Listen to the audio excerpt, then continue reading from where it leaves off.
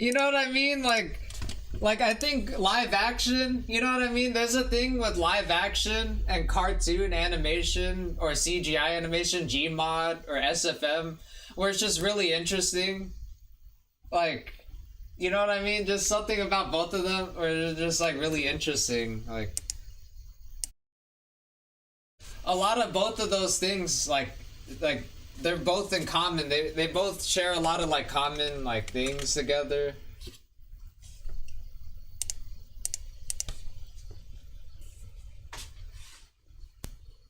I think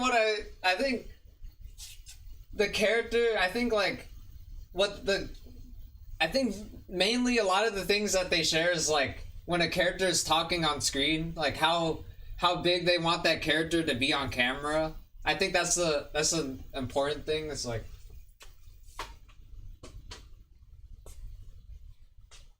how big they want that character to be on camera, the lighting, like.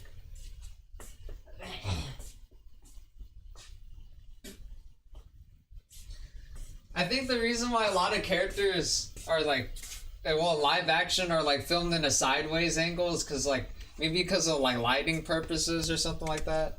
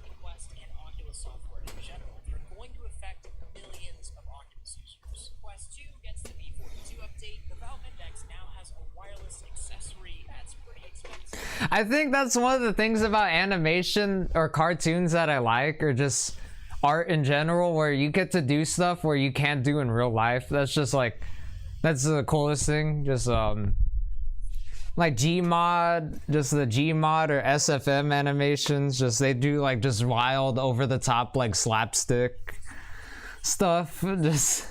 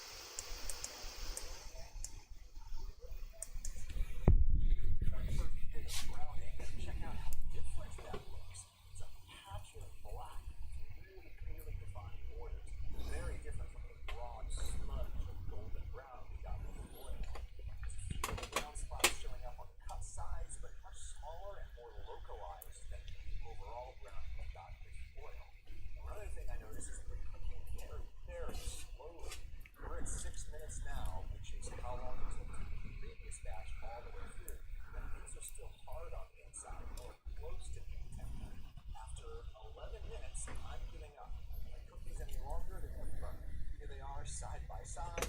Oiled sprouts are on the right, and on the unoiled sprouts, you can see how hard I have to push my fork in there. It cooks for nearly twice as long, and they are still not done. Also, their flavor wasn't nearly as good. So, what's going on? Well, keeping the food from sticking to the pan is, I think, not the most important thing. Oil or any kind of liquid fat has a much more significant role to play in that thing. Let's do it again with the thermal imaging camera. I got some broccoli this time, so you can see that film of oil is serving as what they call thermal interface. That surface is flat and rigid. It's not. So only teeny little bits of the food are actually making physical contact with the metal. Oil essentially heats up from the bottom of the pan and grabs hold of those bits that are floating above the surface. And because oil is a very basic conductor of heat, maybe four parts of the food together and itself each. If I pull up this piece of broccoli, you can see that its whole face is really hot. Nice brown color to get to that. Let's do this again with no oil in the pan. See that the heat on the broccoli is more localized to the parts that have contact. But also you can see that the overall heat of the food is just lower. You simply aren't getting nearly as much heat. It's a lot longer. And so the outside will probably be dirty by the time the inside is tender. Fat is not the only thermal interface that's available to us in the kitchen, right? We also use food all the time with water, boiling water for the fry it. It'll wrap itself all the way around the food. You could use water like oil in a saute. Just fill the bits and then you don't reach up and fill the gaps and then the pan surface. Water might be the better dietary choice for those of us who need calories, but it has some disadvantages.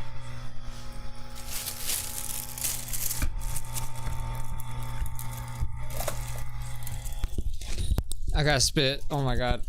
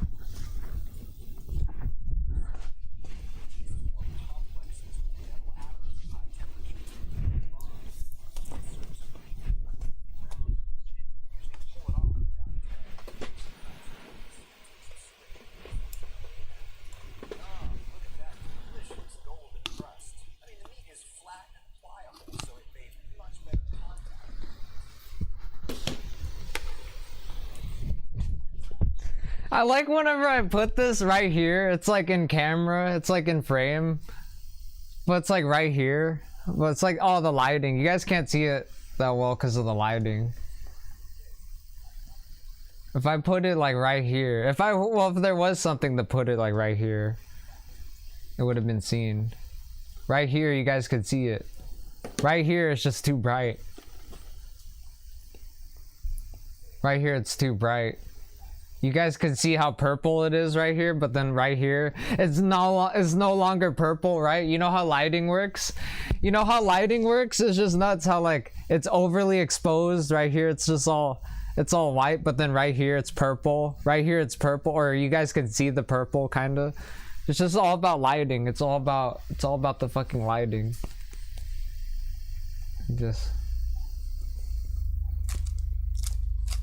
Oh shit, I accidentally dropped some on the goddamn, on my table. No. I gotta clean my table. Oh, this thing is in my face. Fuck. Oh my god. Oh, the lighting. The lighting too.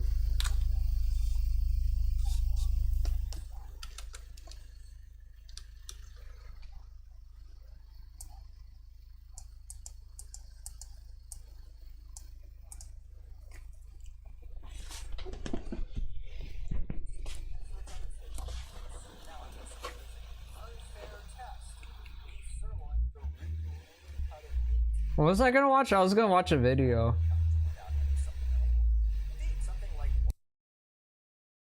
Watch this video, yep.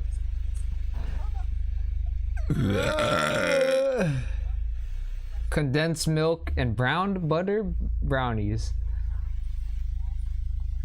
That was kind of a tongue twister. Brown buttered brownies. Brown butter brownies. Brown butter brownies. Kind of a tongue twister, okay? Kind of a tongue twister, and you have to clear your voice a lot and drink a lot of water after that. Probably put chapstick on your lips so your lips aren't dry. Oh, I just feel like I can't talk right now. Especially after doing that tongue twister. This thumbnail is such, I mean, not thumbnail, fuck, and I'm getting things mixed up. This the title of the video literally says like, brown buttered brownies. That's literally 3 B's. That's like a tongue twister. Brown buttered brownies. Ben baked big brown butter brownies. That's a lot of B's. Ben baked big brown butter brownies. I can't. I'm literally gonna pass out right now. I'm gonna fall on the floor. I'm legit gonna fall on the floor. No, I'm falling. Oh.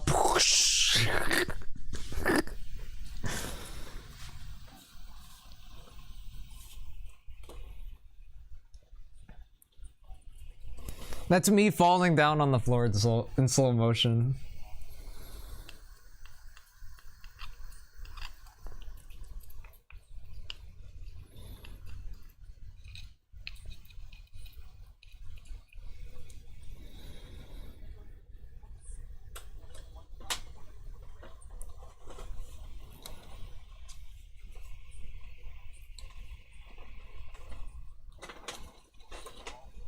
I think that's the things I like about games, especially like machinimas, when people like make machinimas in games. It's just, you can do a lot more stuff in games, or animation, or just CGI animation compared to like real life. Just a lot more unrealistic stuff, or just different, or unrealistic camera angles or something like that. Unrealistic like frames. I think that's what's called, shots, or like frames, where like the characters, or how the characters look on the screen.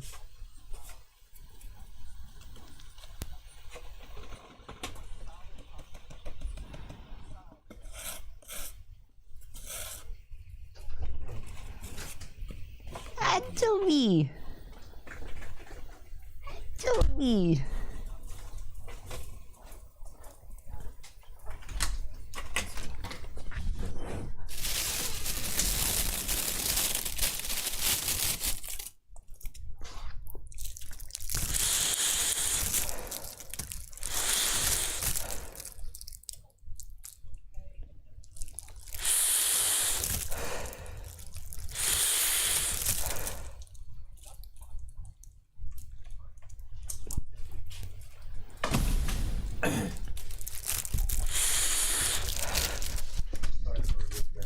Okay. I'll show you soon. Come on, dude. Let's go. Doobie, let's go. There's nothing out here. Come on.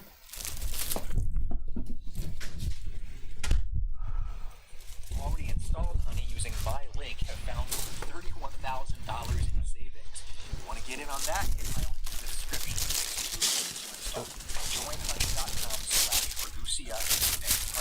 Straight that honey. The thing that's crazy about a lot of sponsorship deals, a lot of like the sponsorship people give you like a script or something that you have to read. I think they tell you you can improv the script, you can improv some of this stuff, but this is like the general what you want, what you have to read. I'm assuming that's what a lot of sponsors like do to a lot of people that they sponsor. Like they tell them what to read. You know what I mean? Clean. You know, I bet peanut butter chips would be great with the milky flavor of these brownies. I would not try to squeeze out with this spoon. You might never get it back. You can try thumping the pan to get it even, but just don't worry about it. It'll melt to an even layer in the oven. This takes up to 40 minutes for me in there, but every pan and every oven is different. Seriously, different pan materials will cook brownies way faster than others. Look, within 5 minutes you can see the skin forming. The convection fan helps with that. Oh my god, look at those brownies. These can't be real brownies. It's different. Seriously, different pan materials will cook brownies way faster than others. Look, within 5 minutes you can see the skin. Bro, those look like the greatest brownies ever. They look all mushy. Way faster than others. Look, They look mushy and soft. forming the convection. Oh, I want to eat brownies now. I want to eat brownies now. 350 Fahrenheit, I find it starts burning.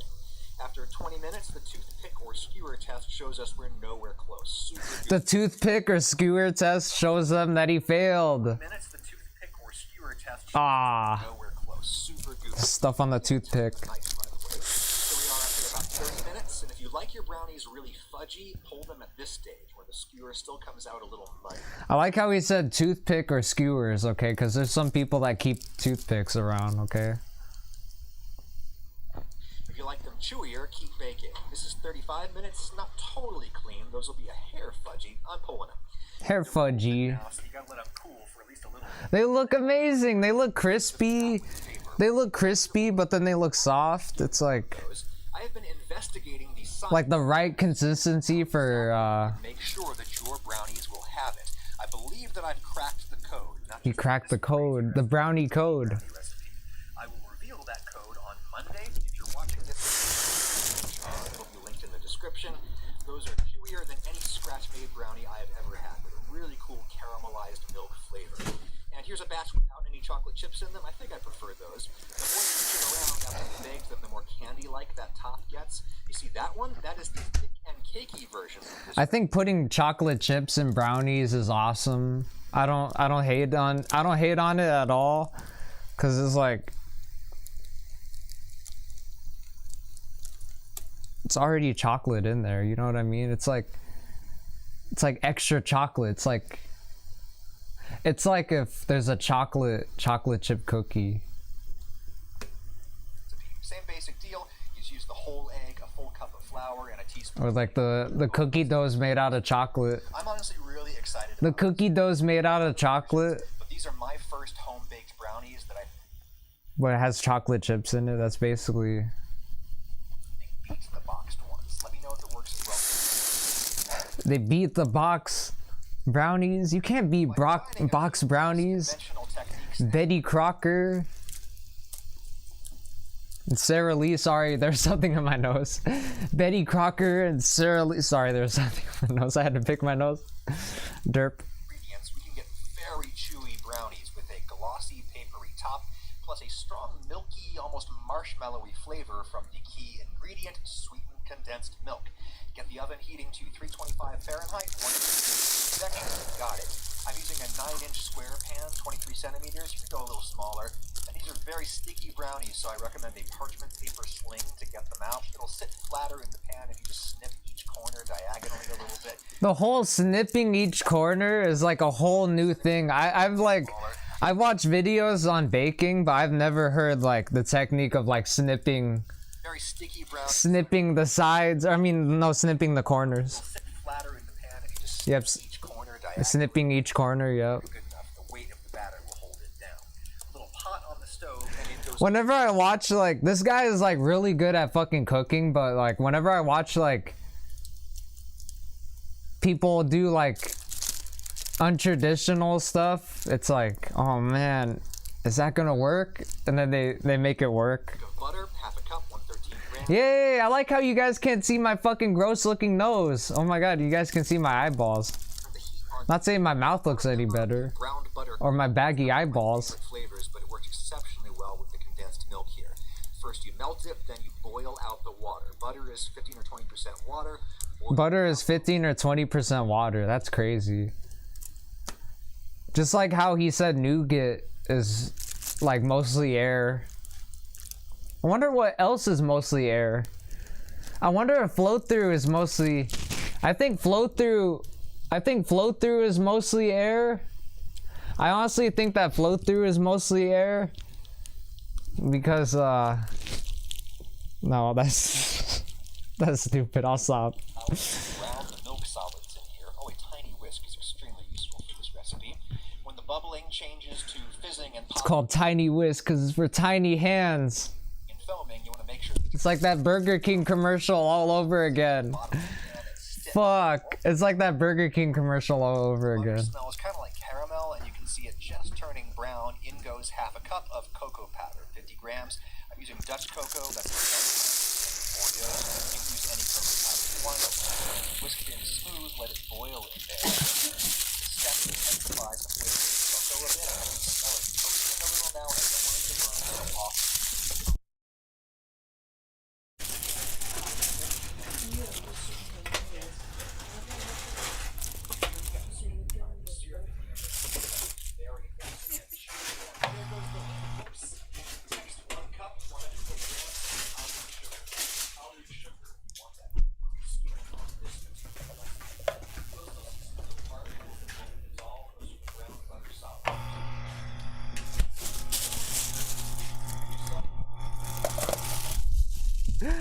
Listen, Linda, I'll stop. Remember I was shitting on Ryan Reynolds as a VA? I would be fucking lying if I said that Detective Pikachu is trash. I fucking love that movie. I love Detective Pikachu. I thought Detective Pikachu was a dope ass movie. Even as someone that's barely into Pokemon, as someone that is barely into Pokemon, I played a little bit of the games, and I know some of the Pokemon. I watched Indigo. I don't think I watched every single episode of Indigo League. I used to watch the show when I was little. I'm not like a hardcore Pokemon fan. I'm just like as being a fan of Pokemon, I'm only like a little bit of a fan of Pokemon, but Detective Pikachu, I thought Detective Pikachu was a dope ass movie. I thought that movie was dope. I thought it was an awesome movie. Anybody that liked Detective Pikachu, I thought Detective Pikachu was awesome. It was a cool movie from what I remembered.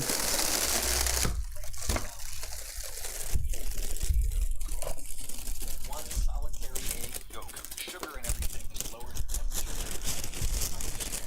No egg white at all. Brownies or cake. And I've not tried it, but I bet a spoon of instant espresso powder would be a nice flavor in here as well. Once everything is smooth, it's time for flour. Just 3/4 of a cup. Detective Pikachu is fucking awesome. Oh my god. I like the Charizard scene. Chips, set the pan aside.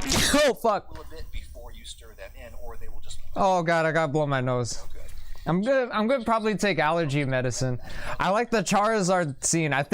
I'm pretty sure we watched the movie either at a drive-in or we watched it in theaters, but that Charizard scene was just fucking epic. It was just fucking awesome. Or I think there might have been a scene with is it Hypno or the mime Pokemon or whatever the hell?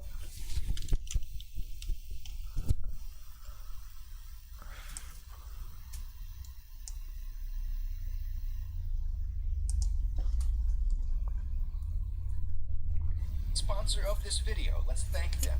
Honey is a free browser extension that helps you to save money whenever you're shopping online. Whether it's tech and gaming sites, groceries, clothes, yes, even my favorite guilty pleasure delivery meal, you just go to pay and then Honey pops up and tests a bunch of promo codes that it knows. If it finds one, I thought Detective Pikachu was amazing. It was a really cool I film. was buying that microscope camera you've been seeing me use lately. No codes, but I was able to earn Honey. I'm pretty sure I watched the Pokemon movie. It might have been Gen X or something, or I don't know if that's the name of the generation. I think, is it that one generation with the character Sabrina, or I think that's the name of the character. I don't know.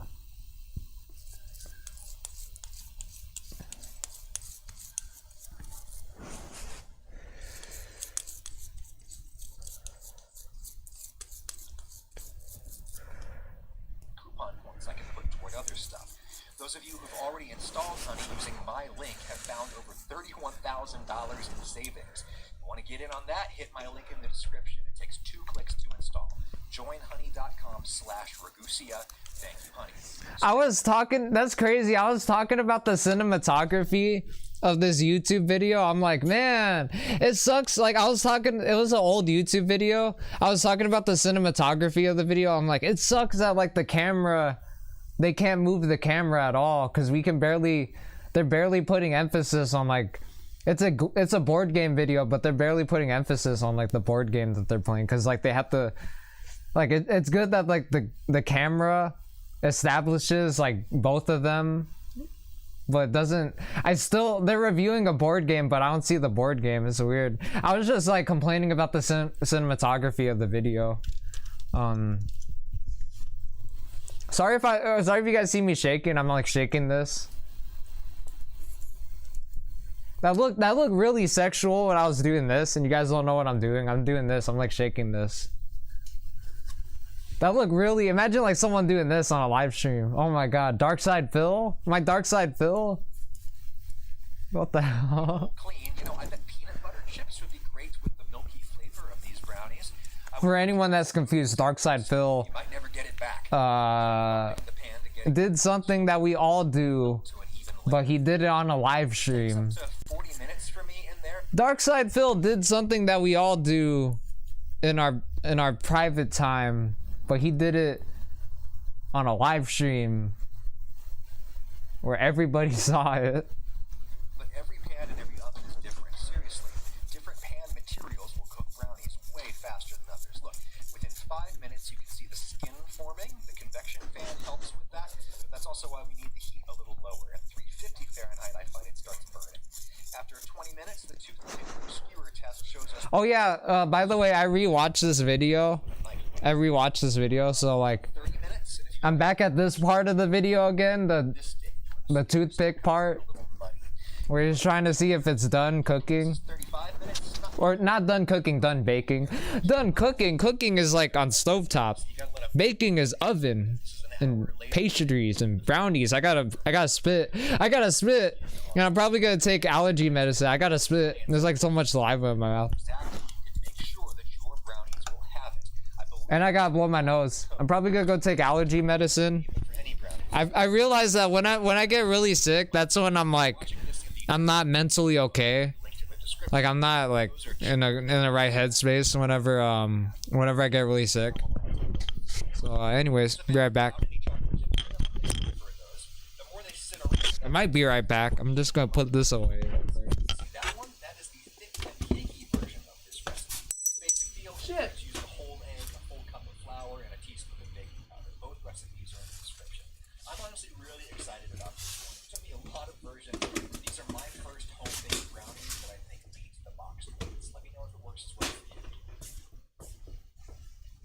By combining a few less conventional techniques and ingredients, we can get very chewy brownies with a glossy, papery top, plus a strong, milky, almost marshmallowy flavor from the key ingredient, sweet condensed milk. Get the oven heating to 95 Fahrenheit, 160 C convection if you've got it. I'm using a 9-inch square pan, 23 centimeters. You can go a little smaller. And these are very sticky brownies, so I recommend a parchment paper sling to get them out. It'll sit flatter in the pan, and you just snip each corner diagonally a little bit. Yeah, good enough. The weight of the batter will hold it down. Little pot on the stove, and in goes a whole stick of butter, half a cup, 113 grams, and turn the heat on medium. I'm not a member of the brown butter cult. It's not one of my favorite flavors.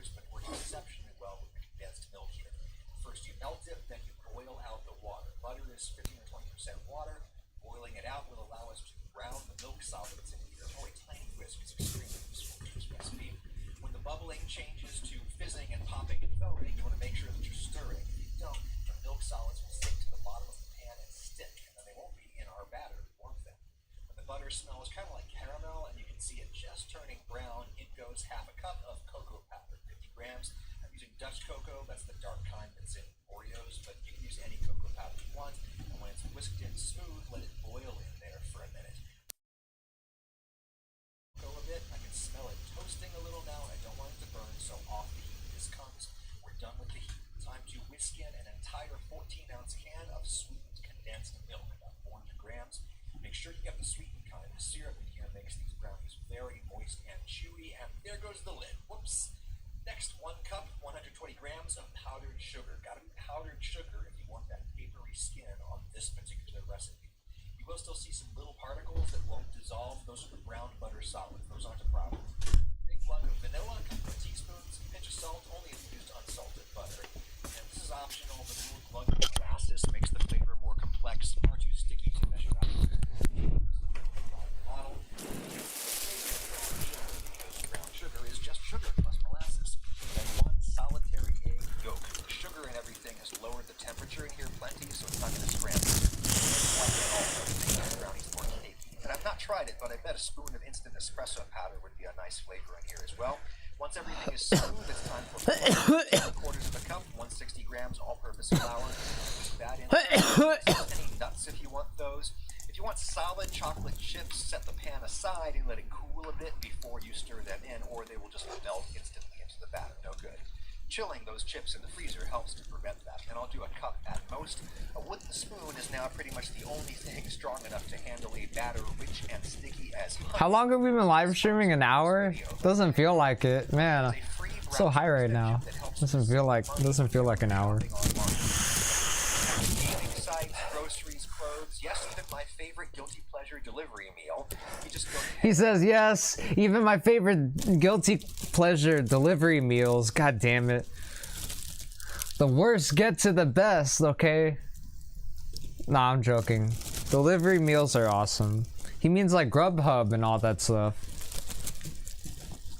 Whether it's tech and gaming sites, groceries, clothes, yes, even my favorite guilty pleasure delivery. His guilty pleasure, Papa John's. Honey pops up and tests a I didn't even know Papa John's still existed in 2021.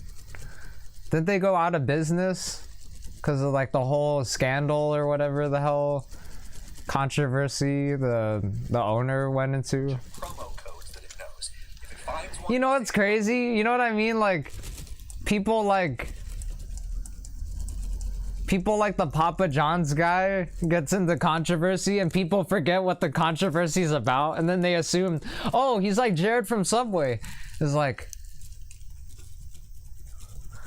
just because, even if like it wasn't because of that reason, like people think he's like Jared from Subway. What happened to Ronald McDonald? It was like Jared from Subway. Ronald McDonald was touching underage people, man. Horrific, bro. Horrific. Do not condone that shit, bro. doesn't find one, it can still save you money. Like I was buying that microscope camera you've been seeing me use lately. No codes, but I was able to earn honey gold on the purchase. That's coupon points I can put toward other stuff. That's crazy. Cause Flo in reverse is Wolf. And the girl that I like, I'm pretty sure she made videos of wolf girls. That's nuts. Holy fuck, that just blew my mind. I'm like, what? Like, Flo backwards is wolf? That's why I was howling. That's why I was howling that one live stream. Howl! Howl! Those of you who've already installed honey. That's why I played that one instrumental from Real Wolf. The sentry status, that blew my mind. I didn't even know that. I should start reversing words. What's through backwards? U-R-H-T. It's nothing. It's you're. I just realized that through has the same letters as hurt. It's an anagram for the word hurt. And flow through, that means that flow through didn't mean to hurt you. Didn't mean to make you cry, but tonight I'm cleaning out my closet. I'll stop. My link have found over $31,000 in savings. You want to get in on that? Hit my link in the description. It takes 2 clicks to install. It takes 2 clicks to install, okay? Well, you have to click and then you have to drag your mouse across your desk or whatever your mouse is resting on, like a mouse pad. And then you have to click twice. Thank you, honey. Scrape that honey bowl clean. You know, I bet peanut butter chips would be great. I don't double click on files on Windows. I triple click. And then I wonder why it loaded up twice. I'm like, God damn it. No, I'm joking. I don't double click. I quadruple click, okay? And I wonder why it opened up multiple different instances or multiple different windows. I'm like, God damn it. Because I clicked on it multiple times. Fuck. Of these brownies, I would not try to smooth this out with a spoon. You might never get it back. You can try thumping the pan to get it even, but just don't worry about it. It'll melt to an even layer in the oven. This takes up to 40 minutes. You have to thump it like a Bible thumper. Not try to smooth this out. You Bible thumping radical Christian. Boom, you might never get it back. You can try thumping the pan to get it. You can try thumping it. It'll melt to an even layer in the oven. The word thumping reverse looks so weird. I'm looking at the monitor and then the word thumping. The word thumping in reverse looks so weird. Like, you guys see that word? It's like right there. I'm gonna try to point with it. I'll try to point to it. Oh crap, I don't want to fuck up the bag. I was gonna try to point with it with my thumb. My thumb, where my freaking nails are starting to grow long and shit. I'm gonna cut my nails like probably in a couple of days or tomorrow or maybe later today if I feel like it. Oh fuck, no, I didn't mean to unpause. I wanted to show you guys. It's like right there. That's thumper. That's thumping in reverse. Why does G, when G is reversed, it looks so weird, right? Like drawing a G reverse, you have to like, no, that's a lowercase g. I'm tripping. Hold on. Wait a minute. A capital G is like this, and a lowercase g is like this. That's nuts. Has anybody ever thought about that? So, the lowercase g is just the capital G flipped upside down. I never thought about that. I'm gonna literally, my brain is gonna fucking explode like I committed suicide. My brain is literally gonna explode like that corn music video right now. It'll melt to an even layer in the oven. This takes up to 40 minutes for me in there, but every pan and every oven is different. Seriously. No, his brain didn't explode in that video. No, I got it confused with something else. It was like Ren and Stimpy style, where like it dangles.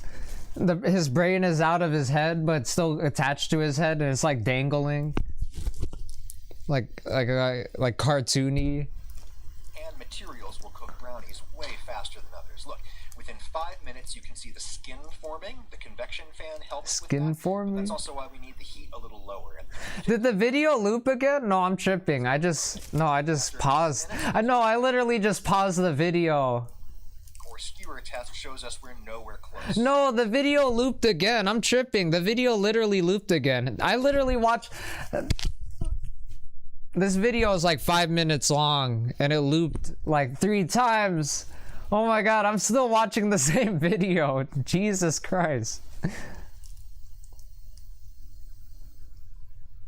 This tomato sauce. The last thing I have to say about that video, I don't think any stoner would make that, because especially a stoner that gets high and then cooks and then bakes and then is in the kitchen. Oh my god, I think it would take forever for them to make that shit. Just be hella confused. This tomato sauce recipe is sponsored by Squarespace, an all-in-one. So he's gonna make a tomato sauce. When he moved his hand, it showed it on the reflection of the window. I don't know why I just pointed that out. This tomato sauce recipe is sponsored by Squarespace, an all-in-one platform. Right, you guys see that? You guys see the window's reflection? Like it showed his hand. I don't know why I wanted to talk about that. I'm like, oh my god, reflection. I'm scared of my own shadow. Ah! I'm scared of my own shadow. Ah! I look at my shadow. You guys can't see my shadow because the chroma key. Because the chroma key is on. Maybe you guys can see my shadow. I'm scared of my own shadow. Can I see my shadow? Oh yeah, there's my shadow. It's right there. I'm pointing at my own shadow. Ah! Ah! I see my own shadow. Oh, the shadow's like... The shadow's attacking my arm. The shadow's attacking my arm. Look at it. I'm pointing at the shadow. The shadow's attacking my arm. It's following my arm. It's following where my arm is going. Get it off me. I'll stop. I'm scared of my own reflection, okay? When I do something like this, it's not supposed to appear on the monitor also. I'm gonna just not go to OBS when I do that, okay? I'll stop. I'll stop, I'm joking. Your website or online store. There's my site. To get 10% off yours, click my referral link in the description. Most of the year, I think I'm better off making tomatoes. Man, Squarespace sponsors this guy so much, okay? It's insane. Like, I mean, Squarespace has a crush on this guy, okay? Why do you always watch your videos flow through? Why do you always watch your videos flow through? Do you have a crush on her, flow through? Why do you always watch her videos? There's other people on YouTube making content. You watch her shit? You're hella desperate. I'm joking. Sauce with canned tomatoes, but in the summer, when I have garden tomatoes, this is the sauce that I think is worthy of them.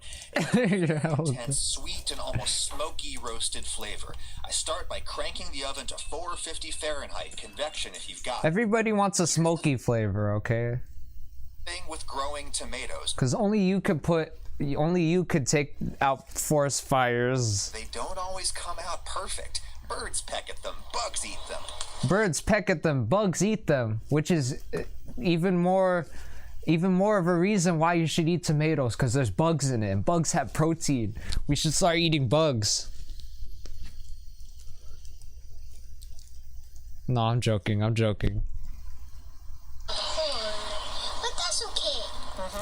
We can still cook that way. Sure can, buddy. This recipe is a great way of using the parts of the tomato that are still perfectly good. I'm just cutting away those gross parts. You want to make sure that those all gross the tomatoes parts are cut at least in half, and maybe cut the bigger ones into even more pieces to try to get everything of roughly equal size.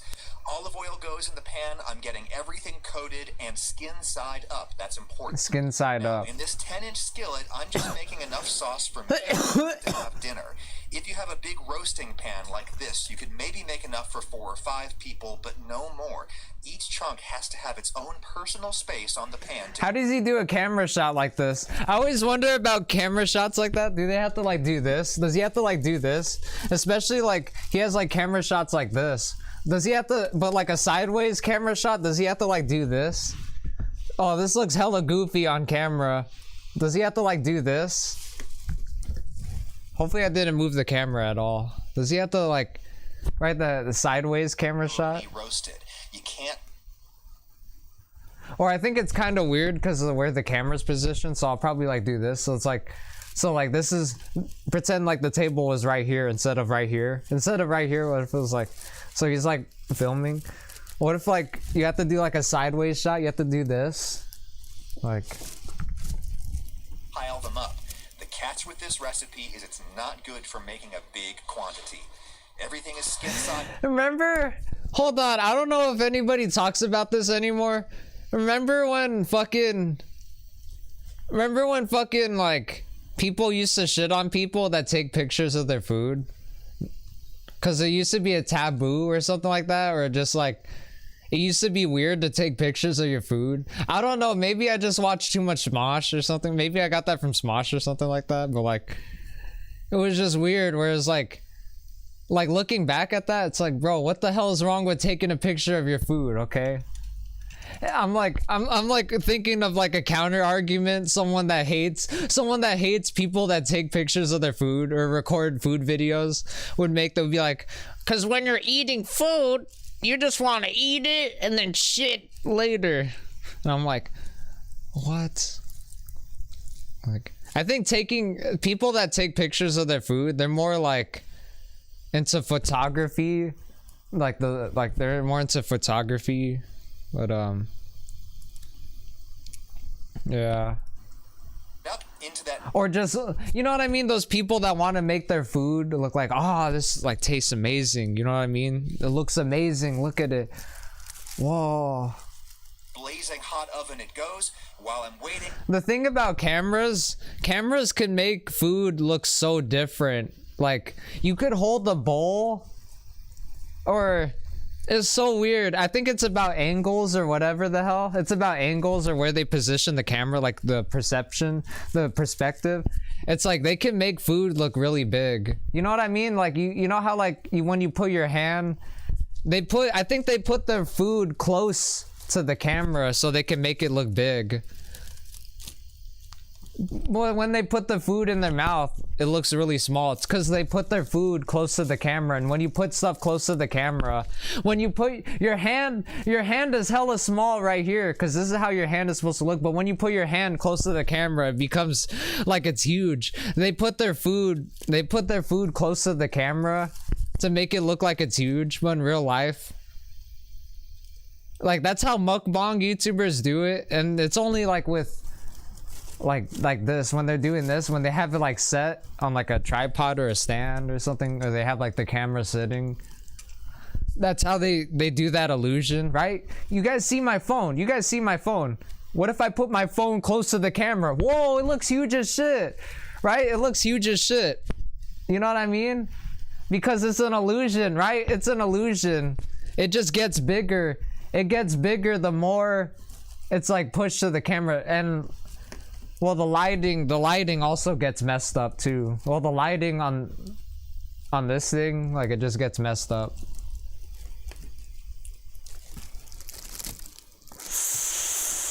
Well, because of the way my lighting is so particular. It's if I get up close, that's when my face or anything is like more exposed.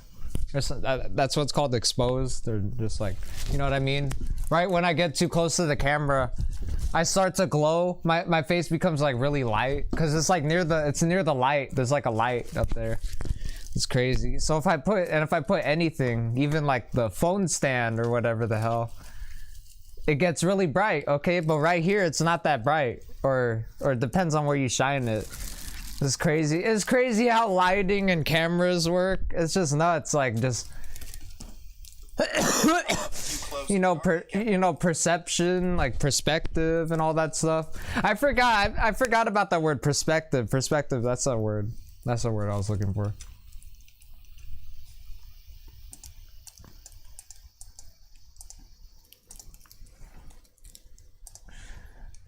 We should start eating bugs. We should start putting bugs on our genitals and getting AIDS. No, I'm joking. I'm joking. That's fucking horrible. I'm joking. Toxic, dark humor jokes that nobody laughs at. And even if you're self-aware that they're terrible, even if the Joker, why so serious? I'm an incel. No, I'm joking.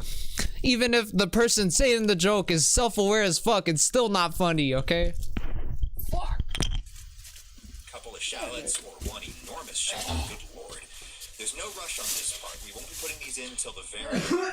Okay, here's the tomatoes after about a half hour. Oh no, they're burned, right? Actually, no.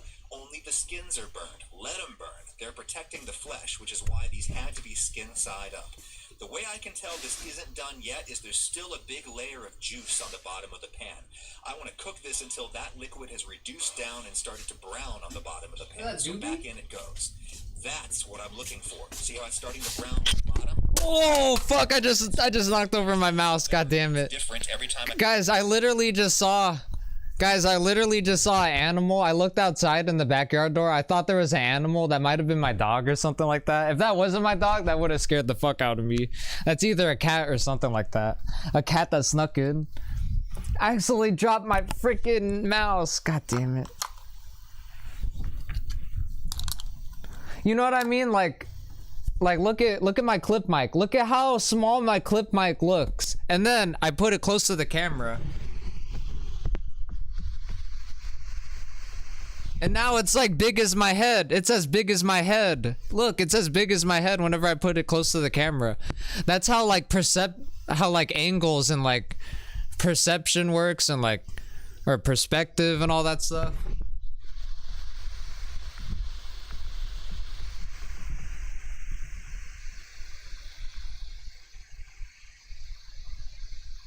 Oh my god, it's like the size of my head whenever I put it close to the camera like that. Isn't that crazy how cameras work?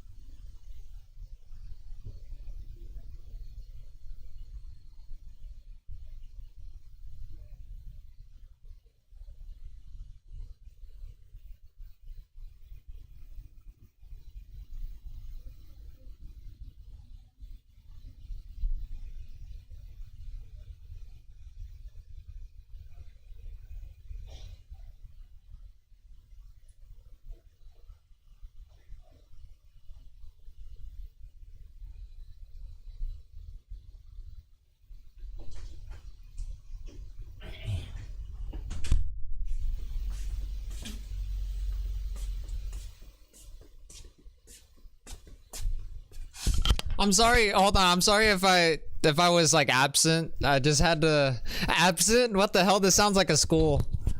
What? I'm sorry if I was absent. It's just I had to tell my auntie. I had to tell my auntie about this, cause she watches a lot of mukbang videos. I wanted to tell her about this. I think she knows about that. She knows about that. How like they make food. Mukbangers make food look big, cause they put their right. You put your fingers. You put your hand to the camera. It looks like it's huge, but then you put it back near yourself. It looks like it's small. It looks like it's, you know. You put like right. You can like crush. You could crush your own head. Pretend you have giant fingers and you're crushing your own head. Remember people used to do this? People used to do this. It's like I'm crushing myself. Oh my god.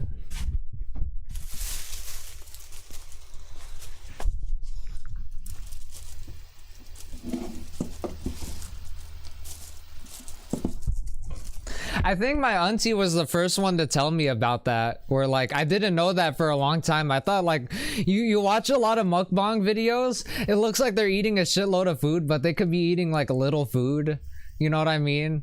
And it just looks like it's huge because of the camera. Like look at this looks small as fuck, this Mario toy, but watch, when I grabbed it and put it near the camera, it looks like it's freaking huge. Okay, it's crazy how fucking angles work. It's crazy how fucking angles work, or no, it's perception. I think it's like perspective, you know what I mean? When you add so much emphasis on something and you want it to be shown on the screen, you know? Make this, depends on the tomatoes. Now that it's almost done, the shallots and garlic go in. Just gonna roast those for 4 or 5 minutes, and there, all done. Don't let it go any darker than that on the bottom of the pan. That's right on the edge of burning. Now we gotta get rid of those burnt skins, and check this out. Most of them you can just lift off like little hats. Pop! And we're ready for liftoff. Go any darker than that on the bottom of the pan. That's like a spaceship. Burn it. Now we gotta get rid of those burnt skins, and check this out. Most of them you can just lift off like little hats. Pop! Like little Might hats. stick a little bit more, typically the ones on the smaller pieces. Like little hats, like you're a bully and you're snatching like a nerdy kid's beanie.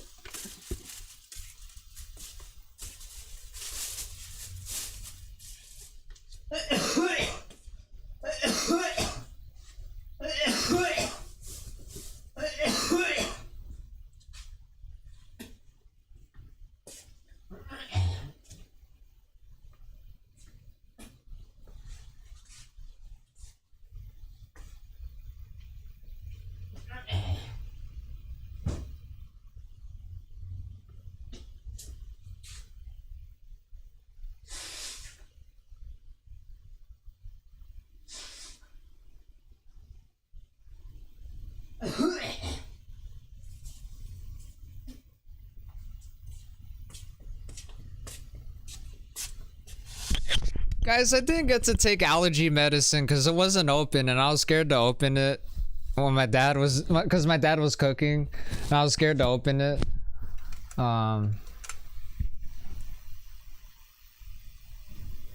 Just like how I'm scared to talk to girls. You can use them to get the flesh right out of them. If you have some bits of burnt skin that you can't get off, don't worry about it. Leave them. They'll give the sauce a really nice smoky note, just like with fire roasted peppers, if you've ever made those. All right, now here's when this all comes together. You grab a wooden spoon and you just start to... I like how he says you have to grab a wooden spoon, okay? Do not use a fucking metal spoon. We're lagging out. Oh no, we're lagging. Why do we lag out? What the hell? I hate whenever we lag out. It kind of annoys me. Look, he says you have to use a wooden spoon, okay? Don't use a metal spoon or anything that's not wooden. And plus, there's something about using wooden spoons where it's just like so wholesome. I don't know why. Fire roasted peppers, if you've ever made those. All right, now here's when this all comes together. You grab a wooden spoon and you just start to mash up the tomatoes with it. As you mash, enough liquid will come out of them that you can start to deglaze the pan. That right there is the magic. The deeply caramelized tomato juice stuck to the pan, combined with the fresher flavor of the tomato flesh. I'm just mashing and scraping, mashing and scraping. If the garlic and shallot need a little more cooking, they'll get it at this stage. This is still super hot. Salt and Oh, did he drop the wooden spoon? He dropped the wooden spoon. Oh my god, he dropped it on the floor. Hopefully it didn't break. Nah, wood is strong, okay? Wood isn't... Wood... Like, don't let Minecraft fool you to... Don't let... Oh my god, I could not talk at all. Fuck. Don't let Minecraft trick you to believe that wooden stuff is like... Wooden swords are like fragile, okay? Watch, this thing can fall on the floor and still survive, right? He picked it back up, right? A little more with the fresher flip. That right there is the magic. The deeply caramel. I'm tripping. Did I went back too far? Tomato juice stuck to Am I tripping? Am I tripping? Did I went back too far, bro? I'm just mashing and scraping. No, okay. We already saw this mashing and scraping. Shallot need a little more cooking. They'll get it at this stage. This is still super hot. Salt and pepper go. I like the editing, guys. I like the editing right here, where when he's done talking with his commentary voice or his narration voice, he plays audio from the video, or like, you know what I mean? He plays audio from the video, like of the sound of like the wooden spoon falling on the floor. That's cool. Right when he's done, and then it transitions to him going back to narrating. It's cool. That's cool. Just. If the garlic and shallot need a little more cooking, they'll get it at this stage. This is still super hot. Damn. Salt and pepper go in, and there we are. You could puree that if you want it smooth. I like it chunky style. Here's something else that's optional, a little butter, or a lot of butter. I'm just melting that in with the residual heat of the pan. Low temperature will keep the butter from separating out. This gives you a thick, glossy emulsion. I'll drop in some pasta. Yeah, I broke it in half. Call the pasta police. Oh wait, they're probably on strike. At the last second, I'll tear in a little basil to keep it fresh and green. pasta goes in with some of the cooking water if this seems a little too thick to you, and look how beautiful that is. That butter in the sauce gives you a flavor that's like an Italian version of Indian butter chicken gravy, especially if you use a lot of it. Put on a little cheese, and now yes, this is a really simple recipe. Make it more complex. Carrots with the tomatoes and mashed those in. That was okay. Yes, I've tried putting in a little white wine at the deglazing stage. I've tried roasting the shallots whole with the tomatoes. In the end, that was too sweet, I thought. I really think this is best if you just let the tomatoes shine through, virtually unadulterated. Like I said, this is one of the few sauce recipes that I deem worthy of my beautiful garden tomatoes. It's like a showcase for them. It shows off everything they can do, from bright sweetness to deep umami. I'm also showing off my tomatoes on my new Squarespace site, which is live now at adamragusa.com. This took me literally 20 minutes to build. I know because I recorded the entire process. Yeah, it's pretty basic now, but this can grow with me. When I'm ready to start selling vinegar legs on the right t-shirts, all I have to do is say create product. All the e-commerce stuff is built right in here. If I ever E-commerce? start a restaurant, all That's I what have it's to do called? is say create menu. Or I can just drop in an open table. Whatever, I don't know why, I feel like such an idiot whenever like I hear a word that I don't know and I just repeat the word, acting like I know the word. E-commerce? Yeah, I totally know that word. I thought I heard somebody walk in. E-commerce? Yeah, I totally know that word, definitely. Block and take reservations right on my site. Everything. Oh my god, am I the only one that's like this? Am I the only one that's like this where I say, where someone says a word that I don't know and then I repeat the word acting like I know the word and I don't know the fucking word at all? I just sound like a jackass. Most of the hard work has been done for you with these templates. You can get started building your site right now at squarespace.com. And then when you're ready to take it live, go to squarespace.com/Ragusia and you'll get 10% off your first purchase of a website or domain. You don't have to remember that. My referral link is in the description. Thanks to Squarespace for sponsoring this video. Now let's all ogle my tomatoes one last time. So I'll ogle my tomatoes. I want to look at those tomatoes. I don't like tomato juice. This tomato sauce recipe is sponsored by That kid contradict himself. He's like, we can make tomato juice, but I don't like tomato juice. I'm like, that's classic. That's how kids act, or they contradict themselves. All in one platform. Well, those are like little kids. They contradict themselves. We can make tomato juice. I don't like tomato juice. So here's an unconventional. We can make ants on a log with celery. I don't like celery.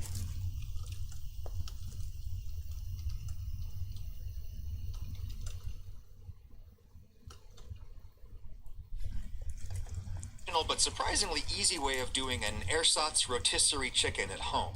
It gets you a chicken. Look, he's gonna do a rotisserie chicken at home. What the hell?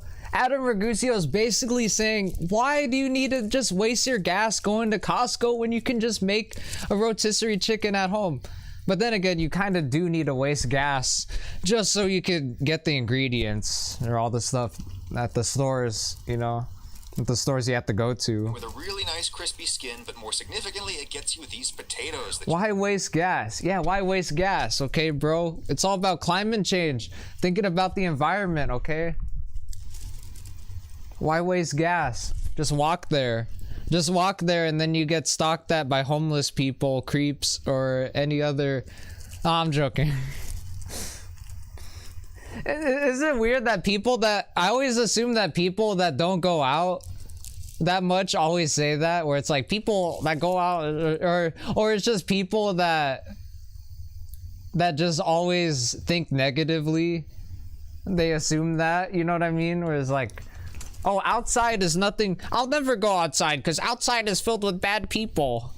And then you go on the internet, yeah, you're staying inside, and you go on the internet, it's just filled with the same bad people. Like, it's like no difference. It's like no difference, right? cook underneath the hanging chicken. They're basically fried in chicken fat. I'll start with a 4 to 5 pound chicken. Any bigger than that and the potatoes might be burned by the time the chicken is cooked. And hey, let's do another one because this is a very The tomato? Oh, the 4 to 5 pound chicken. I'm Any tripping. bigger than that and the potatoes might The be burned potatoes, by the time okay. the chicken is cooked. I don't know why I thought he said tomatoes. I'm tripping. I'm literally tripping, bro. Chickens at once if you're feeding a crowd. If you're feeding a crowd. Tops, it should feel like two. Yes, okay. We're gonna. This will be good convention food. If you're gonna make a convention, this will be convention food, okay? Rotisserie chickens, get your rotisserie. Hold on, someone's gonna be like, "What you're doing is problematic." I'm like, "What am I doing? I'm just saying, give me my rotisserie chicken." You're doing like you're whipping somebody, like you're whipping a slave, and I'm like, I'm just saying rotisserie chicken. Not joking. Too much because a chicken is a big thing with a lot of mass relative to its surface area.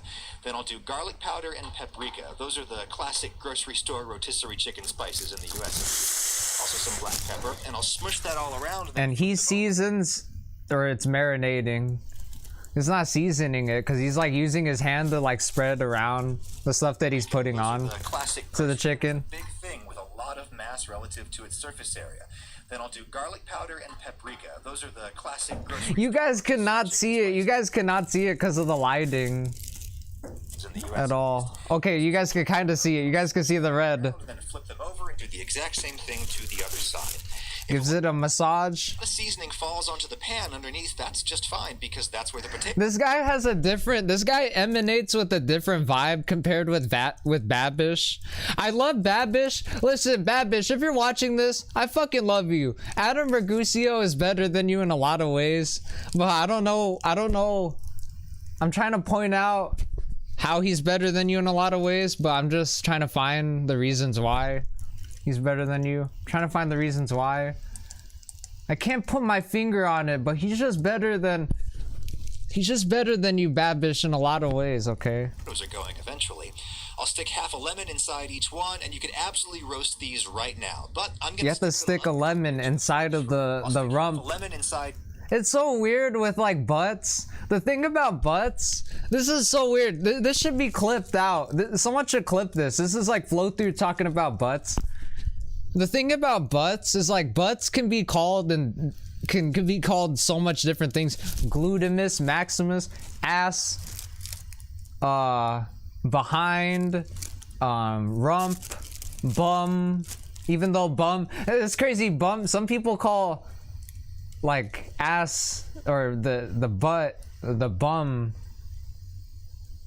which doesn't make any sense because normally people call homeless people bums, or bum is like an insult, you know what I mean? Or it's something that people that are Jamaican say when they're coming up with reggae lyrics. Bum bum vida. I'm joking. Each one, and you could absolutely roast these right now. But I'm gonna stick them uncovered into the fridge for a day or two to dry cure.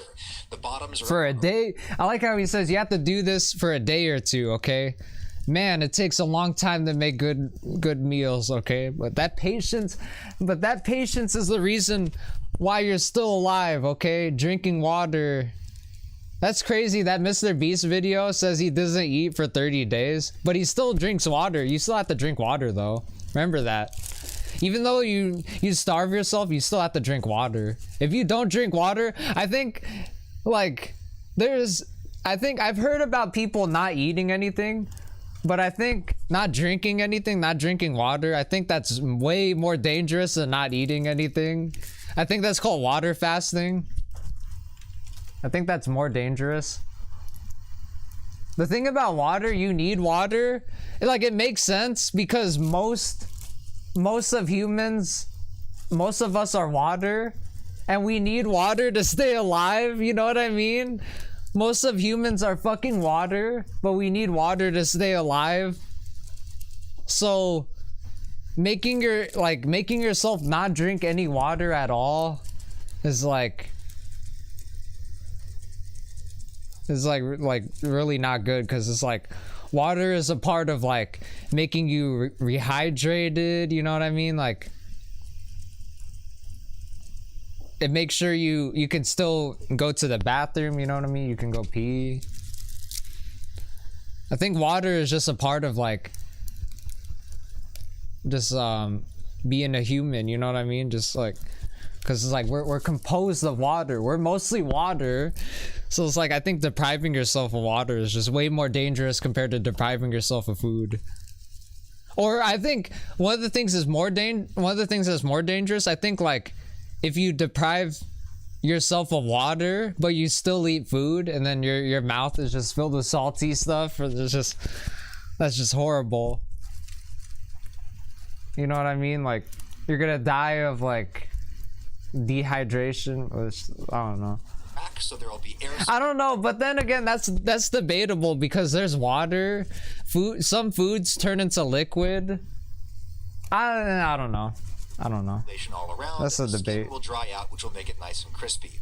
Here's how it will look after a day. Unlike traditional seasoning, curing like this actually does season the interior of the meat. The salt draws moisture to the surface, it dissolves into that moisture, which in turn is slowly reabsorbed into the meat. You just season it, throw it in the fridge uncovered, and forget about it for a day. You'll be amazed how much the meat improves. It's You just forget about it for a day, okay? Only forget about it for a day. Don't forget about it for a long time, to the point where, imagine like someone that doesn't check their fridge for like 30 days. They're like, oh my god, I haven't checked my fridge in 30 days. Let's see what's in here. Oh my god, there's chicken. I think Dashi already made that joke. Fuck, I'm a fucking joke thief. I'm a talentless joke thief that nobody likes. They're like saving money. If you watch it constantly, it looks like absolutely happening. But if you sock it away, think about it for a while, things really start to accrue. And that's exactly why you should use Digit, the sponsor of this video. It's an app that helps you save money, available on iOS, Android, and the web. Use my link below. It's called to try Digit for yourself with a 30-day free trial. You get the app, then you connect it to your bank account. It takes 2 Why did I pause like that? I need to start analyzing everything that I do. Why did I pause the video like that? I wasn't even gonna say anything and I just paused the video. Bro. Looks at Oh my god. with a 30-day free trial. You get the app, then you connect it to your bank account. It takes 2 seconds. Digit's artificial intelligence just looks at your account history and analyzes your income and your spending habits. So you don't need Digit's artificial intelligence, okay? We have AI. Sentient robots. You know how like there's like dance moves? Like do the C3PO. No, that's stupid. Do the C3. Remember? I don't know why. I remember that Nostalgia Critic where he was like, R2, where are you? I fucking laughed my ass off at that. Cause that's how C3PO moves. to adjust your lifestyle. You just tell Digit what you want to save for. I never used to have any savings for emergencies, but I have kids now and I can't screw around. I really should have had an emergency fund all along. But the big thing that I'm saving for right now is a bigger house, because my children are rapidly expanding and I have an... This wasn't in Bon Appetit's Every Way to Cook a Whole Chicken video. That's because Bon Appetit is a bunch of sellouts, okay? Adam Raguseo totally is not a sellout, okay? Click that link and click that link below if you want some Squarespace. You want a discount on Squarespace, okay? imaginary job on the internet, so I reckon that any mortgage company is going to want a big down payment from me. But you can of course use Digit for perhaps less ambitious things, like say paying down your credit card debt. Digit can actually send the money straight. Look, he made a goal. He says he wants a bigger house in 2024. Oh my god, will I even be alive in 2024? And then 2024 flow through is like, yes, you fucking idiot. Oh my god, I hate how cringe I acted in 2022. Oh my god. To the credit card company for you. Again, you just set a goal and Digit does the math and starts saving your money for you. You just don't have to be good at this, and don't worry, there's overdraft protection. Digit can... And then future flow through from 2024 is like, okay, also 2022 flow through. Stop always thinking about the fucking past, okay? Stay in the fucking present, okay? Because that's how you'll actually get what you want, okay? Is if you stay in the present moment, stop thinking about the future. Transfer money from your savings to your checking if you ever get... It's about now, okay? It's not about the past. It's not about It's not about what's gonna happen in the future. It's about now, flow through. And I'm like, oh, okay. And what is now? Now, this has a lot of dust on it. When people do that, does like the dust or the whatever they're blowing, like it does the opposite and goes in your mouth? Well, no, it doesn't go in your mouth because you're blowing, okay? It's not. Oh, and you can.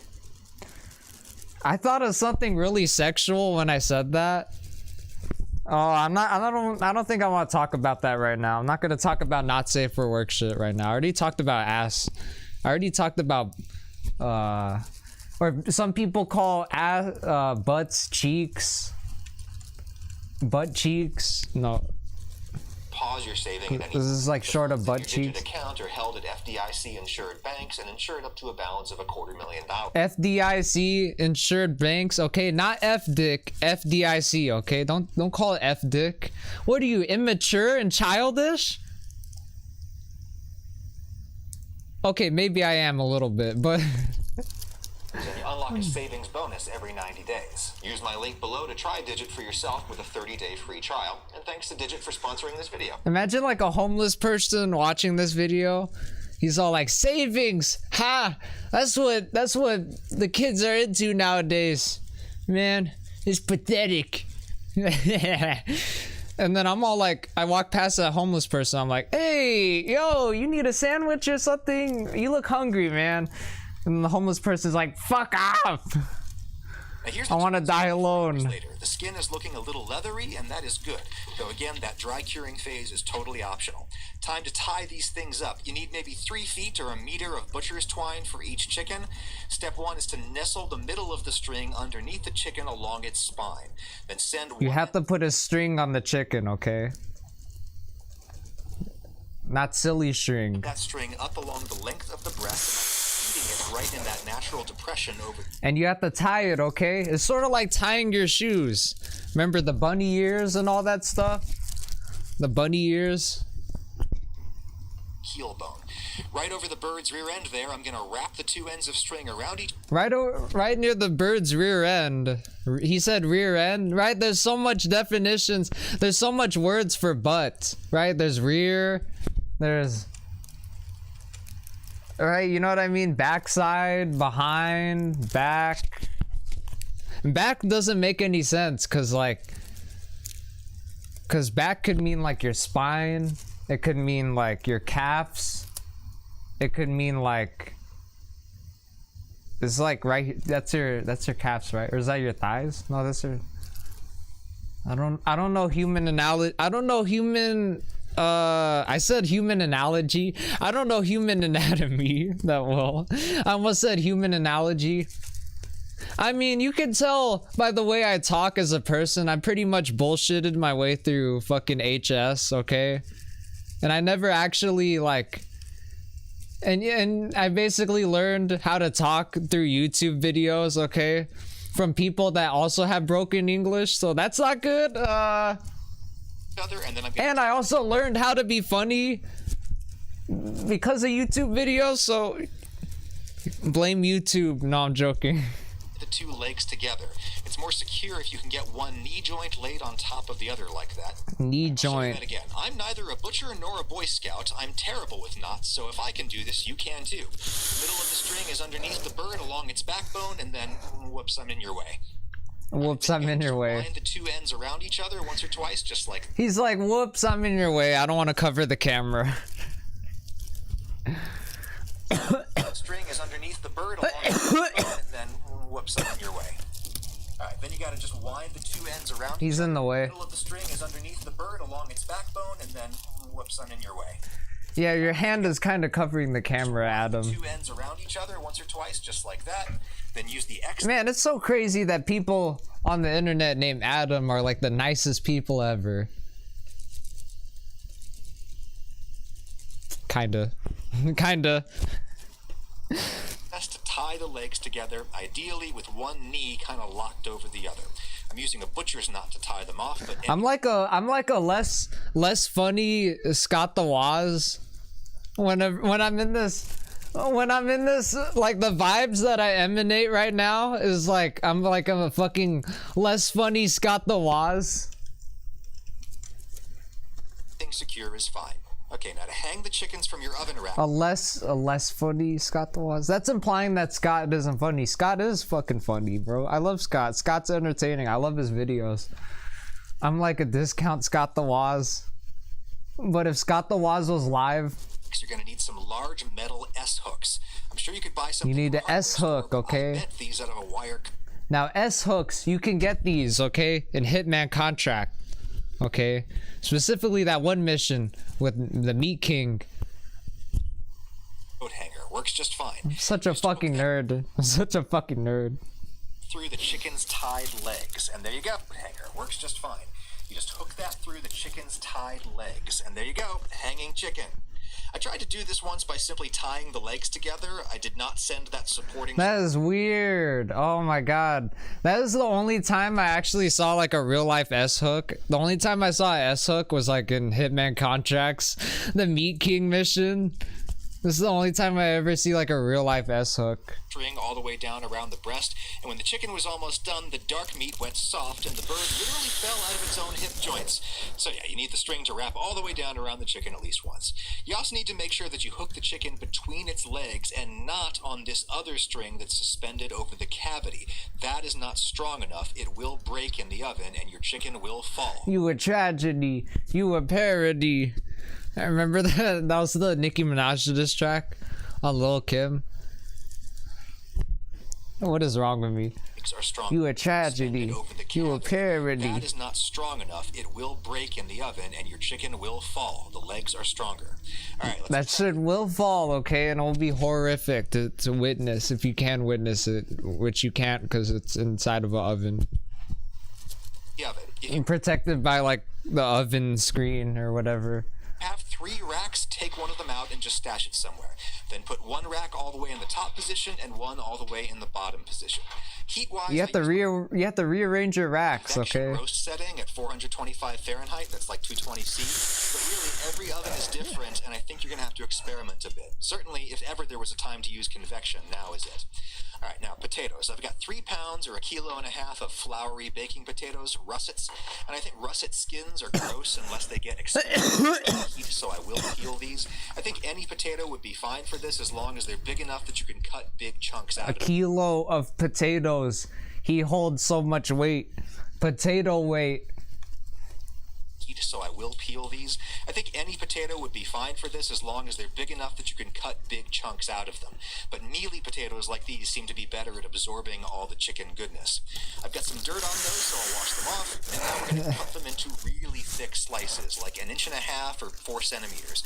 They're going to shrink a ton while cooking, and if you have any pieces that are too... Yeah, that's the thing that Adam always says. Adam Raguseo always says is he's like, you can cut potatoes really thick, okay? Because they're gonna shrink in the oven, okay? You can cut off someone's wiener, and if they have a really long wiener, you cook it in the oven, it's gonna shrink. I'll stop. Oh, like that one. Might as well just... I didn't want to be too vulgar. I didn't want to be too vulgar right now and say the word dick or penis, so that's why I said wiener.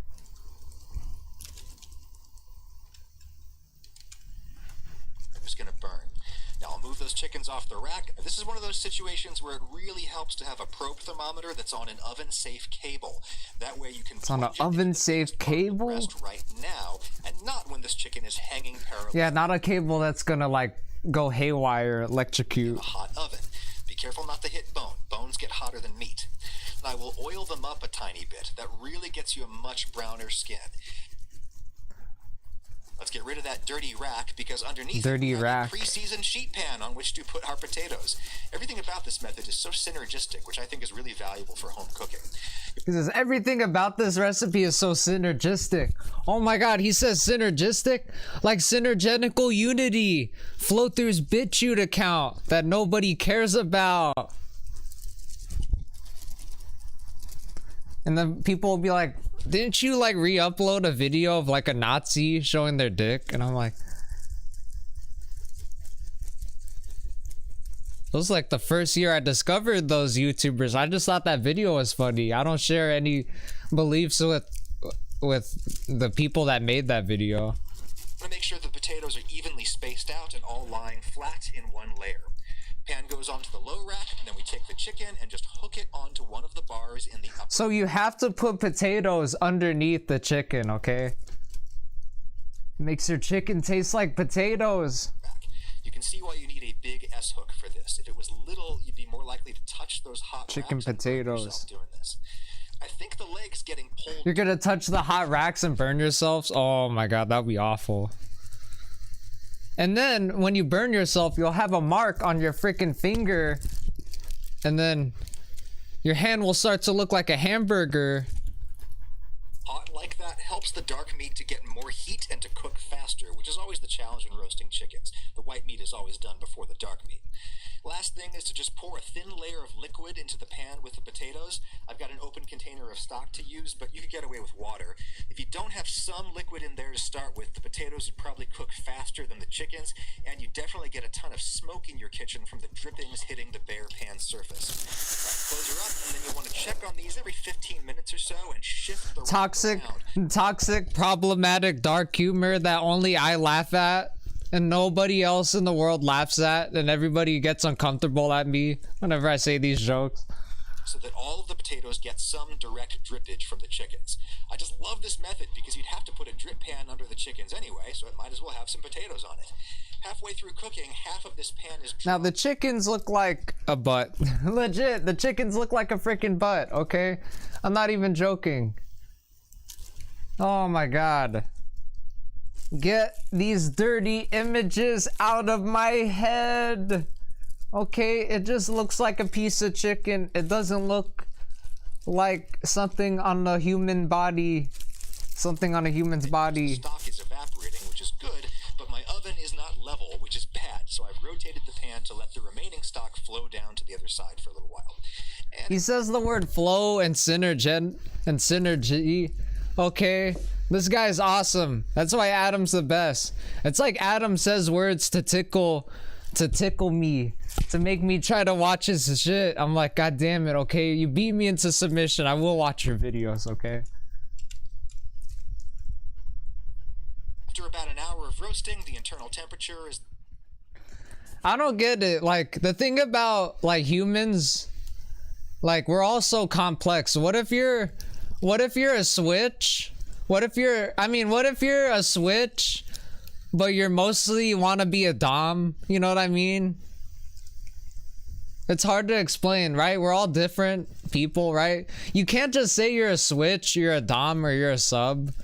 Cause like, what if you're like a switch, but you want to be, but you're a switch, but you want to be a dom, or you mostly want to be a dom, but like, but if you have to be a switch, you know what I mean? But you're the switch where if like you have to be a sub, then like, I don't know why the fuck I'm talking about this right now. I fucking hate my live streams. My live streams are like the worst shit you could ever see on the fucking internet. Like 162 Fahrenheit or 72 C. By the time these rest, that'll be a perfect 165. Be sure to use an oven mitt when you unhook these. Those hooks are hot. I'll also take the pan of potatoes out now. The pan of potatoes. Certainly eat those right away, but Definitely less of a tongue twister, okay? it's already hot and we need to rest the chickens for a while anyway. I like to use a stout metal spatula to scrape these off and then flip them to crisp the other side. Don't worry if they get kind of beat up in this process. They get kind of beat up. Oh, sort of like the beginning of Street Fighter 2.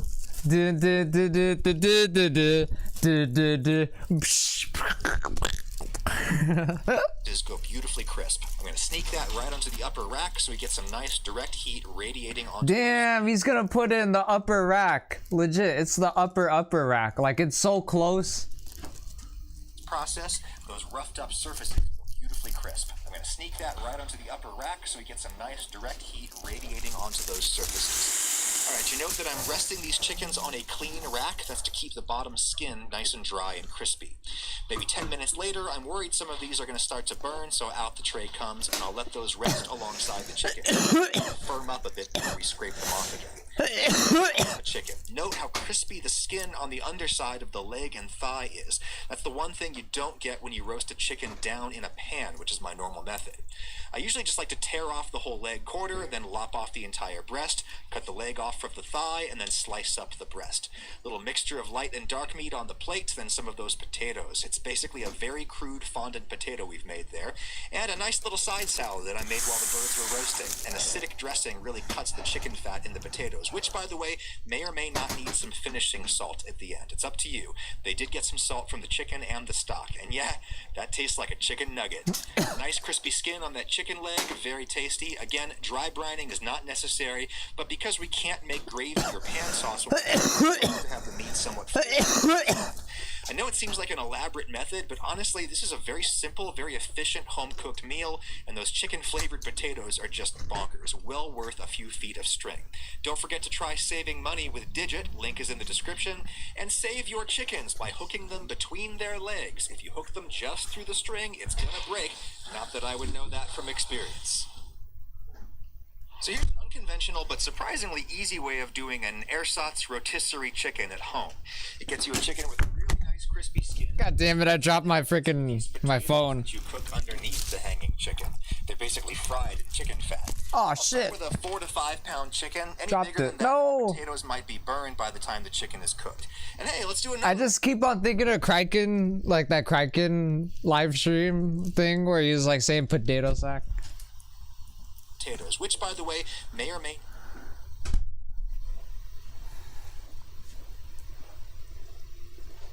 I make this cake for myself, not my children. I mean, they can have some, but you know. This is a super moist, dense chocolate cake with my favorite homemade frosting, Italian meringue. Think of it as marshmallow frosting. In fact, as a matter of semantics, I think Italian Meringue. should be marshmallow frosting. We'll come back to that. Hey, this recipe is sponsored by Squarespace. Whether you're building a new professional website for your new cake baking business or something, or you're doing a full-on Squarespace is your one. It's got the marketing tools, analytics, easy design features to build a gorgeous online presence and run your business. For this devil's food cake, I start with a cup of milk in a big saucepan and bring it to a boil. Then turn off the heat and whisk in Dutch cocoa powder. That's the kind of cocoa powder that makes everything taste like an Oreo. Yum. I think that you should use a cup and a half of Dutch cocoa powder. I was trying to see if I could jam 2 whole cups in a recipe, and the answer was emphatic. No, you can't. It was so thick it stuck to the pan, and I let it glaze with a little bit more milk to keep it fresh. And the whisk just turned into a baseball bat of undissolved cocoa. Don't use that much. A cup and a half is good. Off the heat it comes. This step of blooming the cocoa in hot liquid really does intensify the flavor of the finished cake. I have confirmed that via experimentation. We need to cool this off to the point where the eggs won't scramble in there when we mix them in. So in the meantime, we'll grab a high-quality 4-ounce chocolate bar and chop it up into pieces. I like to use solid chocolate chunks in the cake. If you use chocolate chips, I think they're too big. Okay, into the pan goes a cup and a half of brown sugar, or you could do white sugar plus a dab of molasses, because that's literally all brown sugar is. Then the key ingredient, a whole 8-ounce tub of sour cream. I hate sour cream, but as an ingredient in chocolate cake, it is magic. Makes it so moist and dense. You know, trying to like for jet black cocoa and snow white sour cream in the same shot is apparently impossible. Alright, 1 cup of vegetable or any neutral oil goes in. I really prefer oil over butter as my main fat source in chocolate cake. Butter tends to make the texture dry. A splash of vanilla goes in, then I'm cracking my favorite eggs in last, on top of all of the ingredients to protect them from the heat of that pan. Then whisk everything together. Even if the pan is still quite hot, I'm pretty sure the sugar and fat molecules in there would get between the egg proteins and prevent them from curdling. It is hard to mix bloomed cocoa in with other stuff, especially if you've used way too much and it's all stuck inside your whisk like that, but just do the best you can. Little lumps will bake out.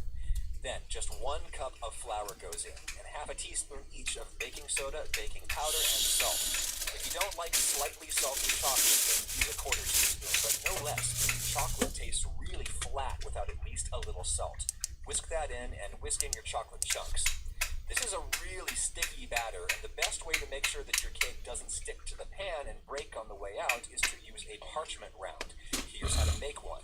Take a sheet of parchment paper and fold it over once. Then turn it 90 degrees and fold it over again. Fold it over into a triangle, then again in the same direction into a thinner triangle. Turn the pan upside down and eyeball the length of the radius. Cut off the excess, being conservative, because if you unfold this and it turns out to be too big, you can just fold it back up again and shave off a little bit more. Perfect. Now I'll spray the inside of the pan. That will help the parchment stick to the bottom in addition to lubricating the sides where I'm not bothering to put any parchment. You'll need 2 9 or 10 inch cake pans prepared this way. You can pour the batter in on a scale to get the 2 cakes completely even, but I just turn the spatula around and use it as a dipstick. If one pan is a little bit deeper than another, you can just spoon over the excess batter. In the oven they go at 350 Fahrenheit for about 40 minutes. I think the time is going to be really variable, but bake them until a toothpick comes out clean. Let them cool all the way down before depanning. Here's why I don't think you need parchment around the edges. You can just run a knife around the edge. And now when you turn that out, nothing could possibly stick to the pan. Peel the parchment off and those are perfect. Time to make that frosting. You need 4 egg whites, not a speck of yolk in there or they won't beat up. You could use those yolks to make the opposite of an egg white omelet, I guess. If you want to know how that looks, stick around to the end of the video. Into those, I'm going to put half a teaspoon of cream of tartar. Acids help with the beating of egg whites. Then a half teaspoon of cornstarch. That's traditional in some kinds of meringue, not usually Italian meringue, but I find that it keeps the water in the frosting from separating out and being absorbed by the cake, which can happen after a day or two. Now, into a small saucepan goes a cup of sugar and half a cup of water. Also, if you've got it, a squeeze of corn syrup. That's a monosaccharide. The cane sugar is a disaccharide. Mix the two together and it's almost impossible for this syrup to crystallize while you're cooking it. That said, I have made many syrups with just sugar and water, and most have come out totally smooth and fine. Turn that on high heat, and while it gets hot, beat the egg whites until you get floppy peaks like this. When the syrup hits anywhere between 240 and 245 Fahrenheit, you're ready for the tricky part, which is to drizzle the hot syrup into the egg whites while simultaneously beating them.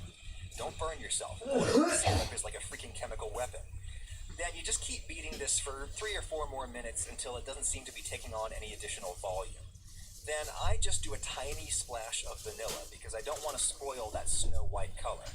Look at this beautiful fluffy stuff. That's crazy. Frostings are Oh my usually god. just too rich for me. I was talking about the Resident Evil movies, and then there's a Resident Evil show on Netflix.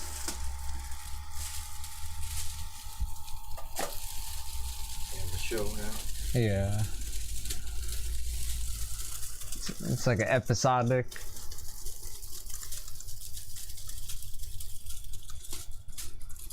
Says no fat in it whatsoever. You want to work with it while it's still a little bit warm, otherwise it won't spread smoothly. First cake goes on the plate, frosting on top, then next cake goes on, and spoon all of your remaining frosting on top. You'll need the whole recipe's worth. Just let it fall down around the sides as you smooth the top. And because I am a child, I like multicolored sprinkles on top. They do make a nice textural counterpart against the soft frosting. That is a big chocolate snowball of fun right there. As you cut out a piece, you'll see the meringue is still really soft and fluffy at this stage, which is nice, but by tomorrow it will set into something more like a marshmallow, which is really what I prefer. And yes, I think technically this is marshmallow. Marshmallow is an aerated syrup stabilized with protein, usually gelatin or traditionally mucilage derived from the eponymous marshmallow plant. But plenty of marshmallow recipes call for egg whites, and so yes, I'm calling it Italian meringue is a marshmallow. That is just a wedge of fluffy chocolatey happiness right there, and as good as it is right now, I really do think it's better tomorrow. After the marshmallow, there I said it, after the marshmallow and the chocolate chunks inside the cake have both had the time to solidify. Now, want to see what happened when I tried to make an omelet with those leftover yolks? I'll show you in a sec. Thanks again to Squarespace for sponsoring this video. In a few weeks, I'm gonna let you watch my new Squarespace site. My new site has gotten me as a journalist. I'm an internet cook now? Not sure how that happened. Anyway, I need a new site for that, and a lot of these Squarespace templates are uniquely suited to image-based designs. I'm gonna be able to build pages around some big pictures of my food. Go to squarespace.com for a free trial, and when you're ready take your site live, go to squarespace.com/Ragusia and enter the offer code Ragusia. You tell them I sent you and you'll save 10% on your first purchase of a website or domain. Now, let's make that egg yolk omelet. That's gotta be a thing. A little bit of pepper, salt, it up, butter in the pan, and whoa, that is curdling up real fast. Maybe because there's so much less water in the yolks. I guess I'll grate on some nice sharp cheddar and fold it over, and that does not look so nice. Fixed it! The texture is surprisingly spongy. I was expecting more of a gooey texture since yolks have so much fat in them. But I gotta say, that tastes way better than it looks. It's really rich and decadent. I think I'm gonna have to play with some way to make that look as nice as the cake from whence it came. Let's end on one more gratuitous cake shot. I make this cake for myself, not my children. This easy and effective Thanksgiving turkey recipe is brought to you by Squarespace, an easy and effective way to make and run your business. You get 10% off your site and get the code in the description. Looking for an efficient way to make a classic roast turkey? Great. One usual cooking technique. I keep dishes to a minimum. My white meat is juicy, my dark meat is falling apart, and my gravy is rich and flavored. I'll show you how I carve, which is optimized for efficiency and ease of eating, and also how I serve hot turkey to everyone without putting myself under any real time crunch. I can relax and let dinner happen when it wants to happen. Starting with a 12-pound frozen turkey. Frozen turkeys are usually a lot cheaper, and it's usually easier to get the type and size that you want in the freezer. I think 12 pounds is the perfect size, but it needs a lot of heat. It's small enough that it cooks pretty quickly. I'm speed thawing the turkey in cool water from the sink. Enough slow to boil, 25 as long as the breast side is facing down. The density of water sucks way more cold out of the meat than air can. That said, this is a minute compared to thawing something cool like a steak in trickling water. That takes 20 minutes. This is going to take 6 to 8 hours. It takes an hour for every 2 pounds. Use the water every half hour.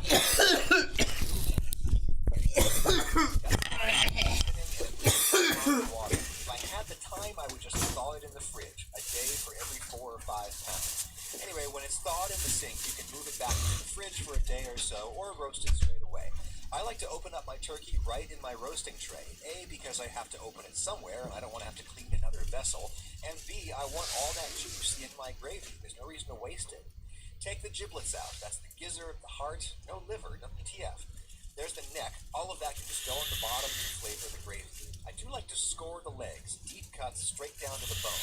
This makes turkey legs so much more, frankly, it helps them cook quicker when you cook them up. It also severs some of those ligaments or whatever those are. This makes the turkey leg edible. Pepper to coat the whole bird, same deal, lots of salt. And then I'll go with a dry herb combination of Thanksgiving, and thyme.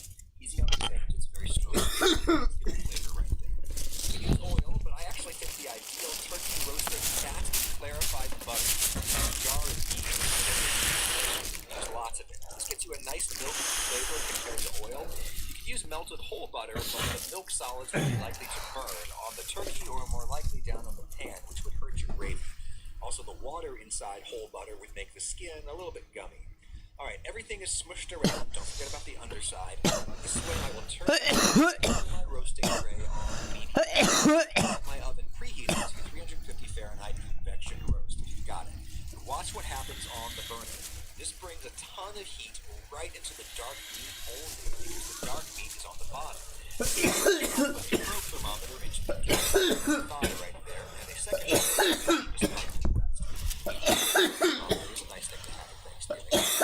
Carrots go into the pan, gravy is aromatic vegetables that are removed. I like COD Mobile. Celery, a couple of You can white onions, spectate just your friends, either in VR or multiplayer. Oh yeah. To watch them play. To see how they play. Yeah, it's dope. A lot of people watch me play. A lot of my friends will spectate me. Because they'll tell me after, I saw that. That was crazy. Yeah.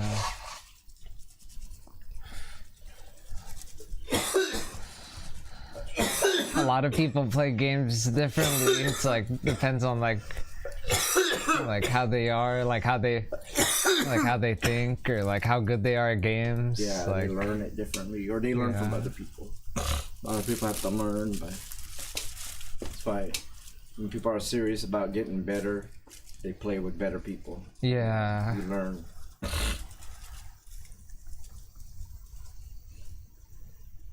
That's how life is in general, you know.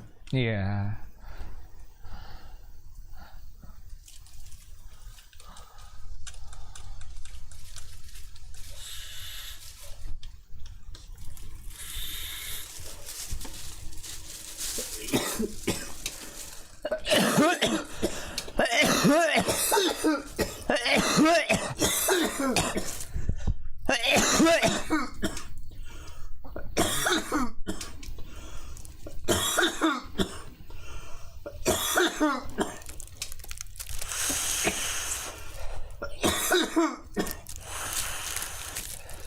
Everybody's talking about Thor. Why? Yeah, Good because or it bad? came out. Oh, I need to watch it, man. I'm trying not to watch any of the videos. Yeah, don't watch any other Trying videos. not to. They keep coming out with crazy headlines. Like Thor, Love and Thunder. I know it's banned in Malaysia. Oh, because of something, like one of the scenes maybe, Yeah. or something in the movie, Yeah, something. Usually. Like Eternals. like one of the characters, or like Yeah. maybe just like like their religion, or like their something. religion, Yeah, their like culture. It's always culture because China banned Eternals, remember? Because of the guy scene, the two gay guys, like Yeah, something they don't want, or like they didn't want to produce, show that that's normalized. yeah, They don't ever want to normalize it. I mean, U.S. doesn't care anymore. They Yeah. normalize it now because it's normal. yeah. There's some households that look like that. Oh yeah, the gay family and Them kissing and all that.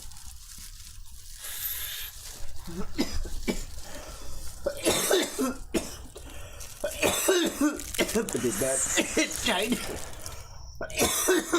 Man. it's so weird. Like they can have like all those scenes, but still like a good movie because they Yeah, still have like Yeah, the high budget, right?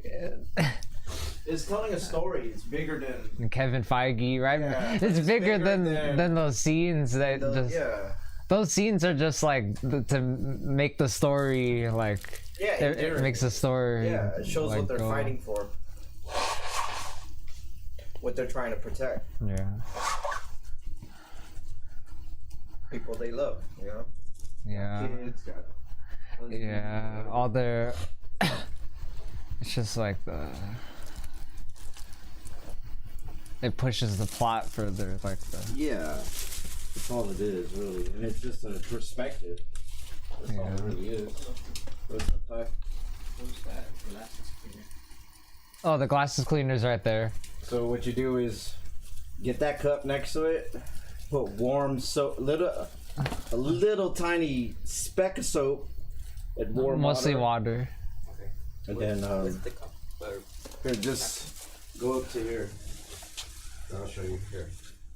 And then you have to fill it up. Don't fill it up too much, and then you can put it inside there. Do it here. And then put the cover on it.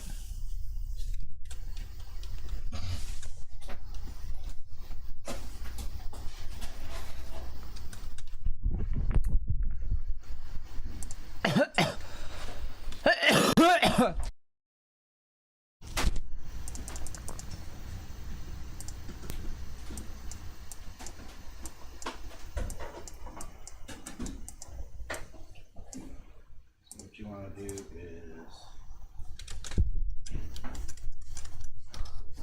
soapy water. Hold on.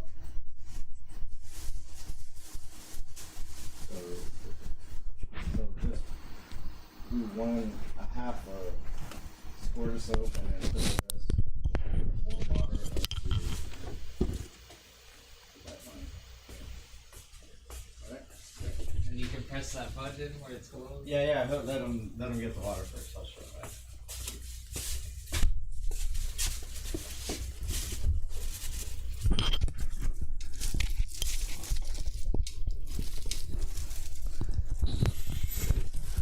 told the story of Tyler to Tyler. I used to be like him, like wear glasses. Didn't have prescription. Oh. And then later on, I needed a prescription when I turned like 19. Yeah. Because I was working at B of A doing 10 key. Yeah. It's mostly screens and Well, like, little screens like yeah. that. I was doing check.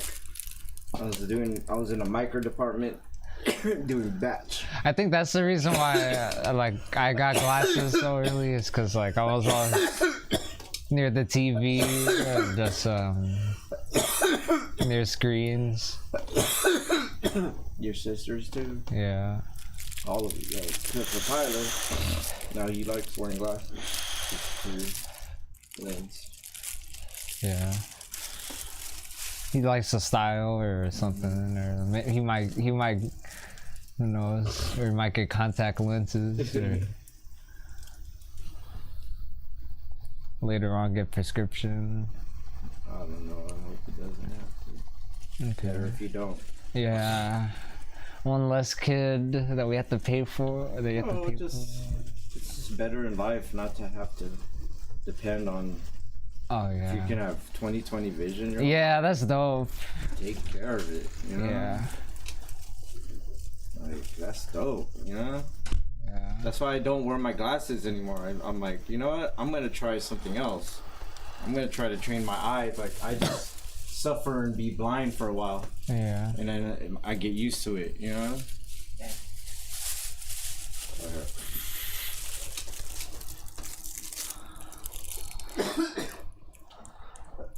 Put the glasses in.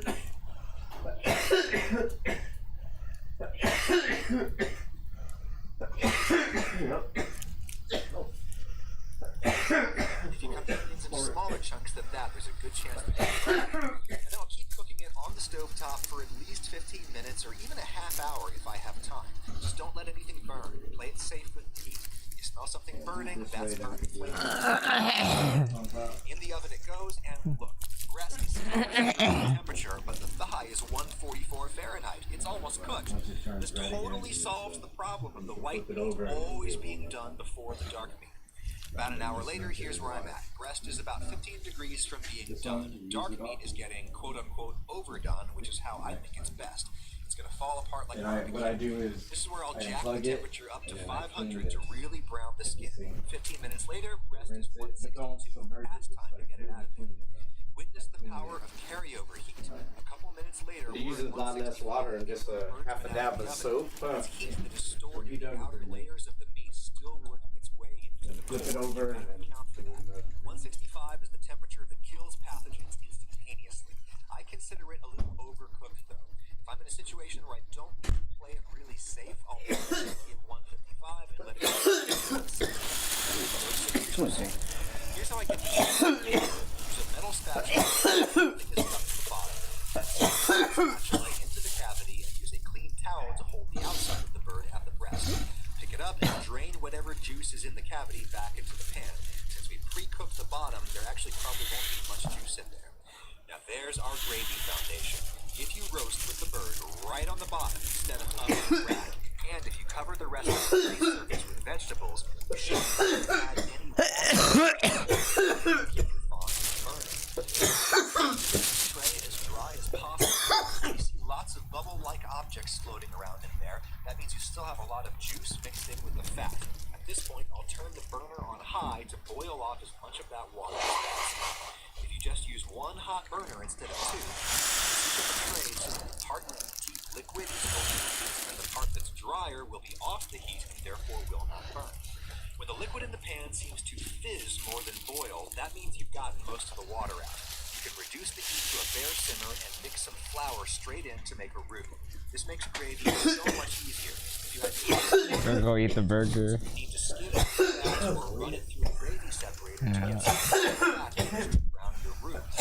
Keeping your pan dry to begin with, and water, we can get any right pain, here in the tray without dirty take your or dishes. ibuprofen. Enough flour Okay. to make a thick Feel paste. anything or no? You can see that the No, roux I don't feel anything. It's not hot though. still had a lot of water in the pan.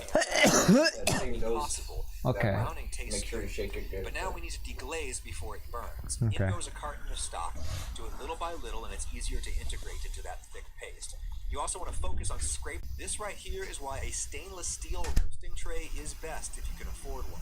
You can really see what you're doing. Man, Contrast. it was all chill that day. Unlike It was all chill that day surfaces that are where on other usually cheap. while I was playing Cookie Clicker When you bring this to until a Darius trucks and upload that video and completely ruined the vibe, man. handle another carton of stock. Just completely ruined the vibe. Little by little, mostly just to make sure I don't surpass the thickening capacity of my. I was gonna watch Pitch Perfect. Hey, it's a skin feed. I was gonna unplug that Xbox and get the other Xbox with the working disc tray and then put in the Pitch Perfect and watch Pitch Perfect. It will not split. Whenever it's so weird. For as much time Like, I can watch movies on Netflix, but make sure to pour in the I prefer watching the movies that we have on DVD already and just rewatching it. I don't know why, that's me. very end. Big bowl, sieve on top, just pour everything in. It's nice to have another person there to scrape. We watch Crazy Rich Asians again. Luckily at Thanksgiving, there's usually a lot of people around to help. Then you just need to work the gravy through the sieve. Gentle smushing and it'll all go through, trust me. And there you go, smooth, squeaky clean gravy. Oh my god, it's the same color. It's the same color as this, right? Cyan? That's the color. The bland interior meat in most mouthfuls. That's the girl from Fresh Off the Boat, right? Here is a giant cutting board. I've got one that's too big to fit in my dishwasher. Anyways, be right back. I'm gonna go get my food. I can eat normal food now. Yay! A normal chef's knife, but See you guys. to have one of these very I can eat normal food now, you'll see why. by the way. Skin between the legs. But I have to like squirt. Very I don't think anybody. I think people that been through wisdom teeth surgery know what I'm talking about. tissue right around the hip. Or maybe a lot of millennials are too poor to afford healthy dental hygiene. No, I'm joking. But like I have to squirt like salt water in where I got my surgery at. It's blue. It's like the color of water. I'm probably gonna change it for today. I'm gonna change the color. Should I change the color? Maybe I should change the color. Let's change it to red. It's something more menacing. Ooh. Or purple.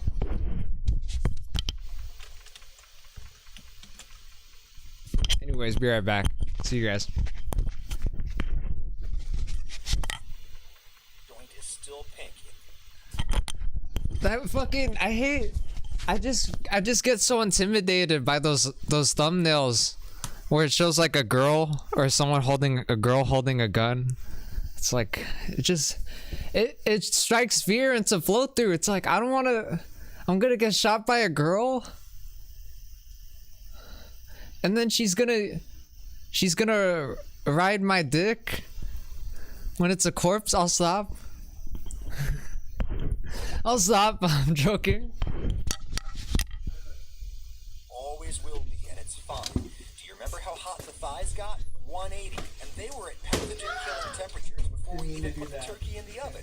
We have pasteurized the crap out of anything in the lower regions of this bird. Forget the color.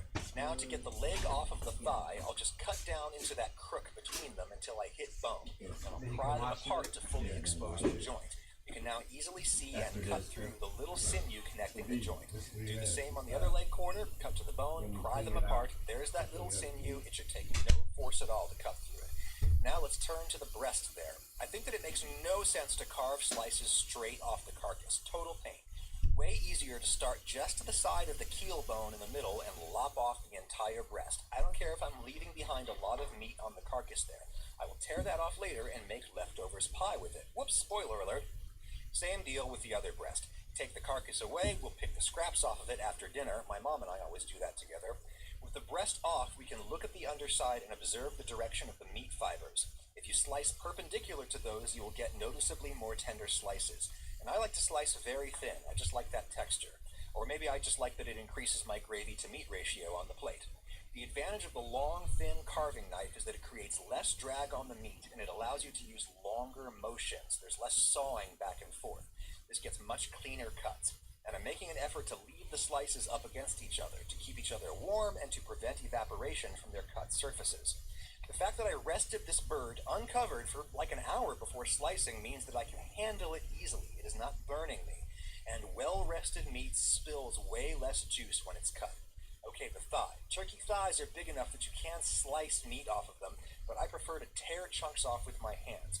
With your hands, you can feel what is meat and what is cartilage and other gross bits that you don't want. Then, once I've got all the chunks off, I will line them up and then cut them into bite-sized pieces. We're going against the grain like this, which is perfect. These chunks might not look pretty on the plate, but they are easy to eat. Here's another secret Thanksgiving weapon. This is an oven-safe decorative metal serving platter that we got at our wedding. Thanks, Faye. All the meat goes on there in big piles, again to discourage evaporation. Now this whole thing can go back into the oven right before you want to eat, whenever that may be. Whenever your sides are ready, whenever the rest of your family shows up, there's just no urgency with this method. If you don't have a fancy platter, you can do the same on a sheet pan. And after 5 minutes in the oven, this meat is hot again, and it will stay hot on that now hot platter. I'll get myself some breast slices, some of those sticky falling apart dark meat hunks, and one of those delicious scored legs to gnaw Henry VIII style. Drench everything in gravy because simple roast turkey is a perfectly elegant binary system in which the meat provides the substance and the gravy provides the moisture and the flavor, and I'm thankful for that. And I'm also thankful for the sponsor of this video, Squarespace. Not only because they have been such stalwart patrons of my work here, but also because they gave me absolutely everything that I needed to make, host, and run my own professional website. I'm a busy person. I don't want to have to engage one company for design, another to register my custom domain, still another to host my site on a server somewhere, and still another to handle any e-commerce that I might want to do. I'm all about efficiency, both here in my kitchen and on my computer, and Squarespace is the efficient option. You won't need anything else. You just pick one of these beautiful templates optimized for just about any purpose your site could have. You throw in your own pictures and words, and as the Brits say, Bob's your uncle. Not the creepy uncle you only see at Thanksgiving, the good uncle who will give you 10% off your first site or domain registration when you use my link and code down in the description. Now, what do you do with all these leftovers? I'll give you one idea a week hence, when this trilogy of Thanksgiving recipe videos comes to its thrilling conclusion. This easy and effective Thanksgiving turkey recipe is brought to you by Squarespace. Easy and effective way to make and run a website. Get 10% off your site by using my link and code in the description.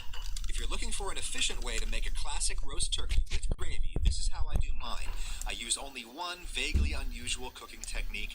I keep dishes to a minimum, my white meat is juicy, my dark meat is falling apart, and my gravy is rich and flavorful.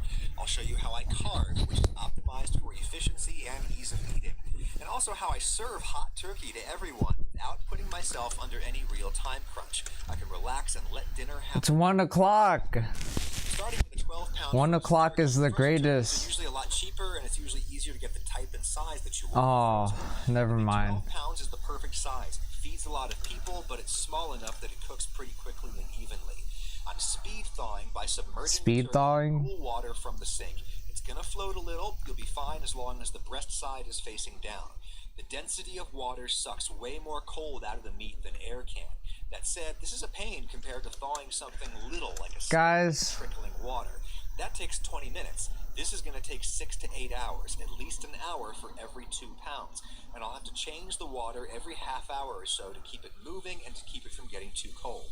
That's a lot of babysitting. I feel like the biggest butthole ever. I don't know when the girl that I like, but I probably might have missed that day, and I didn't get to say happy birthday to her. Fuck.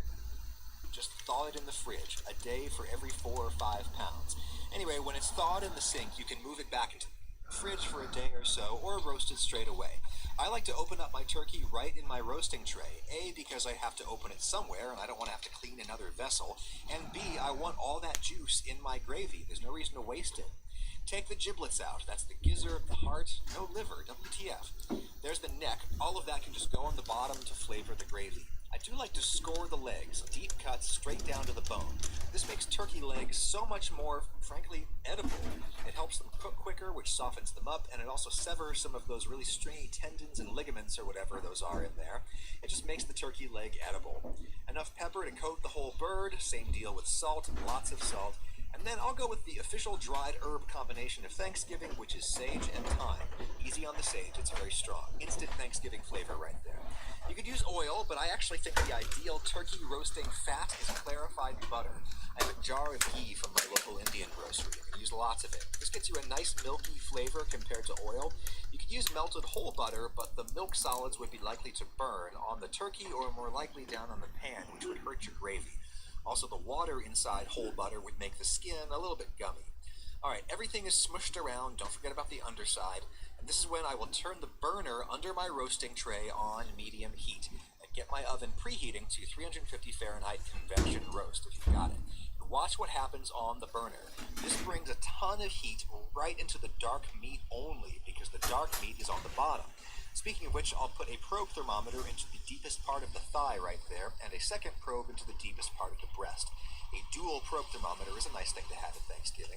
Some old carrots go into the pan. Gravy is a great usage of aromatic vegetables that are a little long in the tooth. Celery, a couple of white onions, just cut in half. And if you cut the onions into smaller chunks than that, there's a good chance they're going to burn. And then I'll keep cooking it on the stovetop for at least 15 minutes or even a half hour if I have time. Just don't let anything burn.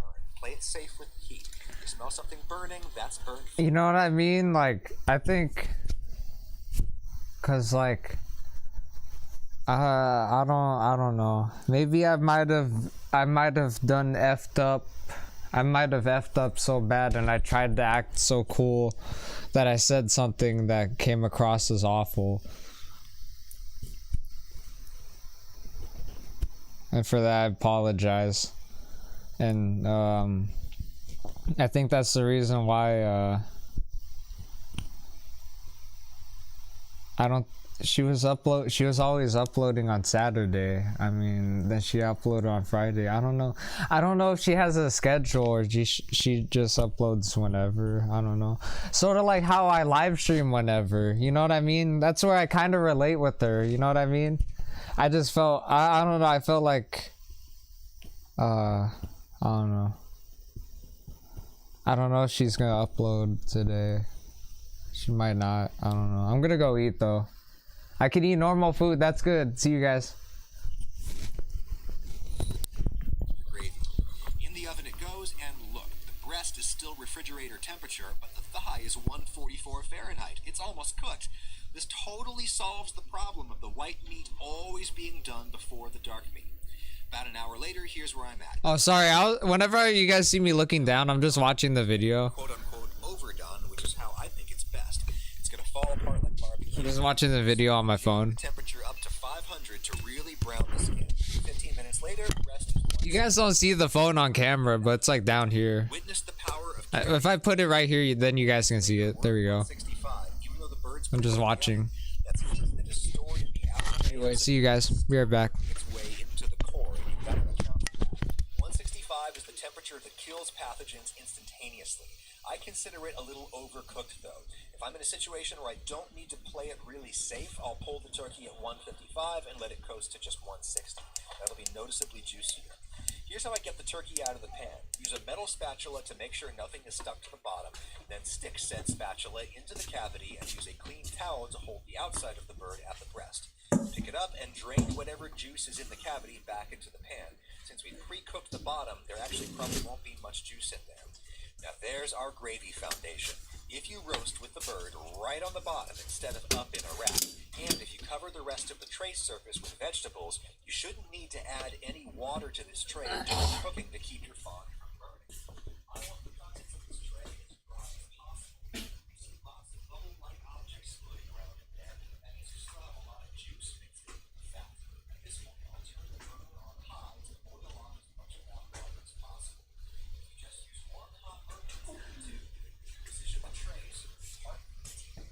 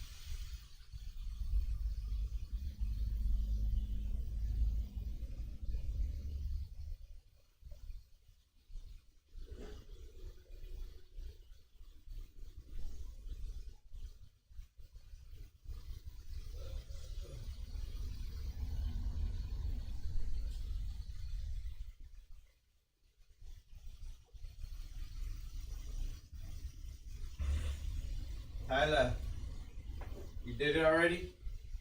Alright, you put it away? Dried it, cleaned it? Alright, cool.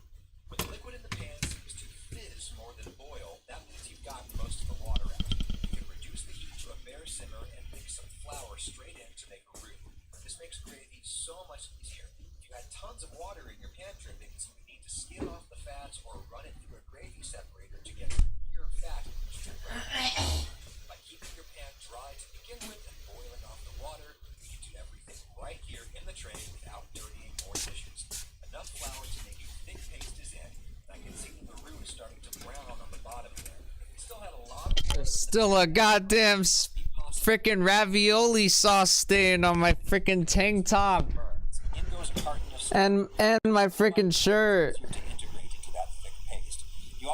Oh my god. This right here is why a stainless steel roasting tray is best if you can afford one. Really guys, my dad didn't teach me how to make a burger. I thought he was gonna tell me to make stuff. I guess not today. I don't know. I guess not today. Not today.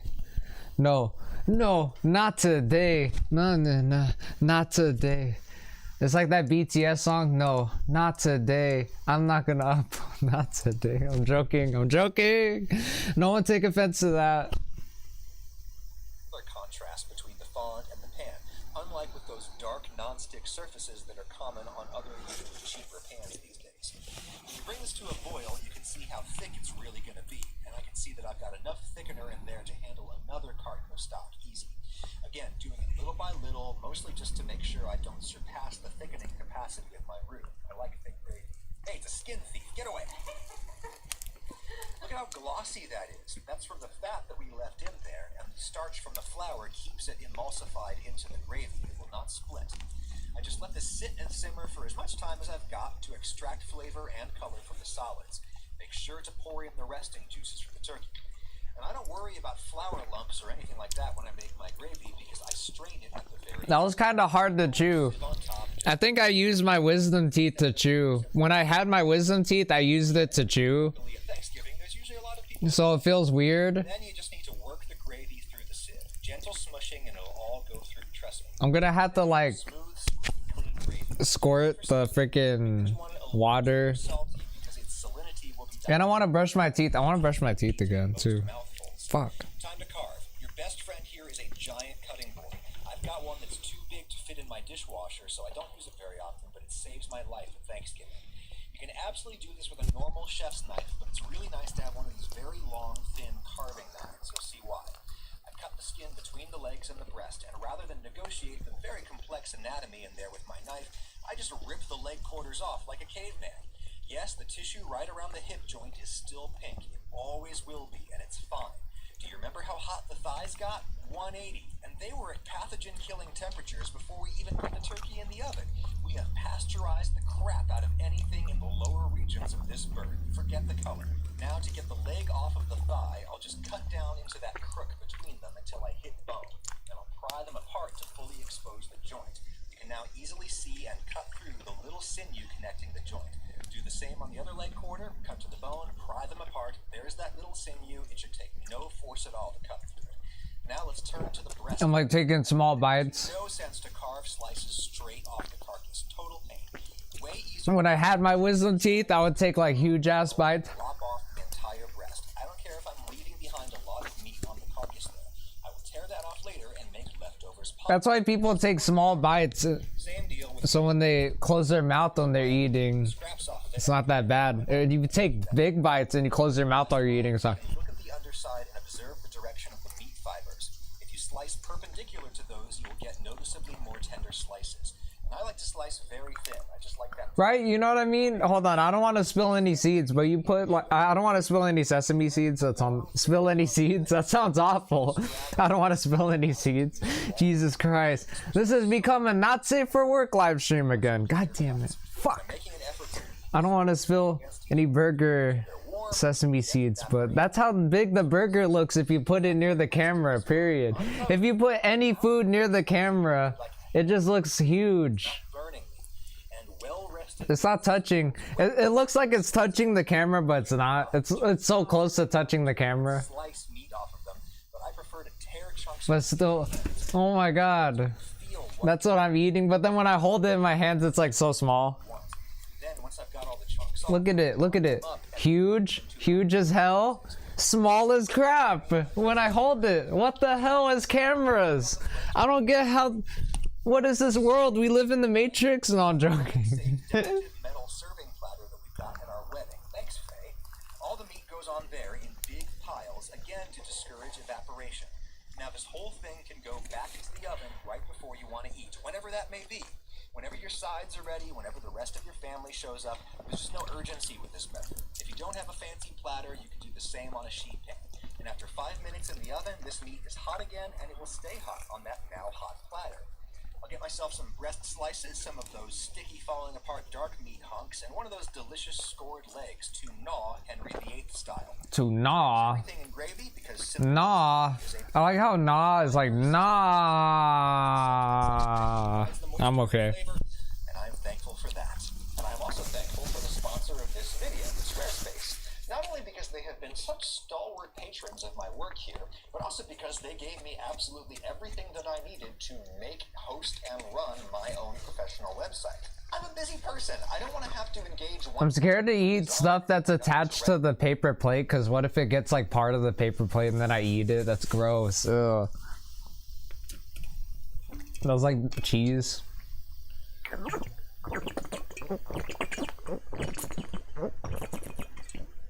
That was crazy. Before today, when I was eating Chef Boyardee, it felt like there was food getting stuck. And then when she did the thing, when the doctor person, orthodontist did the thing, like there was like so much. What I spit in the cup looked weird. It just looked like different color. I'm like, oh, that's all the food. That's fucking gross. That's fucking gross, but it's all about having good looking teeth and good hygiene, okay? Why do people do that? They're like, yeah. It's like they're saying yeah, but yeah. Why whenever people say yeah, they do that? Yeah. Because you say yeah and you don't move, it looks weird. Yeah. You have to go, yeah, when you say yeah.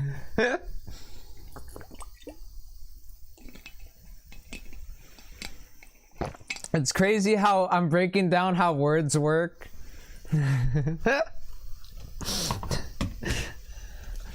Oh my god. What have these live streams turned into?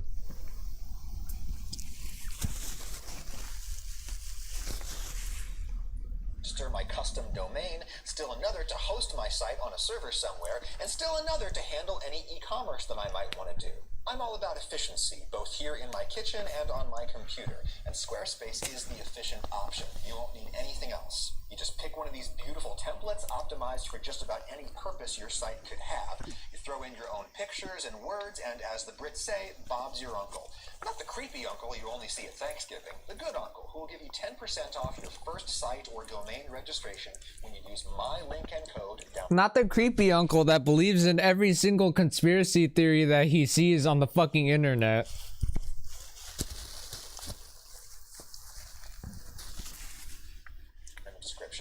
Even ones that contradict the other conspiracy theories that he believes in. You know what I mean?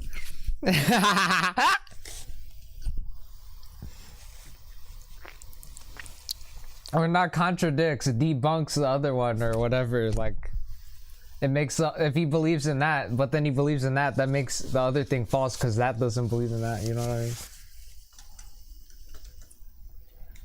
All these leftovers, I'll give you one idea a week hence, when this trilogy of Thanksgiving recipe videos comes to its thrilling conclusion. This easy and effective Thanksgiving turkey recipe is brought to you by Squarespace, the easy and effective way to make.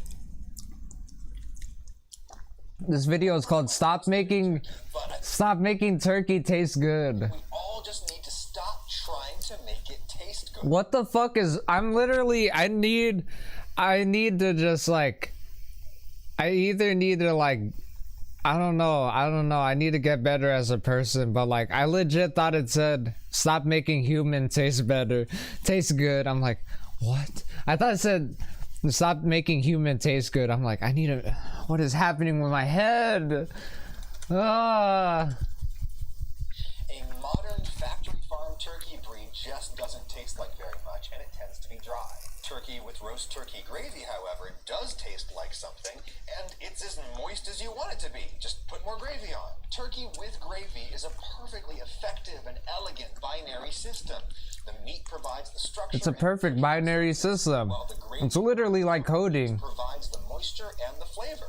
It's a beautiful, perfect marriage. Because binary. For some reason, we just can't seem to be satisfied within it. Some of us are obsessed with making turkey meat that can go it alone, that is moist and flavorful enough by itself. Because why? I would argue this obsession is not only pointless, we're trying to fix what ain't broke, it's also counterproductive, because the things that we do to improve the flavor and texture of the meat. It feels so weird. It feels so weird chewing with my back teeth, and there's so much food in my back teeth. It feels like there's gums. It just feels weird. And then when I squirt the thing out later, there's gonna be so much food. That's gonna be hella gross that's gonna come out. And I have to do this for a couple of weeks. I think the doctor said even maybe a month. Oh my god, until it can close. Holy shit. Some cases prevent the gravy from ever existing in the first place, which is the real tragedy. Let's examine these follies one by one. I'm going to start with the big one, which is brining. I'm mixing up a solution that's 4 or 5% salt by weight. That's weak as far as brine solutions go, and in goes the chicken. Why am I demonstrating this with a chicken and not a turkey? Because I don't have a vessel large enough to keep a turkey submerged, and I'm guessing you probably don't either. And even if I did have a vessel big enough, I wouldn't have room for it in my refrigerator, especially not around the holidays. This is the kind of thing that professional chefs blithely recommend to us home cooks, without considering the fact that we lack the enormous vessels and walk-in refrigerators that they take for granted. Certainly many people have come up with great home hacks for brining a turkey, but is it worth it? You roast the bird, and sure, the brine chemically alters the muscle, making it retain... This guy likes Alton Brown, but then is like, Alton Brown, you're wrong. Even if you forego the salty carton broths and just use It's just like... the gravy still ends up inedible. It's just like that one artist. It's just like that one artist that's like... I can't, no, I can't think of any artist. Ethan Becker. What's that one artist? I forgot his name. Fuck. I forgot. It's like if an artist said, no, Bob Ross, you're wrong. Salty. And that was I'm joking. 1% salt solution. Some people use twice as much salt in their brine. Now, if a gravy or a sauce is too salty, you can always dilute it with more liquid and some starch or something to thicken it. But at that point, your gravy is going to stop having that delicious roast turkey dripping flavor. Brining ruins the gravy, all in the name of... Ugh, I got a freaking stain on my freaking finger. You guys can't even see it. On my freaking finger. There is absolutely no reason to believe there we go. Basting a turkey in its own juices underneath. I think that's a ketchup. It's ketchup, right? It's burger grease combined with ketchup. There's a sesame seed on my lip. But generally not with a bird with skin on it. Why? Because oh, excuse me. Oh my god, that just came out of me. You know what I mean? There's those like short burps when you're eating, they're like, ah. Those types of burps. And then there's like the crazy burps where it's like, ah. You know what I mean? Heat out of the oven, which slows down cooking, and it's just generally a pain to do. There is no point to basting a turkey. I reckon the reason that basting used to be very, very popular is that it helps you to get an even brown coating, even when you're using a primitive cooking method that's going to apply uneven heat. Okay, so then there's deep frying a turkey. The only reason I'm showing YouTube's finest B-roll of deep fried turkey fails is because it's funny. I think backyard deep frying is fine if you want to do it, and it gives you a pretty juicy turkey, probably because the heat transfer is really effective and therefore the turkey cooks really quickly, and also because oil is hydrophobic. It's going to discourage evaporation. But there shall be no gravy. There are no drippings. You do you, but to me, a Thanksgiving turkey without real roast turkey gravy is just kind of like oats without hull. It's good, I guess. Spatchcocking. That's when you cut the backbone out of a bird so that you can spread it out flat. Again, there's a reason I'm showing you this on a chip. And it's like, whenever I see that, I'm like, man, oh my god, a vegan is getting fucking pissed watching this. Or somebody that just gets uncomfortable looking at this stuff, just is just like, that's when you cut the backbone out of a bird so that you can it's like, Again, there's a reason. Actually, while eating right now, I kind of don't want to see this. You ever spatchcocked a turkey? I have. You need a bone saw. I mean, not literally. I did it with a... It's like those vegan documentaries where it shows like how like animals get brutally murdered, you know what I mean? It's like, I don't want to watch that while I'm eating a double cheeseburger. Fuck.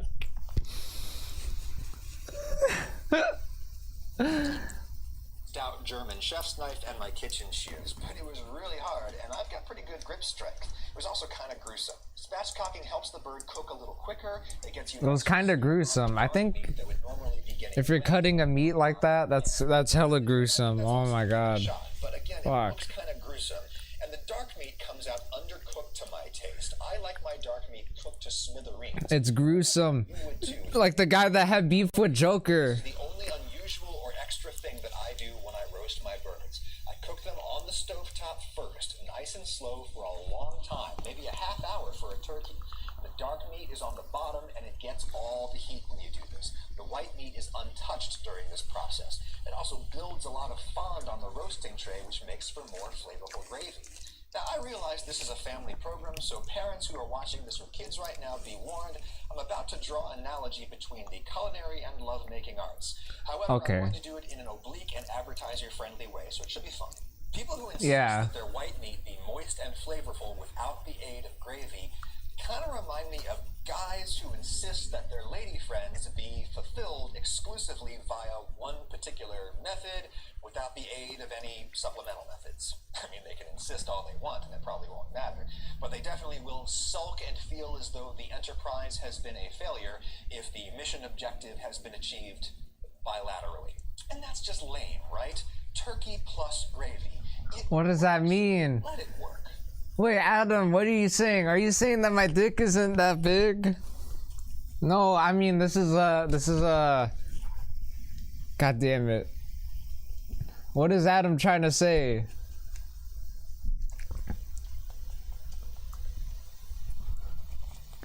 I love my Thanksgiving.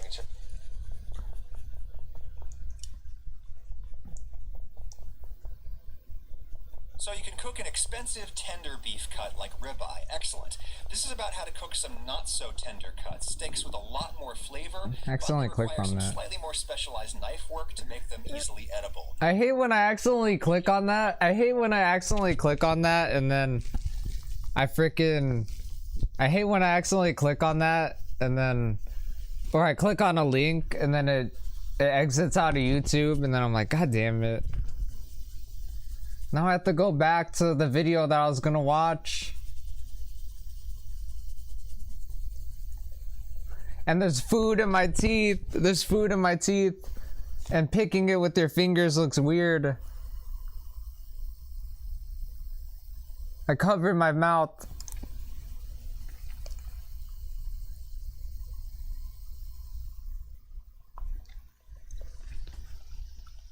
It still feels like it's in my freaking teeth. God damn it. Damn it.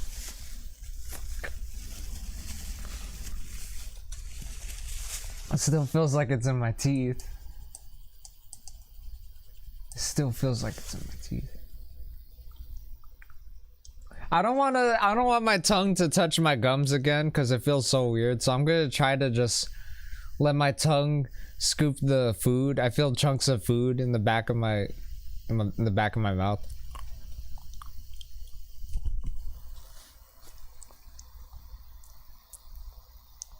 What's this? What's this?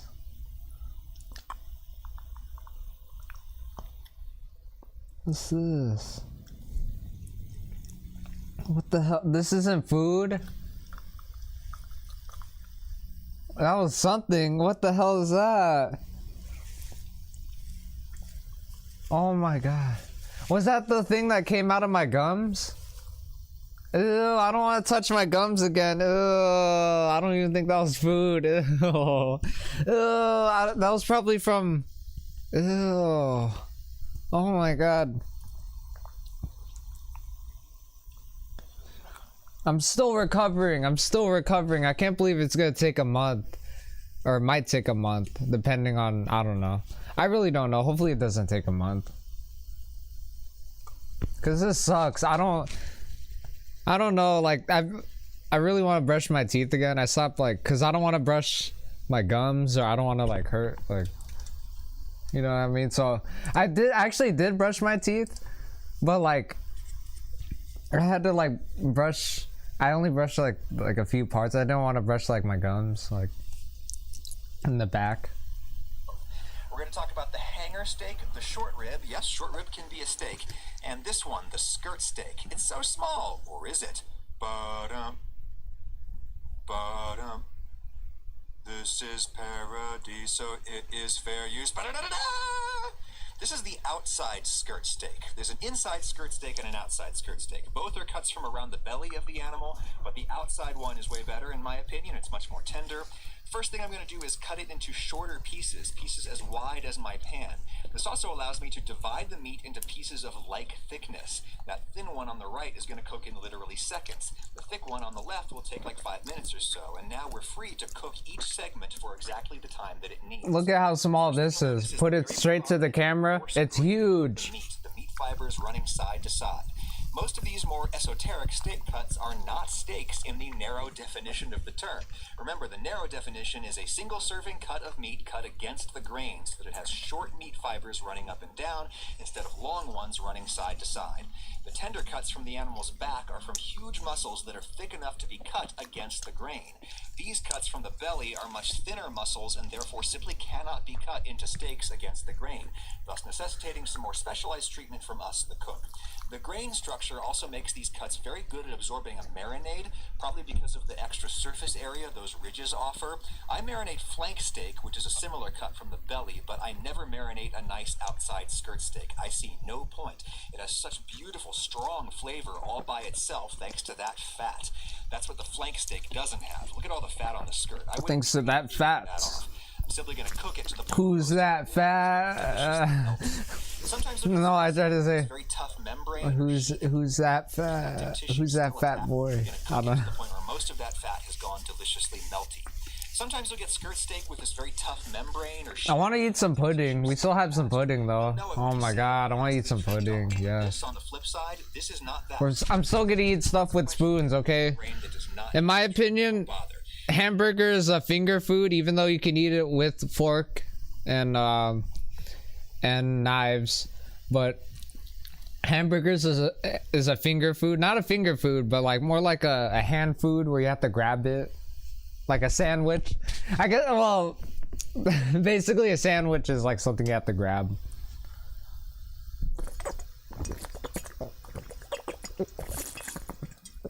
But what if something is huge, but it's not, but you have to hold it like a sandwich, but it's not a sandwich?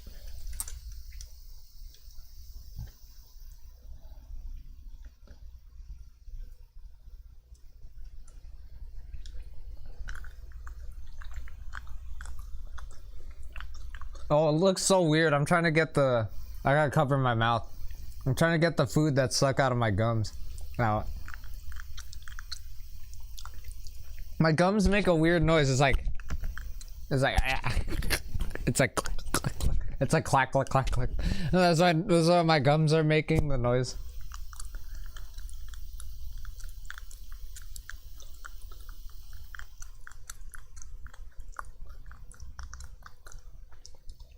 It's so weird. When you see it, it's like a rubber band coating the meat. This meat needs no trimming at all. It just needs some pepper and salt. Go easy on the salt because it's extremely thin meat, and go easy on the oil. It's plenty fatty as it is. I'm using my cast iron pan and I've got it quite hot. Remember the counterintuitive law of steak cookery. The thicker the steak is, the lower the temperature. The thicker the steak is, the lower the temperature you have to use. Like this need very intense heat. Because I think he said that if you cook it on high heat, it will the inside's not gonna cook because it's really thick, and it has to be slow cooked in order for the inside to cook, which that makes sense. Okay, that makes sense with something like that. It's like you have to like cook, you have to cook the inside. What the fuck is the cake? I'm tired. Putting the thicker, longer cooking pieces in first and along the edge of the pan where it's a lot less. I'm done eating. I'm gonna eat some pudding though. In the super hot center. Did Adam Raguseo talk about pudding? Yes, we are gonna talk about chocolate pudding, okay? And chocolate pudding is the best. And if things don't quite fit yet, don't worry, they will soon. See?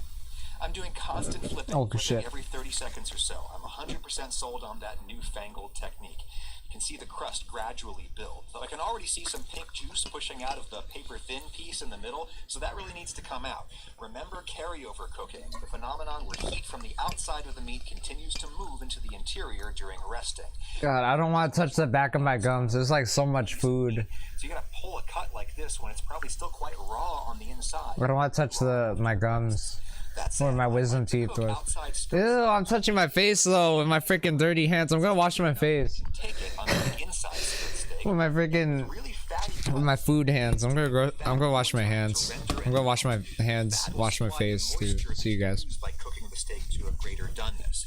The thickest cut is of course taking the longest. I'm looking to see plenty of pink juice pushing up. By the way, you need intense heat for a thin cut. Bro, I think this is the weirdest thing ever. I think I was talking about food.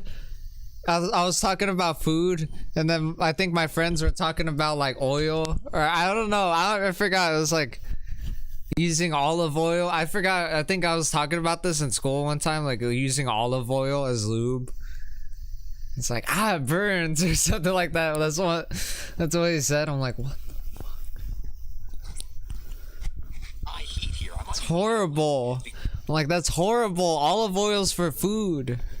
I think he joked like it was like it burns. It was so stupid. I think I remember someone in school saying that. It was either someone I used to be friends with.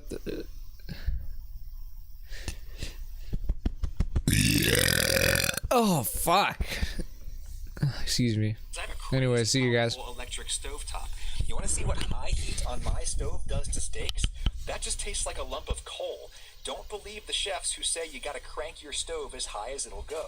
Every oven is different. Gas stoves are often less powerful, and it simply takes experience to learn what setting on your stove will get you a golden brown but not burned crust.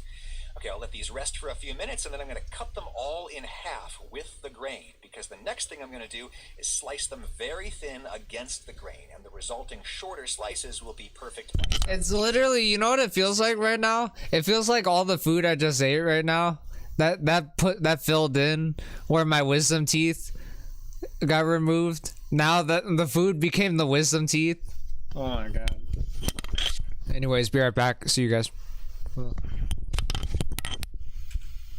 Oh crap, no, wrong button.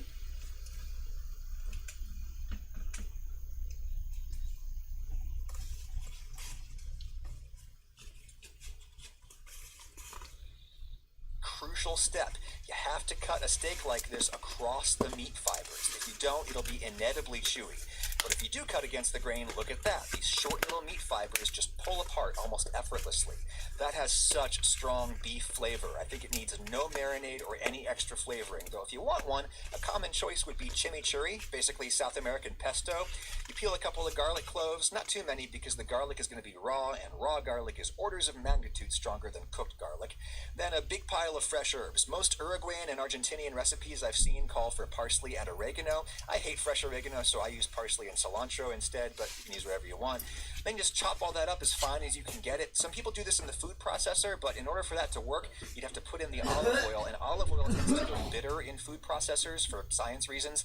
It's easy enough to hack this up by hand, and a lot of people would include a fresh red chili in there. I only have dried today, but that's fine. Pinch of salt, a little pepper, and then just enough nice olive oil to turn this into a sauce. Then a touch of acid. I think red wine vinegar is the traditional thing, but I use lime juice sometimes. This is not a vinaigrette. That would be way more vinegar. Chimichurri traditionally has just a splash of acid, though it's your food and you can make it taste however you want. I think I put a little too much salt in there, so I'm going to dilute with a little more oil. Right now, that just tastes like all those ingredients chopped up and combined, but after it sits for a few hours or overnight, the flavors really merge. You're going to spoon a little over your steak. That's probably too much. Very strong stuff, but very nice. Outside skirt steak. It may be my single favorite piece of animal meat protein, though my favorite source of milk protein these days is the sponsor of this video, Magic Spoon Cereal, whom I'll now briefly thank. Some of you have noticed I've appeared a little leaner in recent videos. I am, thanks in part to this new breakfast routine. Magic Spoon is a cereal that lets you enjoy all the classic junk food cereal flavors of your fast metabolism childhood, but in a form less injurious to your slow metabolism adulthood. The primary ingredient here is milk protein, not any kind of grain. It's basically the protein powder that like bodybuilders drink, given substance through some kind of cooking science magic.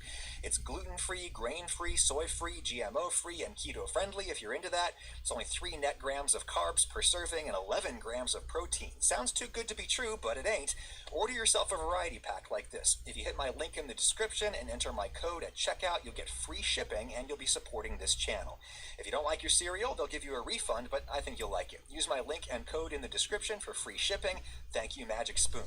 Okay, steak number 2, short rib, intercostal muscle. This is known as possibly the best cut for braising, long, slow, wet cooking until it goes soft. Short ribs are heavily marbled with fat, which keeps them moist during long cooking. We got some pudding around the bone, which dissolves in a braise and makes for a delicious sauce. But unlike most other braising cuts, it doesn't actually have much connective tissue inside the bulk of the meat itself. It's shockingly tender, especially if you get the biggest, meatiest English cut short ribs you can find, which will generally be from the ribs extending down from the chuck section or from the rib section.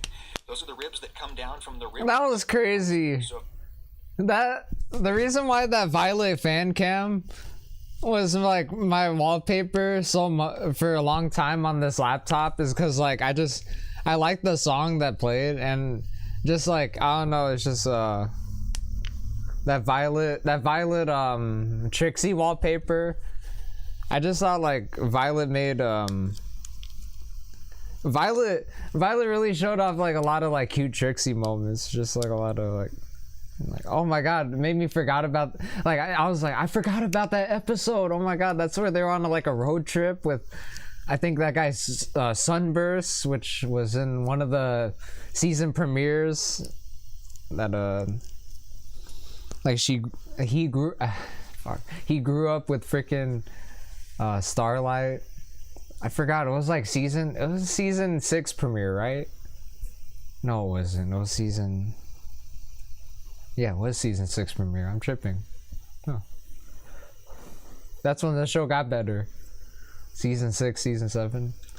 Cause we got a new character. We got Starlight. And we got Spoon. of course that meat is tender. You just And I got a burp. One flat steak. I'll show you two methods. First, look at the bone. It'll usually be a little bit off center, and I really prefer to start cutting on the side of the bone that is closer to the edge. Just cut down along the bone, as close to the bone as you can get, and stop before you go all the way through. Open up the meat like a book. That flap. Open up the meat like a book. God damn. What the fuck is this? That flap of meat that was thicker on this side of the bone makes a better hinge to open this. Forgot. Oh, what the hell? This thicker side of the edge. He says, open up the meat like a book after you cut it. As you can get, and stop before you go all the way through. Open up the meat like a book. Open up the meat like a book. Damn. The bone makes a better hinge to open this up. Then I'm gonna cut this thicker side of the It makes a better hinge. thickness. Again, stopping right before I go all the way through. Makes you Opening it unhinged. up. You can make a few more little shallow slices to make it lay as flat as possible.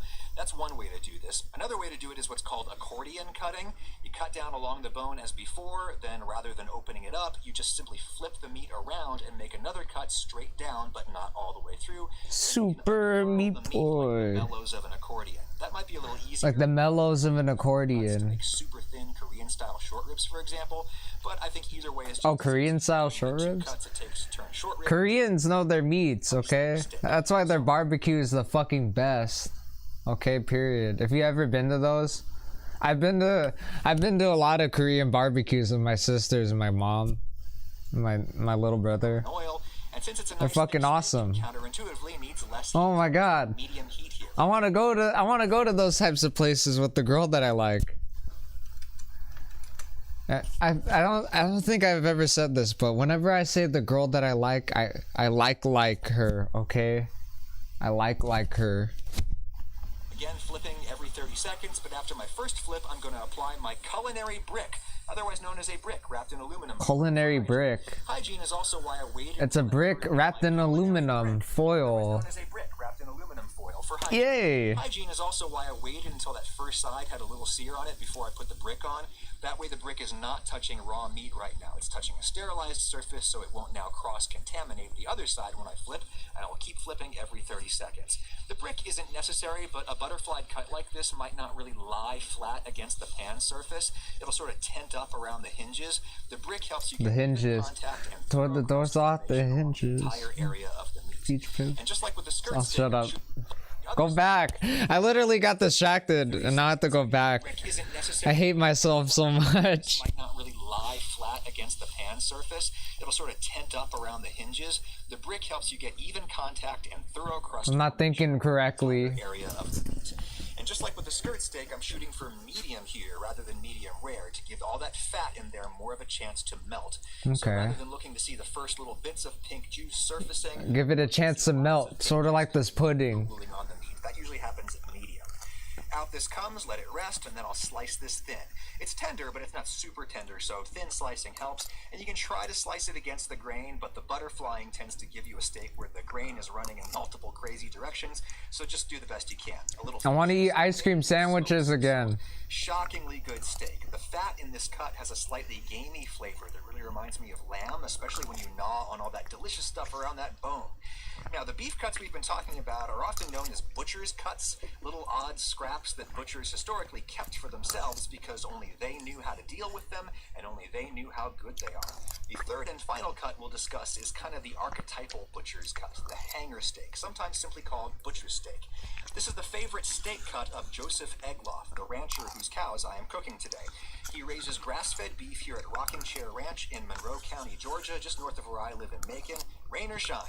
The hanger, I think, has an extremely beefy taste. It comes from just above the diaphragm of the animal, above the brisket on the top side. That's why they call it the hanger. It kind of hangs down from the diaphragm, and there is only one on every animal, so it can be hard to find. Certainly a key to excellent steak cookery is to find a butcher or a rancher whom you know and whose work you trust, and I trust Joseph. He butchers his animals on site, so he knows exactly what he's giving me. The smaller hanger here is from a somewhat younger animal. It would be a little bit more tender, but I'm going to cook this bigger one from an older animal. It'll have beefier flavor. I just thawed it in a bowl of cool tap water. It took 40 minutes in there, and here it is. This is going to take some more advanced home butchery to prep. First thing to do is trim off the silver skin. That's this rubber band-like connective tissue here. You can clearly see and feel how it's different from fat. It will not melt during cooking. It's got to come off, and you can do that with any sharp knife, but if you have a really thin knife like this, that's probably better. This is from a little company in Ohio called Warther. Knives made from a stamped blade rather than a forged blade are generally really thin, and they'll help you slip under that silver skin and shave it off Silver skin as possible. I'm no blade master. I find it often helps to get a Blade Master? Blade Master sounds funny. through the rest. That's a pretty foolproof approach, if inelegant. What I don't I like hold is my when machete like it's a katana. I'm a Blade Master. I'm joking. There we go. There is a remaining band of connective tissue, and it is running straight down through the middle of this meat. It is one of the It's running straight down, sort of like the roots of a tree. Simply cook this thing whole, let it rest, then carve it down the middle, and shave off that tissue before slicing up both sides. Shave off the I prefer tissue. to take it out now so that I can cook both sides of this individually. They benefit from separate. Remember that one rapper? That guy that made Kill All Christians? Or Kill God's Children? That guy was like, remember that guy made a song? He was like, I have so many mental issues. And I'm like, yeah. Another reason why he has mental issues is because his music fucking sounds like dog shit. I'm like, bro. I think he's gonna be watching this live stream. Oh my god. I'm not gonna say the name of that rapper, but the rapper that made the Kill God's Children, or Kill God's People, or something like that. Kill All Christians. Like, that fucking shit was horrible. Bro. I am sick. I am wicked. I will kill all the Christians. Hopefully he's not watching this live stream, but if you are, your music is horrible. You don't know how to make any good music. Quit. I think a lot of the artists that are associated with you are fucking weird. I think that section of hip hop, like, in my opinion, I don't fuck with that. I don't fuck with that section of hip hop. That section of hip hop is just, that part of hip hop is hella weird.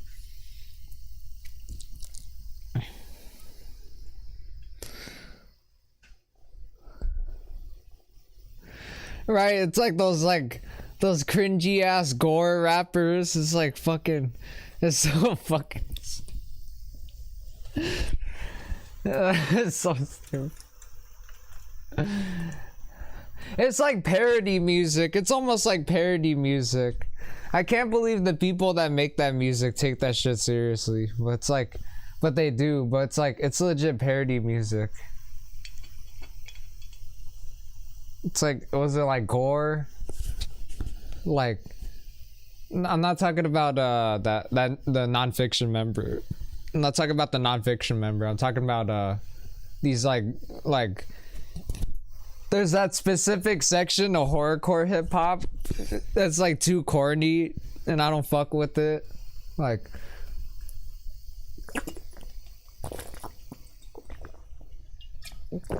you know what I mean? Where I'm not talking about like no emotion, but like those like rappers that wear masks and shit. It's just so fucking not like Hollywood Undead. I'm not talking about Hollywood Undead. Like these fucking like these like horrorcore rappers that wear masks. I'm not like a lot of their music. I don't think. Can someone like recommend me like a good album or like good music that they ever made? Like good instrumentals. Does it sound like boom bap hip hop? It sounds like shit most of the time. Every time I think of that music, I think of just shit. Shit lyrics, shit beats, shit audio audio production. Like it sounds like the mix and the master is shit. Just shit everything. I don't fucking like it. It's just horrible. That type of music. That music is like hella fucking stupid. Remember that? Hold on. People never talk about different. Has anybody ever talked about different trends in hip hop? People talked about clothing trends like FUBU or Supreme. You know what I mean? People talked about clothing trends. Or polo. I'm not wearing polo, but like, right? Everybody talked about different clothing trends. Tommy Hilfiger. People talked about different clothing trends in hip hop. No one has ever talked about different trends in hip hop. Has anybody ever talked about this obscure trend in hip hop that happened in like the 2010s, like 2013, 2014, 2015, where a bunch of rappers started to wear masks? You know what I mean? A bunch of rappers started to wear masks and shit. Cause they think they're too ugly, or they tried to be like Marshmello, right? Before Marshmello wore a mask. These like cringy ass fucking. I'm not talking about No Emotion, okay? If No Emotion's watching this, I'm not trying to diss No Emotion, okay? I think No Emotion's awesome. No Emotion's lyrics make me fucking laugh my ass off, okay?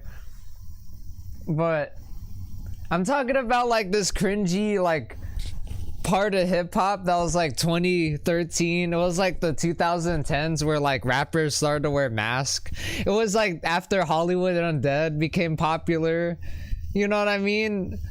But it was like horrorcore. These like cringy ass like horrorcore rappers with like their stupid ass fucking voices, and then they have shitty ass fucking lyrics that don't even make sense. They don't even like, the viewer doesn't relate. Not the viewer, the fucking listener doesn't relate to the lyrics at all. It just, I don't even know. It just sounds like shit. It just like, I can't, like, it's just like, in other words, I can't get jiggy with this. I can't vibe with this. I just don't like with this music. I don't like this type of music. It's like near that era with that cringy ass fucking, it was like after that era. There's like rappers associated with that cringy ass fucking rapper that made kill all God's children or whatever the fuck.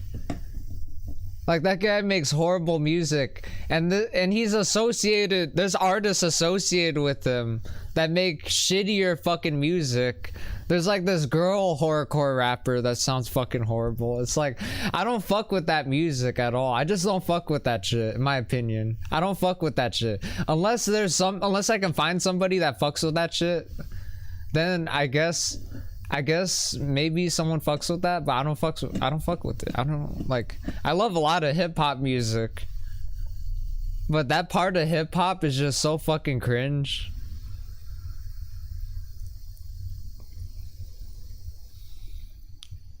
I know there's a lot of artists. There's like a weird subgenre in music. No one has ever talked about this, where it's like artists that wear masks. I know there's like there's MF Doom, Marshmello, Hollywood Undead, fucking No Emotion. I can think of so much artists that wear masks. That wear freaking masks, but like, oh, Ghostface Killer, originally, when he wasn't gonna show his face.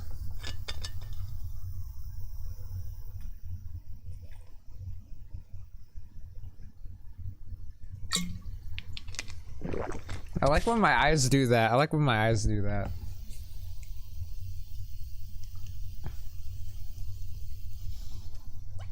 You know what I mean? That was like that cringy part of hip hop. I just don't fuck with that part of hip hop unless I don't know, maybe they change nowadays because it's like trap music nowadays.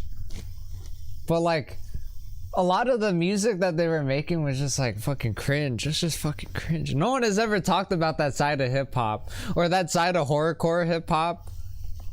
There's different types of horrorcore hip hop. But like that horror, like, right, there's like Ghetto Boys, there's like so much different horrorcore hip hop. There's like, well, that side of horrorcore hip hop was just fucking cringe. I didn't like that shit. Fucking, it left a fucking bad taste in my mouth. It didn't make any sense. It just fucking.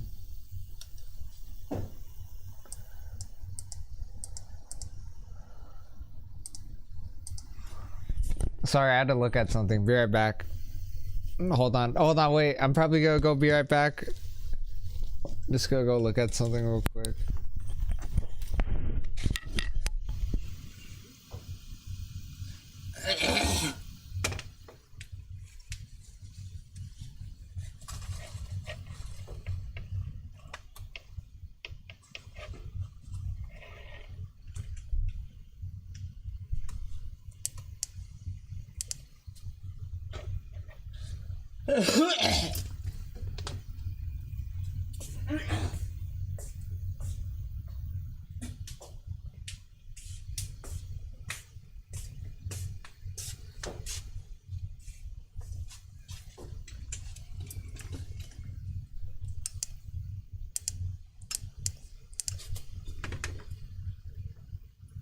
On the animal. One side of the hanger is way bigger than the other. So I'm going to separate them by slowly unzipping the meat along the seam of that connective tissue. I don't want to waste any of this precious meat. I'm cutting right along the white part until I've got the halves separated. That bigger piece is now totally clean. I just have to peel the connective tissue from this smaller half. Kind of looks like a strip of bacon. Alrighty, pretty minimal trimming waste there. I'm pleased with myself. Okay, now I've got these pieces that kind of look like little tenderloins, and in fact, the smaller one, I'm just going to cut in half and I'm going to pan roast them like loins.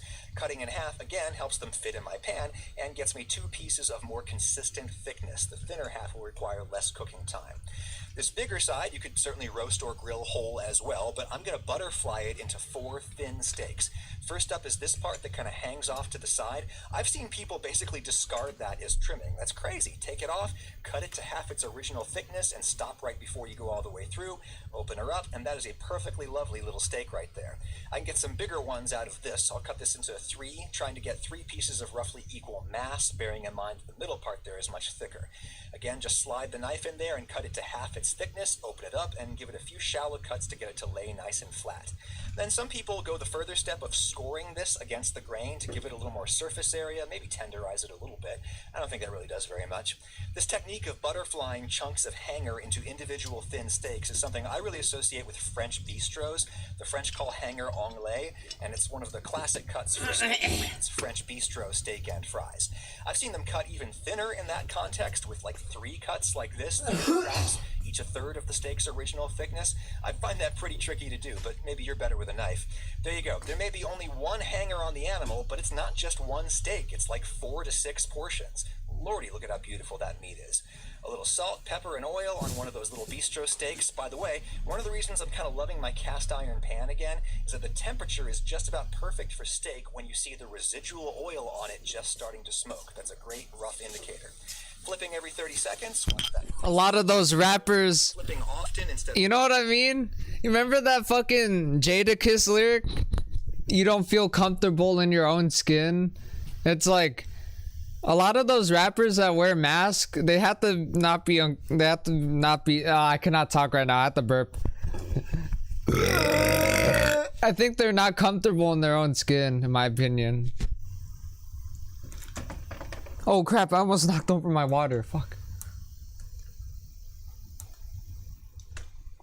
This gets you more even cooking, and it's easier. There's no surprises. If your heat is too high or too low, you're going to see immediately. If you're too high or too low, I tried to make a joke. I don't know. I can't make a joke. Stock markets. I don't know. Derp. Derp. I don't know. My mind derped. Down before it's too late. With these coarse-grained steaks, I find the visual trick of just looking for pink juice to be particularly effective. It's really easy to see as it pools in those grooves. When I see a good amount of juice surfacing, I know this is medium rare going on medium. Let it rest a little bit, and people say that hanger steak has the beefy flavor of Hanger steak. the tenderness of tenderloin. That's crazy talk. It's tender, but it's not as tender as tenderloin. You still It's need to not as tender as tender. I'm doing it with It's not my as tender as chicken on tenders. the bias, No, as I'm they say. joking. That gets you prettier, wider slices instead of thin little strips. I can Guys, we've been streaming for 3 hours and we haven't played Left 4 Dead yet. Holy shit, let's play some Left 4 Dead. Be right back though. I'm probably gonna be right back. I'm probably gonna lay down because my stomach feels really full after eating. God damn it, I just want to play some Left 4 Dead. We are gonna play some Left 4 Dead, okay? But it just sucks. It just sucks right now, okay? That you guys have to wait. And I have to do a bunch of banter not banter, ramble bullshit just spewing out my mouth. delicious that is. It is so worth the extra butchery work. Quite tender if the muscle fibers are short, and the wide open grain structure would be particularly good at holding on to a nice pan sauce. So let's talk about sauce. I think there are 2 reasons pan sauces I'll aren't be right really as back. popular for See you steak guys. as they are for pork and chicken. The first is simply that good beef. Why do I always have my fucking mouth open? Guys, it's okay. I'm gonna get Invisalign in like a year or 2. It's just gonna straighten up my teeth. It's gonna be like something I'm gonna put in my teeth. It's gonna straighten my teeth. My teeth are gonna look a lot better. I'll look a lot, and then I'm gonna freaking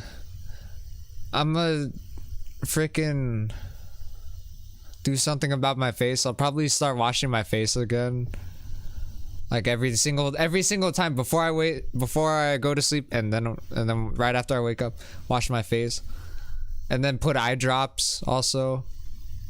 That's what I should do with my eyeballs. And then as far as glasses, I'm gonna get new glasses, but yeah, I don't look that bad. Maybe new clothes. I think new clothes would be good, or clothes that just match the way I look, that just look good on me, would be good. Anyway, see you guys. Sauce as much as chicken breast does. But the other reason is that in order to get a nice sear on a thin steak, you generally have to burn the fond in the pan. Like, that's burned. I don't want to dissolve that into a sauce. It would taste bad. But let's consider these loin-like pieces that we cut. These are a lot thicker, and the thicker the steak, the lower the heat you generally want to use. So we can cook these more gently and, incidentally, not burn our fond in the process. This is like medium-low heat on my stove. I'm just rolling them around frequently until I've got a decent crust built up on the outside. Then I'll just start butter basting. You can do that with a spoon, but I find it works just as well to simply keep flipping the meat around in the butter. This creates something like a roasting environment in the pan, omnidirectional heat that'll help you cook something thicker like this through. Since this is like a little roast more than a steak, I might use a thermometer to judge doneness, but you can also just poke and peek. And if you're going to do that, scissors are great. Omnidirectional. No one has ever talked about this. I'm fucking weird as fuck, but omnidirectional is just a cool ass word in my opinion. Omnidirectional. I just thought it was a complicated ass word. Omnidirectional, meaning all directions. It sounds fucking complex, but it just means all directions. Like, just, it can move anywhere. It can move anywhere. Omnidirectional. Snipping it is way easier than trying to saw through something with a knife while it's still in the pan. Yeah, still quite raw in the center, but one of the flaws... So MSG is neither terribly dangerous nor perfectly fine. Yeah. I think that AJ Plus video, was it AJ Plus or whatever? That video made it look like MSG is not problematic at all, but of course MSG might have some problematic stuff. I think honestly, like, Adam is teaching me that Adam doesn't put MSG in his fucking food. Like, he doesn't do that shit. Like, and he looks like he makes fucking really good tasting food. There's a lot of foods that don't even have MSG and they taste really good.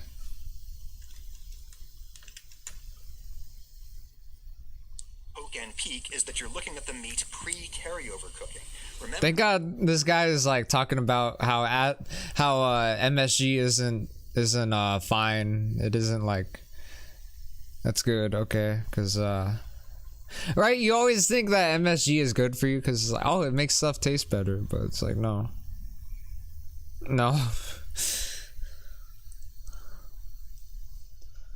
It's crazy how it's like, oh, they make stuff taste better. It's so weird, like.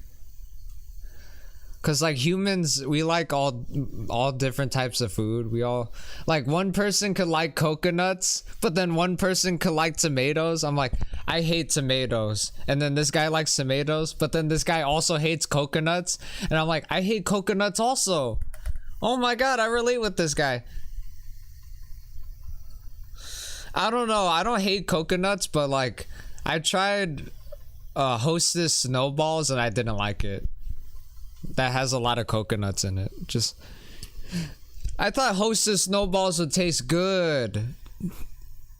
Thought it would taste good. I don't like coconuts. That shit made me realize I don't like coconuts. Made me afraid to eat coconuts. Or just the flavor of coconuts. Fucking coconuts. Coconuts is a weirder word to say than tomatoes.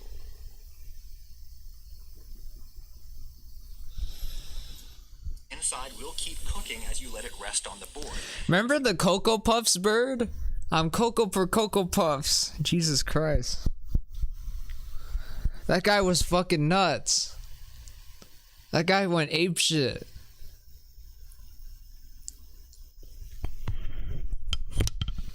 A lot of pink juice pushing out of the side on that big one. I'll bet that thinner piece is done by now. I'll just give the thicker piece another minute or so. I love cutting meat into smaller pieces of relatively uniform size for precisely this reason. Now, while those rest, some shallots. I chopped these up earlier, nice and fine. I think shallots are the classic allium for pan sauces, in part because the layers are thin, so the pieces are small and they cook really quickly. Pan sauce has to be quick, or your meat will go cold. When those are brown and soft, I'll deglaze with a little red wine. I'm using a wooden spoon so I can scrape the pan without chipping my seasoning layer. If you don't want to use wine, I'd suggest water followed by a big splash of balsamic. Why the fuck? I think the reason why Scott Pilgrim was one of the greatest films of all time, in my opinion. This is a hot take, but I think Scott Pilgrim versus the World was one of the greatest films of all time because it turned like a romance. It was romance, love, funny, like comedy, fucking video game references and shit. Like the way they shot the movie was just so crazy. Just all the effects and editing and all that stuff was just, the music was nuts.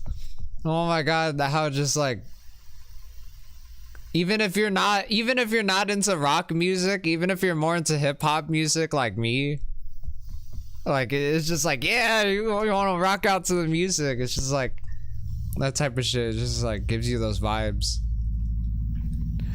This is a hot take, but I genuinely think Scott Pilgrim versus the World is one of the fucking greatest fucking movies ever fucking made ever. Like, I think Scott Pilgrim, I read the books. That's crazy. I'll talk about this until the day I die. I read the books of Scott Pilgrim in Barnes and Nobles. I need to hit up a Barnes and Nobles again. Okay?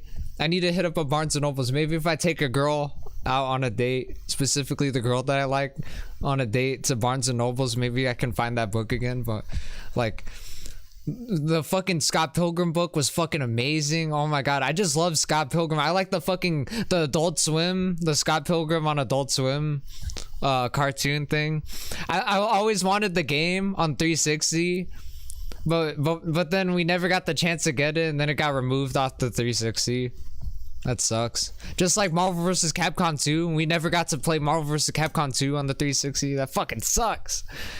Oh my god.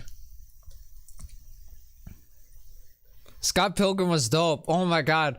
I remember my cousin. Guys, I'm gonna tell you guys about this. My cousin modded Super Smash Brothers Brawl. My cousin modded Super Smash Brothers Brawl. I need to get the game out. Oh fuck, no, I dropped it. No, I dropped it. Oh fuck, I dropped it. My cousin modded Super Smash Brothers Brawl, and he modded it to where he put Scott Pilgrim in the game. When I saw that when I was little, I literally shit my pants. I was like, what the fuck? When I saw Scott Pilgrim, I'm not even fucking joking. Holy shit. When I saw that he put Scott Pilgrim in Smash Brothers Brawl, and he put Boo too. He also put Boo from Mario, the ghost from Mario, but it replaces Jigglypuff. Bro, when I saw that he put fucking Scott Pilgrim on Brawl, I literally fucking shit my pants. Or I didn't shit my pants, but I remember I thought that was so fucking cool. Like, even looking, like, I just thought it was just so fucking cool. It was like, oh my god. I didn't even know you can do that. I think I watched videos when I was little. There was like modded videos of like modded characters in Smash Brothers Brawl. But it was just so crazy to me. Like modded characters, new characters in Smash Brothers.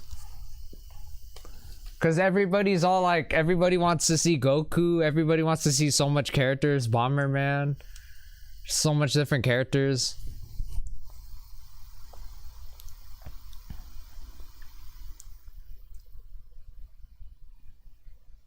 I'm gonna go be right back. I'm done eating. See you guys. I gotta sneeze. I think I gotta sneeze. Fuck. That's why I think Scott Pilgrim is one of the greatest. Like, I think Scott Pilgrim, what the hell happened to the fucking monitor? Guys, what the hell happened to the monitor? What? Hold on, I have to... Can you guys still hear me? Can you guys still hear me? Testing. I have to do... Testing. Okay, there we go. You guys can still hear me, that's good. I thought the microphone cut off. That's why I think Scott Pilgrim is like one of the greatest. Like, it combines like a love story. It combines a love story with comedy, with fucking...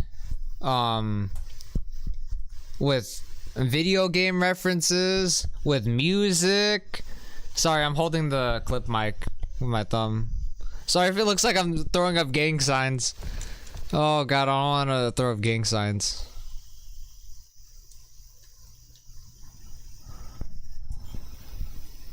Oh, people trying to impersonate Neros. God damn it.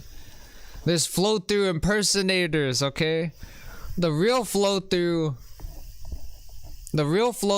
is on flow-through 1 on Twitch. And then the real flow-through is flow2 and another real flow-through. Sometimes I have the other account. I'll change the name of that fucking account because it's fucking stupid. I'll change the name of the fucking account. Flow-through's Wholesome Crusade, but that's the account. That's actually the account that I use when I'm watching videos on YouTube. Because that account has most subs, but I live stream on. But I don't think I live stream on this account anymore because of copyright strikes, probably. But I live stream on my other account, Flow2, which is official flow-through accounts. Those are the official flow-through accounts, okay? I just had this is coming from the real flow-through, okay? If there's any impersonators, if there's any like deep fakes or like someone trying to steal my voice or like you know what I mean, sentence mixing, or they're trying to like make me say stuff that I don't say, you know what I mean, like speech synthesis, like AI voice, like make me say something that I didn't say. Like this is a real flow through. It's fucked up that Narrow Cinema is going through this stuff. I just looked at the notification. Oh fuck, what the hell? Ugh, get that out of there. I don't like how it's yellow. No, what the hell? Oh god damn it, we got a fucking another notification. I wanted to see the notification of the Narrows video. But Narrows is being fucked with again. I think that's how I first heard of Narrows, because he was being fucked with. And then I was like, what the hell? Narrows, this guy's being fucked with? And I subscribed to this guy. And then Narrows' videos is actually dope. I didn't know that was like a community on Call of Duty like where they like make videos like that. I thought those videos are cool, where they just make videos like gameplay videos talking about like new DLCs. If there's a new COD game coming out, they talk about leaks or whatever the hell. Like, that's the only reason why I first heard about Neros, is because he was being fucked with. That's nuts. It's crazy how everything comes full circle. Where like Neros is being fucked with again. And I first heard of, and I was like, bro, I first heard of Neros because he was being fucked with on YouTube. And I was like, what the hell? This COD YouTuber, this YouTuber is being fucked with. And I supported this guy. I always supported people. It's so weird. It's like a thing about me. Maybe it's because I'm sensitive, or I don't know. I always felt like I get uncomfortable whenever I see someone like get treated horribly, like, or they feel like they're getting treated unfairly, like someone's fucking with them, like, you know what I mean? Like, it was with my band. I think I overreacted. I honestly, looking back, I overreacted to myself being banned on YouTube, and I overreacted to my other account being banned. But like, legit, it's just a thing with me where like I just like, I don't know, I feel like whenever someone gets banned or something like that, like it's like with the girl that I like when she got banned, like, and then when I got banned, you know what I mean? It's just like, I don't know, it just feels like it feels like, you know what I mean? Like, it just feels like something, but like you have to deal with it. It's like, I don't know, it's hard to explain. You just have to deal with it. But like, I just learned to mature. And just like grow thicker skin. Just try to get better. I feel like if I get better if I get better mentally, like if I just keep on like, you know what I mean? Like I always feel that way whenever I see someone getting unfair, like getting mistreated, like, you know what I mean? Like Neros. That's how I first heard of Neros, and I wanted to support Neros. Like, it's nuts. And then when this girl that I was subscribed to got banned, this is the girl that I like that just triggered my like, oh no, like someone's getting mistreated, you know what I mean? Like I felt like I just hated YouTube at that time. I felt like I just wanted to blame the platform. I'm like, god damn YouTube, you know what I mean? This platform is corrupt, but like, you have to still build a community. You still have to talk to people. That's one of the things I realized. Even though like there's a lot of obstacles or whatever, you still have to, it still doesn't mean you have to like not be mentally okay. You still have to be mentally okay. Learn how to talk to people, you know what I mean? Learn how to build community. Because I felt like I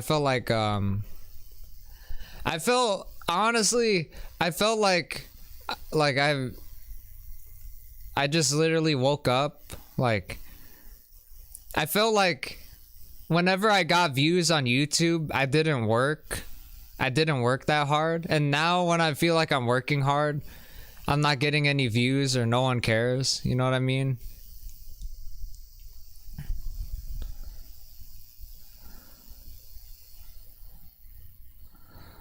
Like that was the thing, like,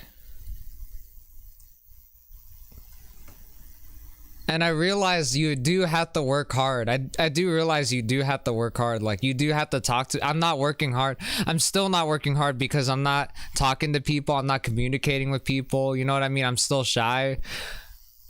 I'm still like awkward or whatever the hell. I still like, oh, don't know what to say to people, or I just don't know how to, you know what I mean? Like, or think quick enough, you know what I mean? With other things, you're a lot faster, like thinking wise. Well, with some things you're just like, oh my god, especially with me, especially with how like I felt like I isolated myself from everybody. I just learned, I just don't know how to fucking talk to people that well anymore. Like it sucks. Like I'm just so awkward. I just don't know. I don't know if what I'm gonna say is gonna come across as like people are gonna view it as negative. You know what I mean? Vinegar. And if you're a lucky duck like me and you have a couple of ice cubes of homemade demi-glace, Anyways, be right back, guys. great See you time guys. to use them. I have a whole video about this stuff in the description. I use a modified version of Chef John's method, which uses beef plus chicken wings to simulate the traditional and much more expensive veal joints. If your sauce starts to look over-reduced like this does, consider adding water instead of more wine. Too much reduced red wine can get pretty bitter. Now I'll simply turn off the heat, and when the bubbling has all but stopped, I'll stir in some butter. If I didn't have the demi-glace in there, I'd probably compensate by using like twice this much butter. You mix the butter into a sauce off the boil, and a thick, luscious emulsion will form. If the sauce is really boiling, the butter will just separate into water with oil on top. Off the heat while we carve our little mock tenderloins into thin medallions. Look how pretty that is. I'll pour the juices from my board into the sauce. Gah, man overboard. Well, I guess I'll just have to eat that one. I might tear some parsley into this at the last second. There's enough heat in there to wilt it down, but without turning it around. And then we can steam that right again.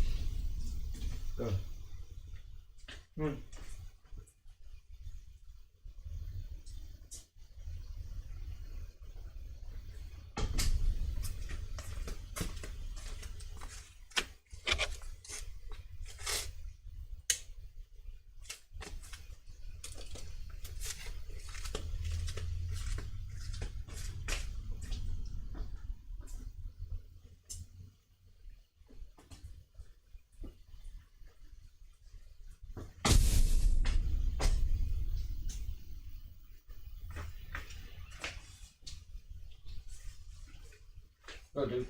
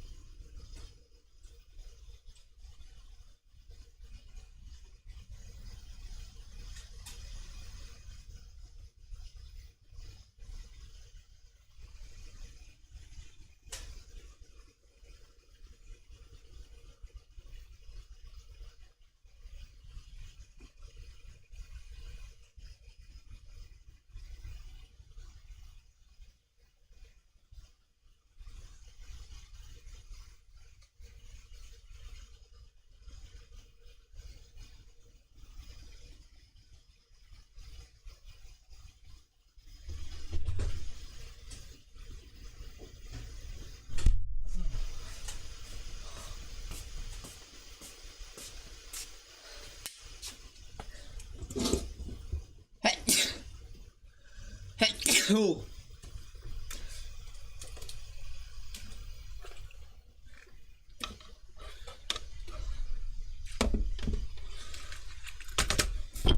So I just took a nap and I woke up. Oh my god, it's so fucking hot in here. Oh my god, I have to take off this. I'm gonna take this off. It's so fucking hot in here. Oh my god, I just woke up and I had to go poo really bad and I think it's diarrhea. I think I have to go again. My stomach hurts. Hopefully I don't have to go. Hopefully I don't have to go again. But I woke up and my stomach was hurting really badly and I had to go poo. I think it's diarrhea or something like that. I don't know. It just hurts so. It just oh my god, it hurts. My stomach kind of hurts. Oh my god.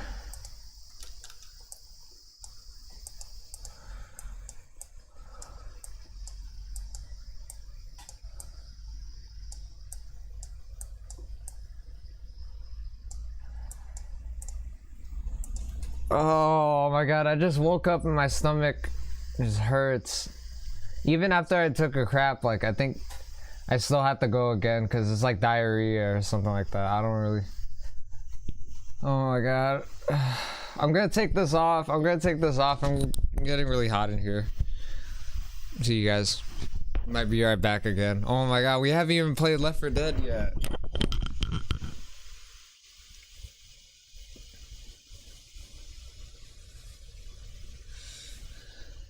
I didn't think it would be this hot in here. Oh my god.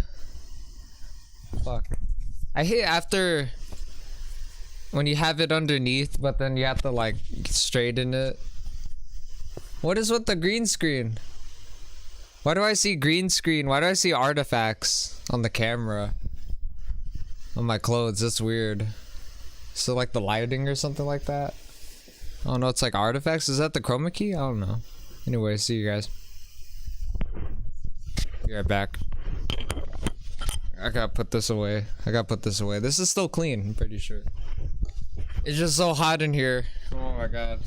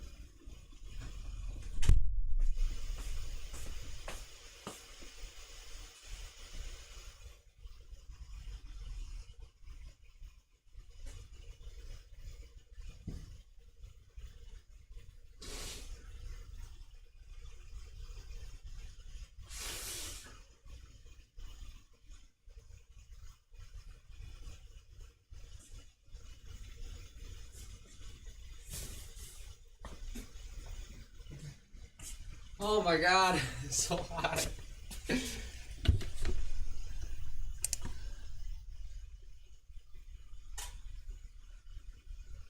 Oh my god, it's so fucking hot in here. It's so fucking hot in here. Oh my god.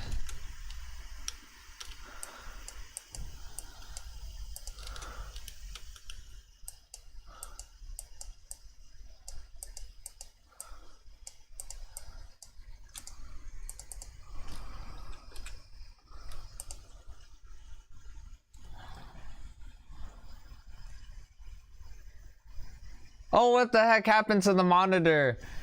I'm gonna unplug the monitor. It keeps on cutting out. I'm gonna unplug it. Is this still good? Oh, it's kind of laggy. I'm gonna unplug it. Derp.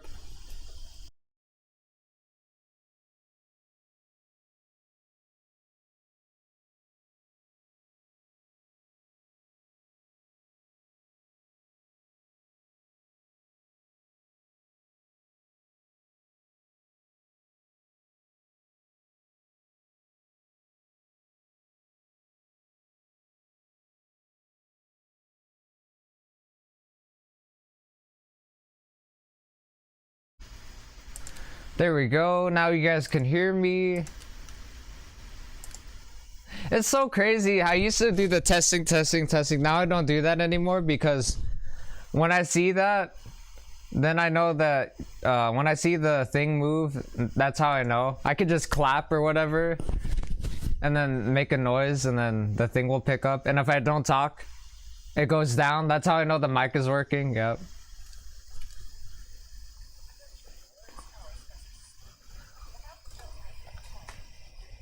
There was one unique feature I wasn't quite sure about, and sure enough is what I suspected. The house has a hidden prohibition cabinet. So back in the day, that's where they stored the hooch. Martini, anyone? There's nothing like snooping around someone else's very beautiful historic house, and you can too. The historic Vineville Holiday Tour of Homes is coming up here in beautiful Macon, Georgia, December 7th and 8th. This is not a paid ad that I'm doing right now. Vineville is my neighborhood, and I just want you to come see it. The neighborhood has been here for well over 100 years. He's like, Vineville's my neighborhood. I just want you to come see it. Don't go inside my house though while I'm sleeping, okay? That's the only thing. We all have our boundaries. All decked out for the holidays. My house was on the tour a few years ago, but never again. Way too much cleaning. Anyway, tickets are for sale online. Link is in the description. Hope to see you there. And you know, make some hot chocolate for your family. Correct them when they try to call it hot cocoa. See how that goes over. Correct them when they try to call it hot cocoa. What do you mean? It is called hot cocoa. It is called hot cocoa. Who doesn't call it chocolate hot cocoa? I'm gonna drink water. If I keep on stumbling over my words, I'm gonna go drink water. I'm probably gonna put chapstick on my lips if I keep on stumbling over my words. The only thing you need to get your new online marshmallow store or any other website up and running. Save 10% by using my link and code in the description. Oh, it's just one of those days again where it gets really hot in here. Just acquire a very dark, solid chocolate bar. Pretend I'm strong. Sugar and maybe a couple other little things, and that is it. Amazing. I am strong though. Days and we're being fancy. Let's do homemade mini marshmallows. Homemade marshmallow really is worth it. Amazing texture. Do this the night before. Get yourself any square vessel and put it into a clean sink. I'm using a loaf pan because I want to make. Guys, my stomach still hurts. I don't want to go to the bathroom again. I woke up like having to go to the bathroom. I think it was like emergency. I know that feeling. It's like diarrhea.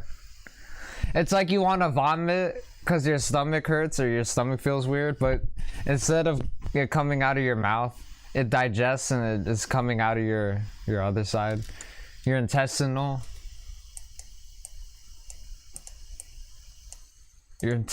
tracts. I think. I'm not really into anatomy. Remember earlier in the live stream I was like, I'm not really into human anatomy. It's so freaking hot in here. Holy crap. Can we like open up a window? Oh my god. I'm probably gonna drink water. See you guys.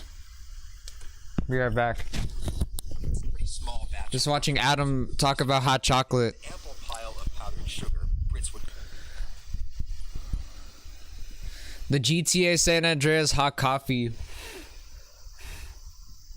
The hot coffee mod.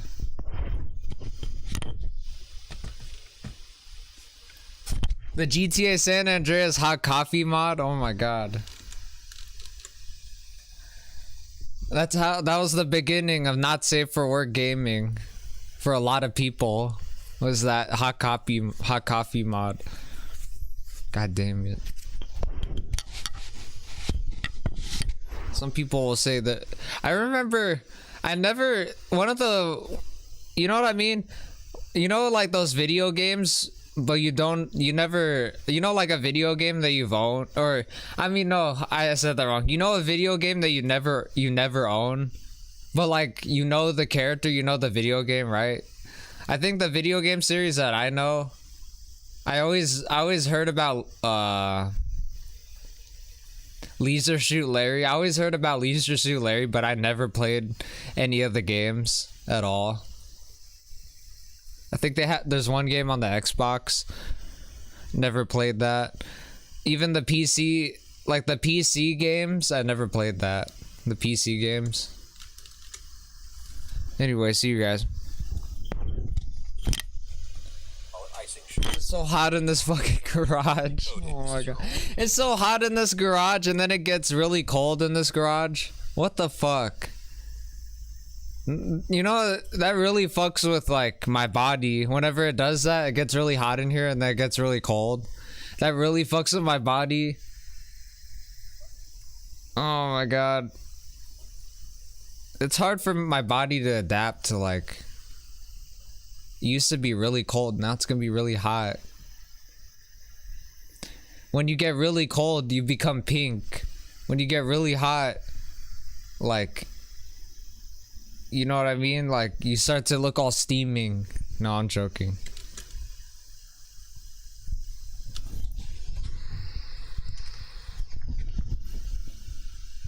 You start to look all steamy. Anyway, see you guys. I'm gonna go drink water. It's so hot in here. I want to play Left 4 Dead though. Literally, the title of the live stream says Left 4 Dead. We have to play Left 4 Dead. Oh my god, we've been live for a long ass time. Fuck. See you guys. I need to drink water. For the people. Flow throughs for the people, but I'm doing horrible. Stick the marshmallow out of the pan later. You can just dump out the excess sugar into the sink. Get yourself a little saucepan and a mixing bowl, and I have my electric hand mixer plugged in and standing by. This is going to happen real fast, so you got to have your gear ready. Half a cup of sugar in the pan, followed by a quarter cup of water, and I'll summon forth the upside down bear. Just add a quarter cup of honey. No one can. This is going to make marshmallow that tastes strongly of honey. You won't like that. It's corn syrup instead.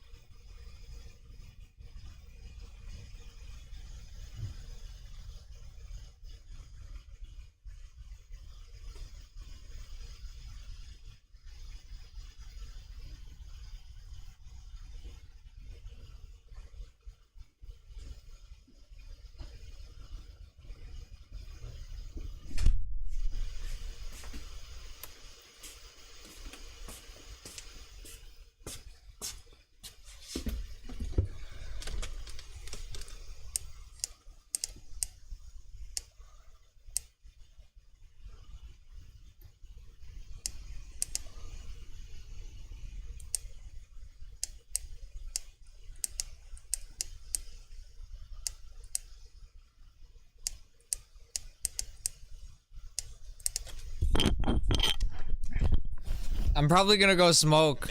Hopefully if I smoke, that doesn't make it worse. Oh my god. Quick hit with a kitchen torch. Yes, I left that patch white for a reason.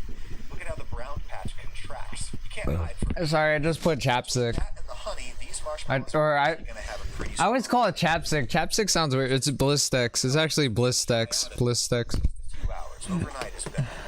Now it's the next day, and we're going to go over to my neighbor Erin's place and cook in her kitchen, where she just completed a massive renovation. It was originally supposed to be 3 to 4 months, and it was almost a year.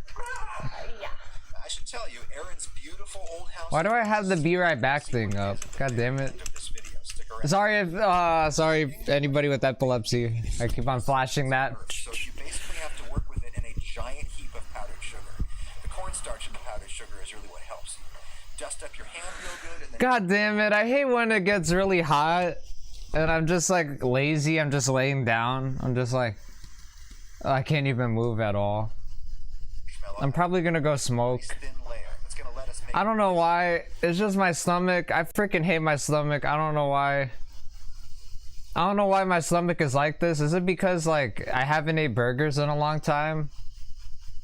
That my body didn't get used to it, or my body got used to it, and then like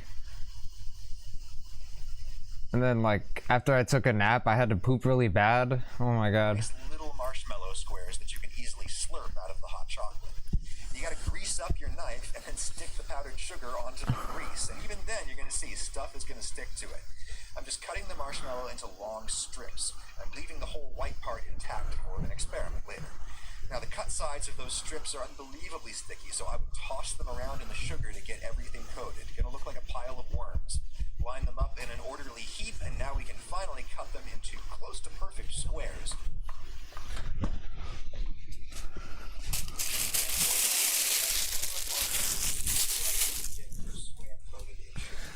That's more than enough marshmallows for the 4 portions of hot chocolate we're gonna do. It's kind of the smallest quantity that you can practically make. Into a pan goes 3 cups of whole milk, and the heat goes on medium, nice and easy. I'm gonna start with a scant 1/4 cup of sugar. Here's a standard 100 gram or 3.5 ounce chocolate bar, very dark. That is 70% cacao, but you could absolutely use something less intense. And I'm just breaking it into chunks as it goes in so that it will melt evenly.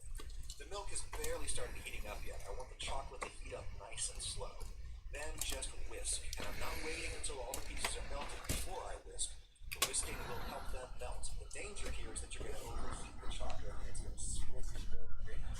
You've got a homogeneous texture now, so it's time to taste. I might just do a little bit of pinch of salt, but other than that, if it was just for me, I'd stop right there. That is such a pure chocolate experience, but it's very intense. If you want something more crowd-pleasing, you'll want a lot more sugar, up to a cup total, I'd say. The fact that our primary source of fat here is cocoa butter and not dairy from, say, cream, that means that the mouthfeel here is really different. Oh, I'm still here, by the way. Sorry, I'm still here. If the pot sits around Anybody watching the stream, I'm sorry, I'm still here. suspension. So you can make a little cornstarch slurry, equal parts starch and water, and then pour in really just like a teaspoon of that. Make sure that the hot chocolate is at least verging on a simmer to gelatinize that starch. That'll stabilize things and it'll give you a smoother, almost fluffy texture. I prefer the texture without the cornstarch, but this is probably closer to what most people expect. I'll give that another taste. This is like making soup. If you don't like how it tastes, that's kind of on you, not on the recipe, because you're tasting the finished product here. There's no guesswork. Just add little bits of things until you're really happy with it. I'm doing a hair more sugar. You can also do a little drip of vanilla, which tastes nice, though I do think it detracts a bit from the pure chocolate experience. And that's it. Pour it into one of Erin's mugs here and grab a handful of marshmallows, float those in, and that is just lovely. I hate when people put giant marshmallows in hot chocolate because you can't eat them. You just have to wait for them to melt into the drink. But larger marshmallows are certainly more photogenic, which, as we all know, is really what matters in cooking. So let's see if we can strike a compromise. I'm going to use one of Erin's biscuit cutters to punch a wide, thin round out of the part of the marshmallow sheet that I did not brulee. Now I can just float that on top and hit it with the torch. How do you like that, Instagram? Also, when the top is freshly bruleed like that, it gets this kind of crispy, super thin phyllo-like texture on top. So in theory, the disc gets us that. It looks prettier, and it's still small enough that you could theoretically slurp it, or just let it melt either way. So say you don't like marshmallows. Here's another way to make this a little bit special. In this squeeze bottle, I have cream that I reduced in a pan until it just had a saucy texture. I threw in a little sugar and vanilla and then chilled it. Now for the toothpick trick. No talent required. It's excellent, Adam. Oh, thank you. Very good. Oh, it was so for TV. Yes. Now, say that you want to go into the mail-order hot chocolate business, sell a little kit with everything that people need to make the marshmallows and stuff. That's actually not a terrible idea. You'll need a website, and Squarespace has you covered. First, you just choose from their ever-growing template options. You replace their stock art with your pictures. You can edit the photos right in there.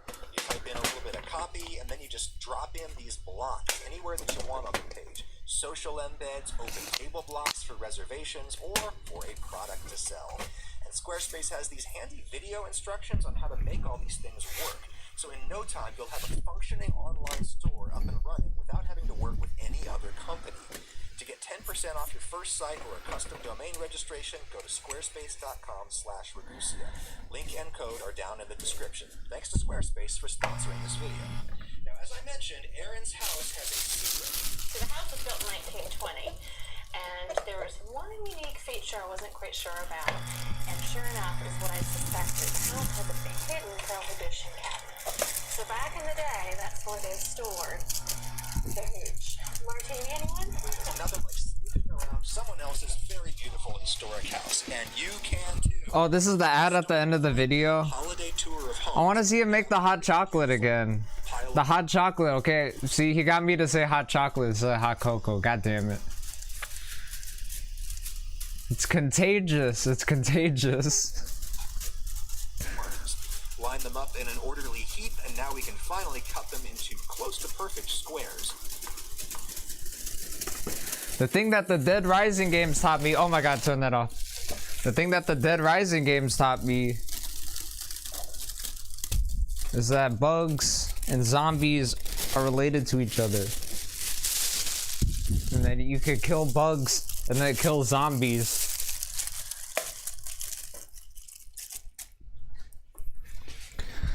Let's eat bugs. Let's eat bugs like freaking Lion King. Even though, hold on, anybody that's a fan of the Lion King, please don't talk to me about Lion King because I don't know that much about Lion King. Like legit, I watched the movie in school, but I don't remember that much of it, honestly. I watched Lion King in 5th grade, but like I don't remember that much of it. I do remember some things in Lion King. I don't know. Portions of hot chocolate we're gonna do, but it's kind of the smallest quantity that you can practically make. Into a pan goes 3 cups of whole milk, and the heat goes on medium, nice and easy. I'm gonna start with a scant 1/4 cup of sugar. Here's a standard 100 gram or 3.5 ounce chocolate bar, very dark. That is 70% cacao. Yes, you have to use dark chocolate. And I'm just breaking it into chunks as it goes in so that it'll melt evenly. I can't believe, you know what I mean? So many different, I think I said this earlier, where like you could not like tomatoes and then someone else likes tomatoes, but then that person that likes tomatoes also hates coconuts and you don't like coconuts. You know what I mean? So many different humans have so many different types of tastes. Like someone could like dark chocolate, but then you know what I mean? Someone can find dark chocolate like the tastiest thing in the world, while you probably had like a bad experience. You yourself could you probably had a bad experience with dark chocolate, and then you just think of dark chocolate as like, I don't know, something you probably ate and then threw up, or I don't know. Just you know what I mean? Like, the milk has barely started heating up yet. I want the was I talking about Hostess Snowballs earlier? I'm not even joking. Hostess Snowballs. You watch Zombieland, Hostess Snowballs look like the tastiest thing ever, because it's like, whoa, why doesn't the guy that liked Twinkies, why isn't he eating the snowballs? And then you understand why he hates coconut. I think it's because he hates coconut. Nice and slow. Then just whisk. And I'm not waiting until all the pieces are melted before I whisk. The whisking will help them melt. The danger here is that you're going to overheat the chocolate and it's going to split and go gritty.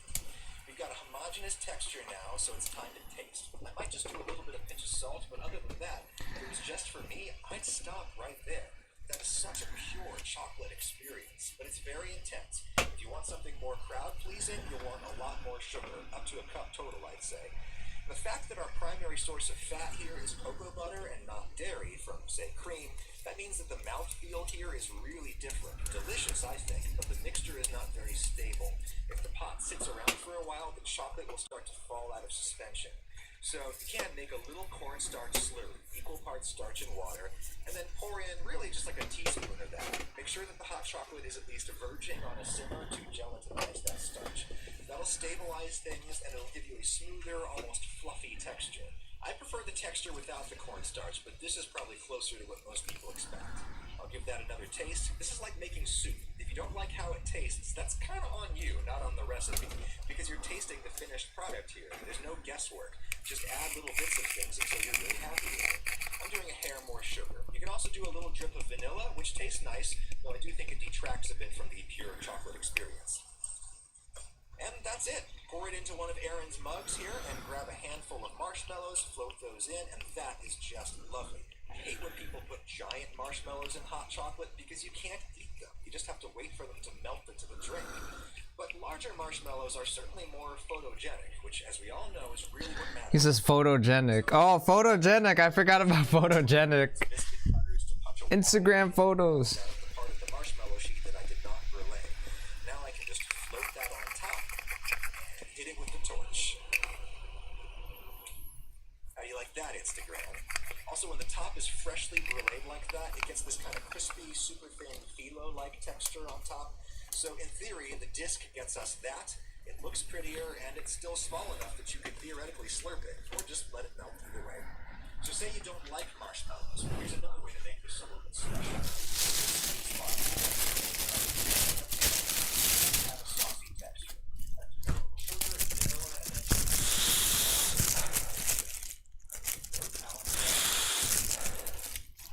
Excellent, Adam. Very good. Yes. Now, say that you want to go into the mail-order hot chocolate business, sell a little kit with everything that people need to make marshmallows and stuff. That's actually not a terrible idea. You'll need a website, and Squarespace has you covered. First, you just choose from their ever-growing template options. You replace their stock art with your pictures. You can edit the photos right in there. I swear to God, I'm not skinny. I swear to God, I'm not skinny. You see, like, this part of my head? I'm like, no, no. I swear to God, I'm not skinny. You see, I do have muscles. I do have muscles. No, I'm joking. Instructions on how to make all these things work. So in no time, you'll have a functioning on. That's how those bodybuilder YouTubers get you. They put their muscles close to the camera. They make it think like, wait, let me see if I could do that. Oh, look at how strong I am. But then you go all the way back. I'm like, oh, never mind. Store up and running without. That's crazy how cameras. It's crazy how cameras and perspective works. Like how I did the thing. The like I'm crushing myself. It's crazy how perspective works. Any other company. To get 10% off your first site or a custom domain registration, go to squarespace.com/Ragusia. Link. Okay, hopefully after I burp. Oh, okay, I feel better. Hopefully I feel better after I burp. So the house was built in 1920, and there was one unique feature I wasn't quite sure about, and sure enough is what I suspected. The house has a hidden prohibition cabinet. So back in the day, that's where. Oh, guys, I forgot to tell you guys about this. When my cousin was modding the Wii, and I saw Scott Pilgrim, and he did the final smash with like the heart sword. That was the illest thing I've ever seen when I was little. I swear to God, that was one of the dopest things I've ever seen when I was little. When he pulls out, when his Scott Pilgrim's final smash is like he pulls out the heart sword. That was dope. The hooch. Martini, anyone? There's nothing like snooping around someone else's very beautiful history. It was the love sword instead of the love of honesty. I mean, no, I said that wrong. It was the love sword instead of the sword of honesty, which the sword of honesty is how he wins at the end.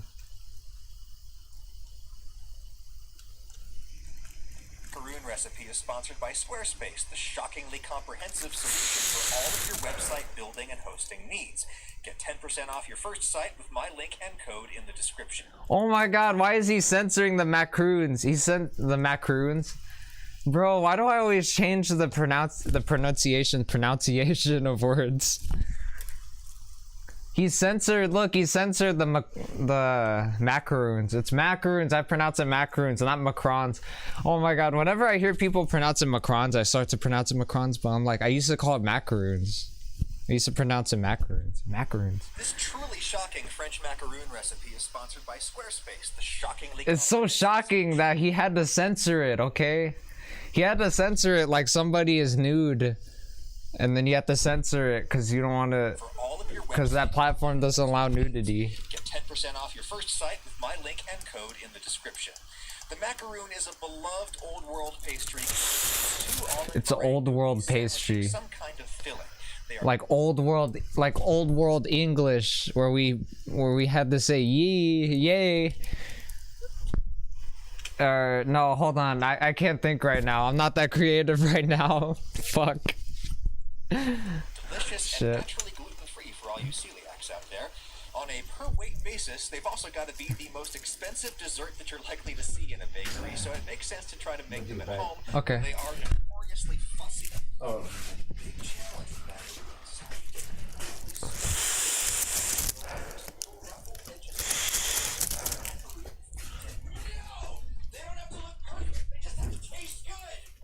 Trying to impress. If you liberate yourself from any precious expectations about how these things are supposed to look, they become one of the easiest and cheapest desserts that you can make in your kitchen, and they're damn delicious. We're gonna make chocolate ones. Here's 2 eggs. Egg whites are easier to separate and they beat up a little bit better if they are warm. I saw one crazy recipe seriously called for microwaving your eggs to the precise... Microwaving your eggs? I don't think microwaving your eggs is a smart idea at all. Isn't there a Bon Appetit video about microwaving your eggs? God damn you, Bon Appetit, you sellouts. You guys are sellouts, unlike Adam, who totally isn't a sellout. Debatable.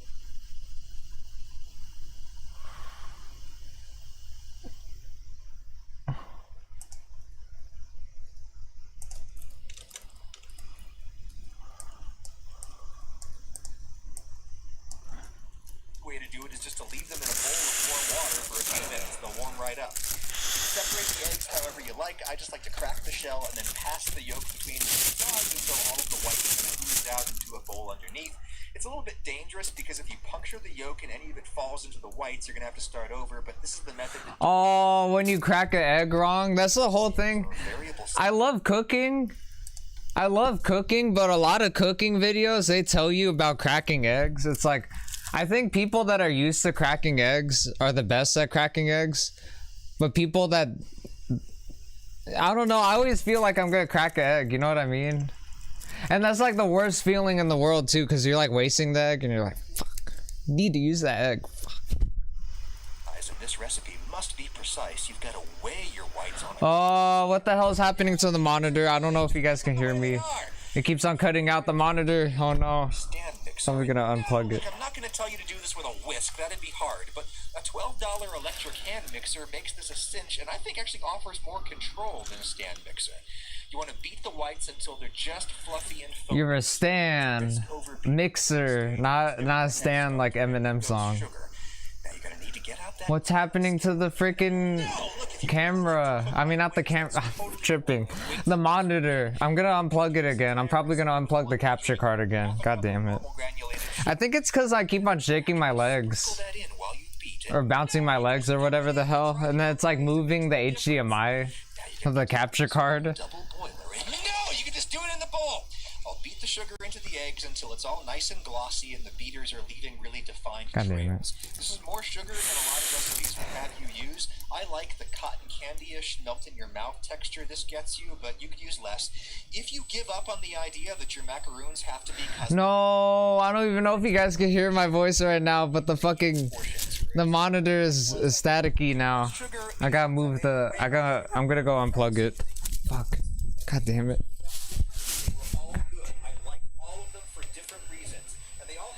basic structural integrity, which is the only objective standard that really matters. Meringue cookies may be the most forgiving pastry on earth if you don't get hung up on appearances. Part of the fun. If you don't get hung up on somebody that you used to know.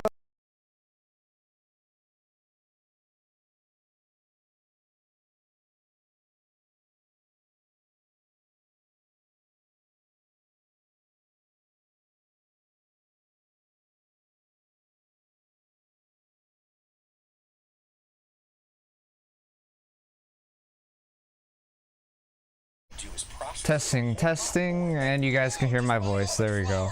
I'm gonna try not to shake my legs. Legs do not shake, okay? So you don't mess up the monitor, okay? I will acknowledge that some almond flours on the market are not as fine as others, but the packages usually have a little window in them where you can visually compare. Almond flour is great for a lot of things, and you can store it in the freezer indefinitely. I'm doing like 3/4 of a cup. Or would make the meringue taste more cookish, less would make it more I'm gonna need to dirty it.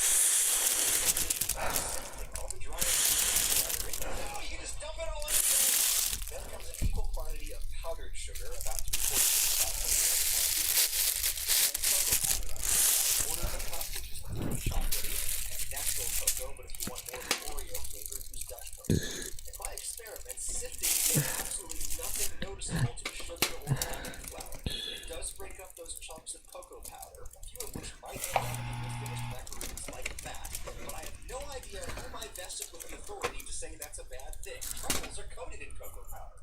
For chocolate macaroons especially, I think a little bit of salt is good, really just a few grains. These things are mostly air. There's very little substance here to season. Also, salt could maybe less than the air that's people say that you have to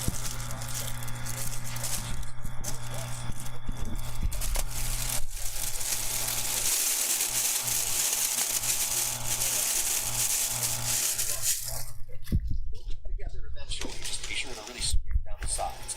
The French call this mixing phase macaronage. The mixing phase. And I think that you can stop when it starts to look like. It's like, you know, oh my god, I keep on shaking my legs. It's like, you know how like people have their phases? It's like, you know, that guy's in his emo phase. Now he's in his DJ phase. That's his mixing phase. Oh my god, that was such a cringe joke. That was such a cringy ass joke. Why do sometimes I look a lot more prettier when I have like when I rub Blistex on my lips, and whenever I'm wearing my tank top. I think just like what I said earlier, okay, clothes that look good on me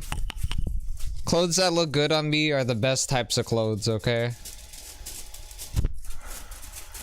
Those are the only types of clothes I want, okay? Clothes that look good on me, or clothes that I think look cool.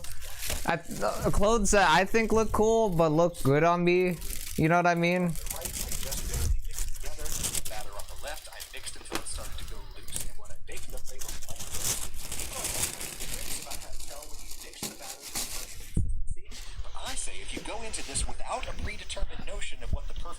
Oh my god, my stomach.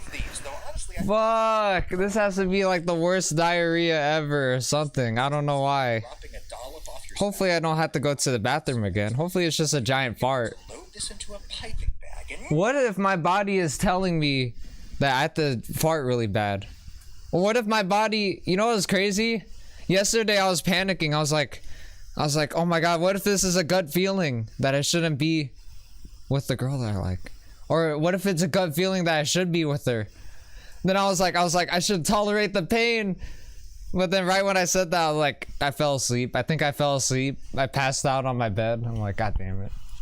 You know what I mean? I'm not even joking. It's so weird. I'm so weird like that, where it's like, maybe it's like something bad. Like whenever I'm feeling pain, I'm like, maybe it's something bad. Or maybe it's something good, and I just have to learn to deal with it.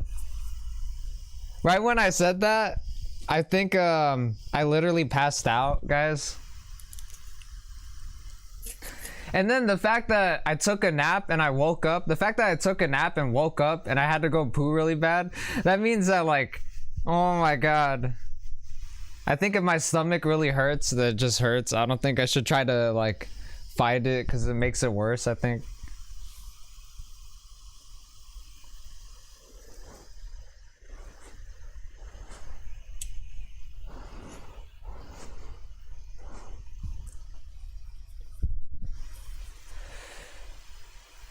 Piping bags are great if you need to make like 2,000 macaroons a day, and if you need them to all be perfectly sized and shaped, and neither of those conditions apply to me.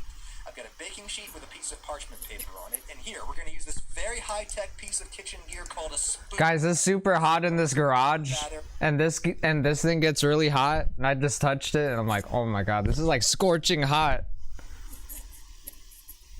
Flaming hot. Flaming. When I was little, I always got like, not like, I think I got surprised. I always got surprised by words like, filet mignon, even though they're like food, you know what I mean? I always get surprised. It's like, it's called filet mignon. I always just like how it was called. It's just filet mignon, because I think it's hard to pronounce. Or for me, it's hard to pronounce. Or I just like the way it sounds, filet mignon. Even if I don't like fish, I just like saying filet mignon. Or I think I probably said this on a live stream before. I got Chick-fil-A and fish fillet mixed up or something like that. Or like, you know, the fish fillet from McDonald's. I got that mixed up with Chick-fil-A because they both have fillet, but they're two different fillets. It's so different. It's so weird.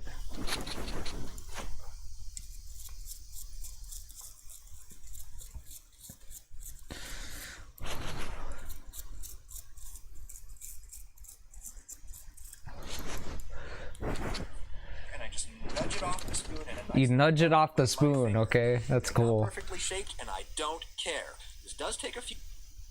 That's cool when you use like a spoon to make like sandwiches or like little cookies like that. I think there are spoon cookies. They're like spoon cookies or something. You can make cookies on a spoon, or you can like use the. There's different types of cookies. Or different types of consistency, like the cookie dough, to where you can like spoon it, but it'll still come out as like a cookie. Come out as a cookie.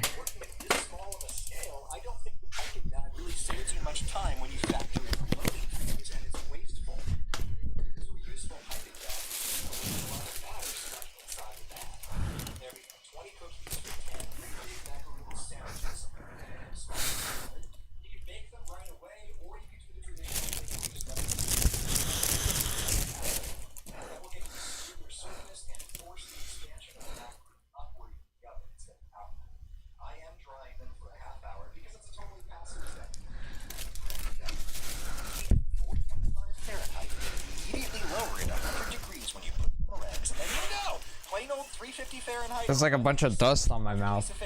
Now, to prevent the meringues from cracking, you're going to need to emulate a professional steam injection. Boiling water into a pan inside the oven, and then no! Just let the meringues crack. If you let them crack, the cracking becomes a great indication of when they're done.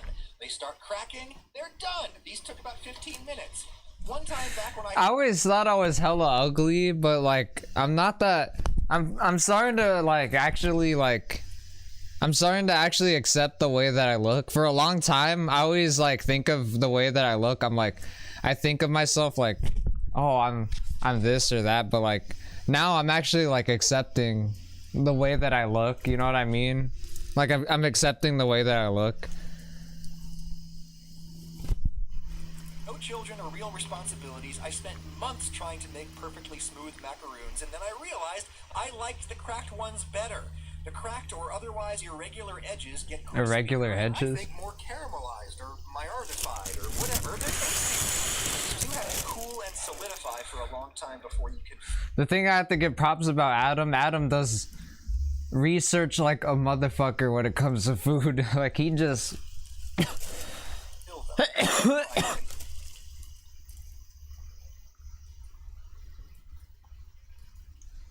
our filling now. I'm just going to do a simple ganache that's equal parts cream and chocolate.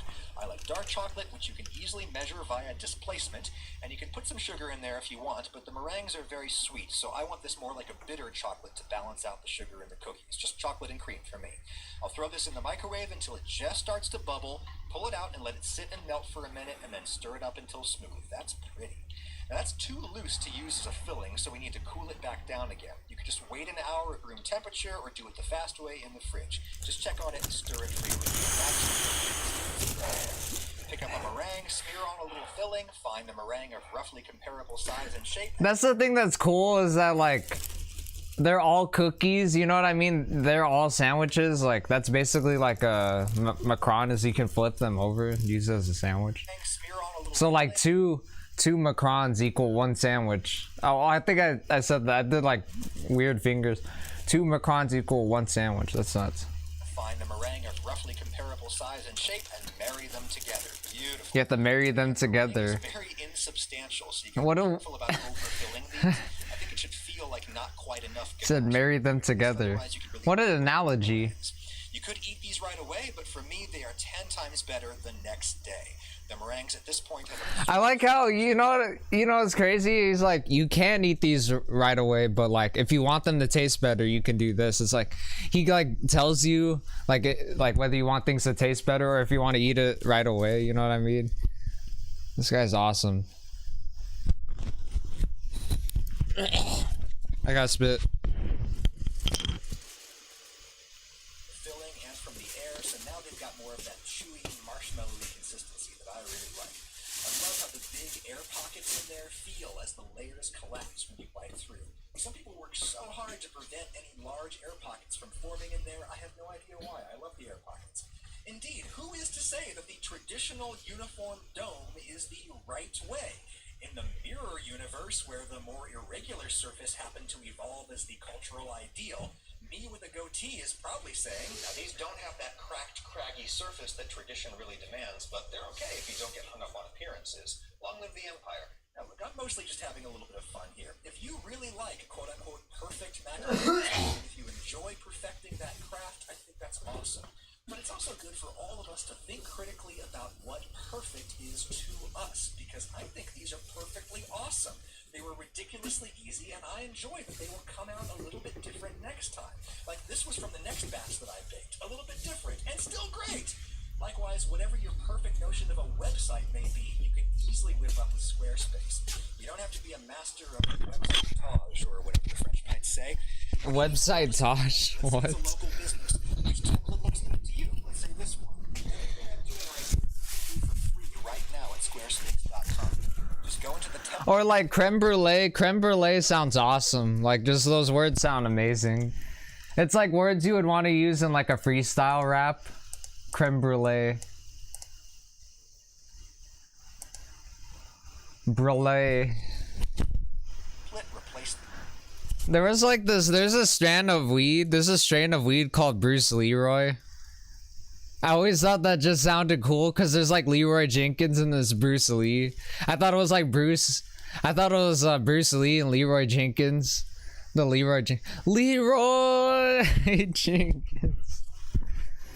I don't play WoW, so don't, people that are a fan of WoW, please don't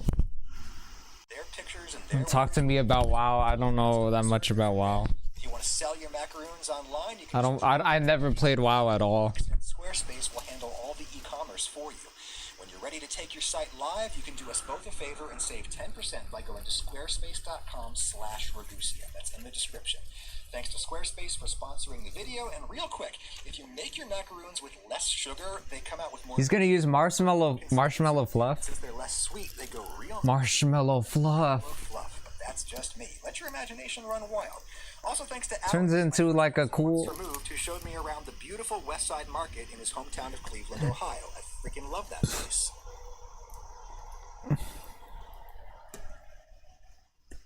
This truly shocking friend. He's like, I love Cleveland, Ohio. I love that place. It's like the California of the Midwest. It's like the California of the I love Ohio. It's like the California of the Midwest. And then there's other states that are like, I thought we were the California of the Midwest.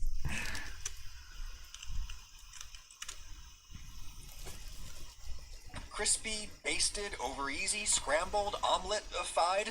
Here are my workmanlike approaches to each of these very basic delights. If you know nothing about how to cook an egg in a pan, I have endeavored to make a... He's gonna make a sunny side up egg. That's the classic looking egg, okay?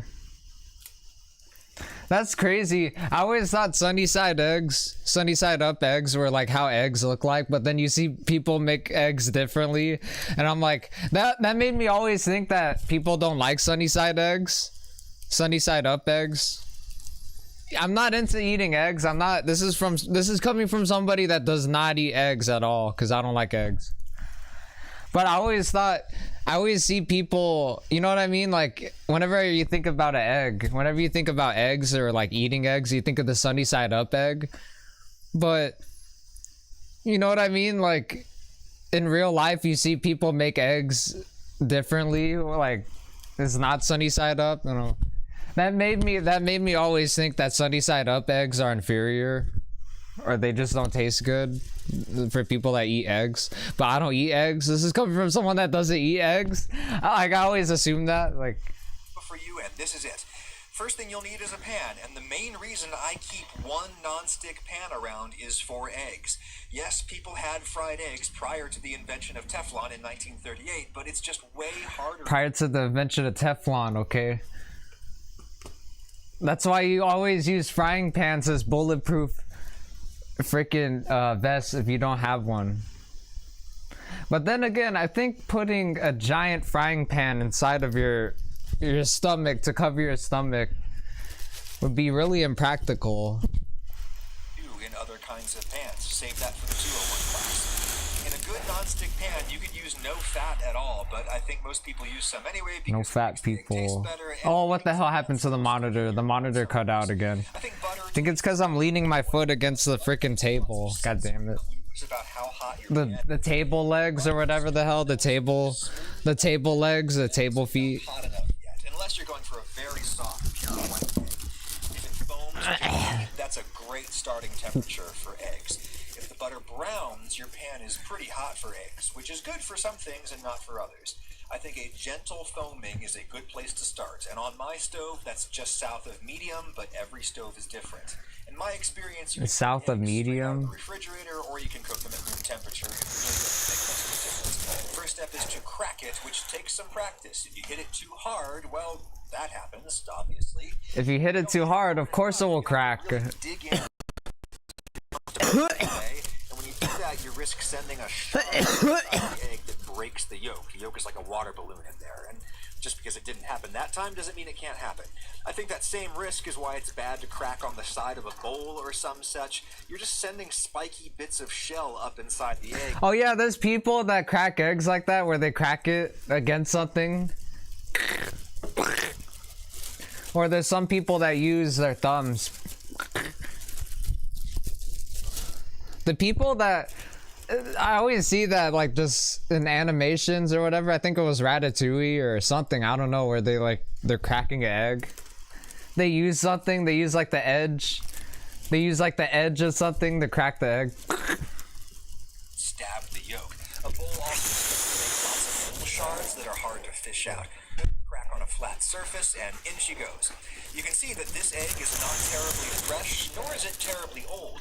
See how there's a little plateau of elevated white circling the yolk?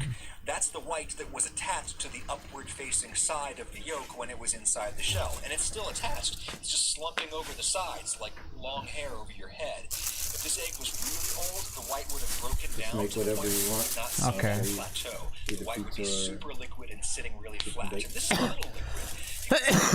Out in little messy offshoots. A really fresh egg doesn't do that. The white is viscous enough that it holds a really tidy shape in the pan. It doesn't spill out every which way. You can see that the bottom layer of white is very nice at this point. There's a slightly golden edge around it. It's firm enough that I can slide this egg around and it holds together. That inner ring of white is still kind of gooey, not quite set yet. The yolk is still cold. One of the great things about cooking eggs is you can just touch them to assess them. That yolk is not just raw, it's literally still cold from the refrigerator. If you cook a sunny side up egg like this, you're going to get a white that is so firm you can't really cut it with a fork, and or you're going to get a totally raw yolk on top. Some people like that. I kind of like that. But say you want it a little more evenly cooked through. Butter in, a nice gentle foam, crack in the egg.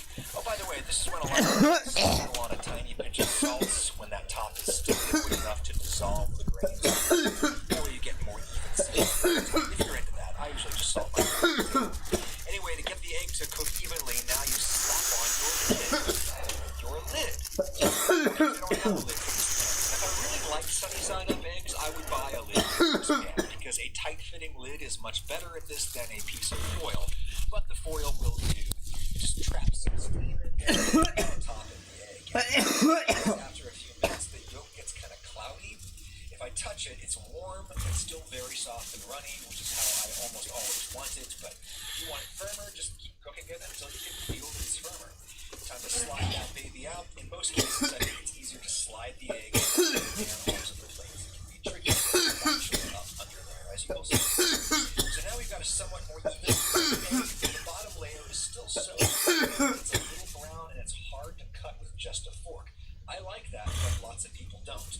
If you want an egg that's really soft and creamy and pure white on the bottom, He's showing you the science of eggs. the butter is hardly foaming at all. The pan isn't even hot enough to evaporate the water out of the butter.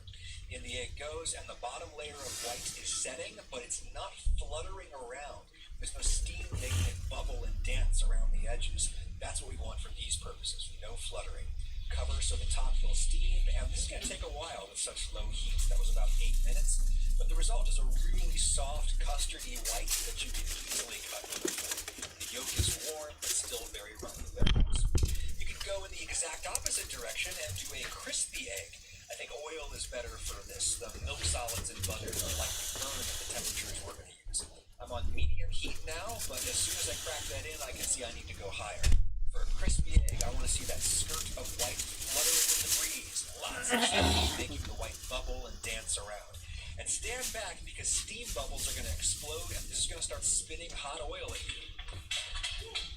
There's a reason I've got the camera up on a tripod for this one instead of sitting on the table. I love a crispy egg, but they are legit dangerous to make. Don't let any kids around the stove when this is happening. Once the egg's about done, you can turn the heat down and safely inspect close up. I can see the yolk is looking a little cloudy, even though I never covered it. That's just because the heat in the pan was way higher. It reached up to the yolk. If anything, that yolk is overdone to my taste. To assess the bottom, you just lift it up. It's so firm and crispy, it's like a potato chip of egg.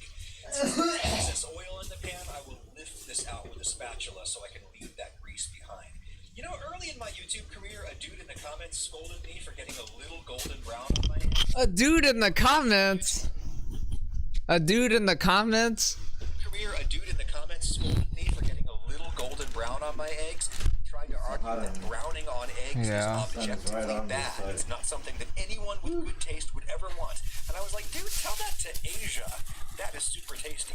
But here's probably my favorite way to do an egg with a nice, bright, solid yolk on top: a basted egg. Put a little more oil in the pan than you would normally use. Yeah, you can do this with butter, but I like to do it with extra virgin olive oil, or one time I did it with chicken fat, which was awesome. Cook the egg as aggressively as you want. As you can see, I've got no break around the edges. I'm going for a soft one. And then, instead of covering the top, just over the top. It helps if you tilt the pan to make the oil pool up at one side.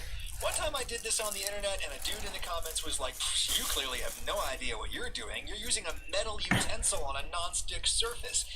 Dude, it's not like I'm grinding a knife edge into the pan. It's just the round belly of a spoon. That's not going to hurt anything. Plus, this isn't just any non-stick pan. It's from the sponsor of this video, Misen. Let me thank them for a sec.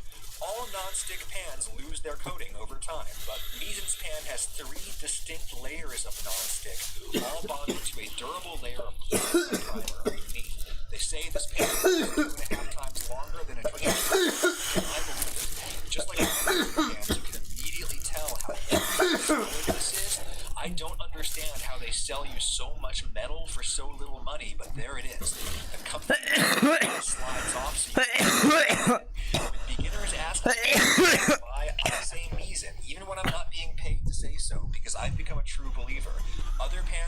price range feel like they're made of foil. As I've said, you can cook eggs in carbon steel, even stainless, with some practice.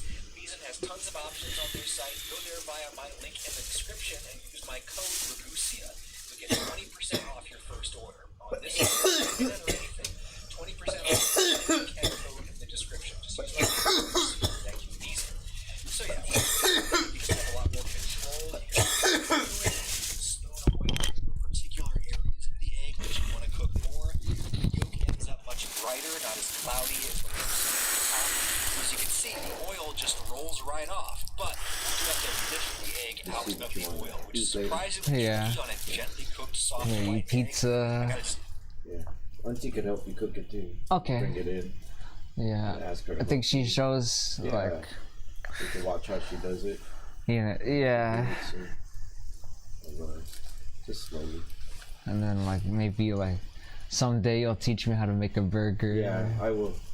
Yeah. When you're inside with me. Okay. There you're busy. Okay.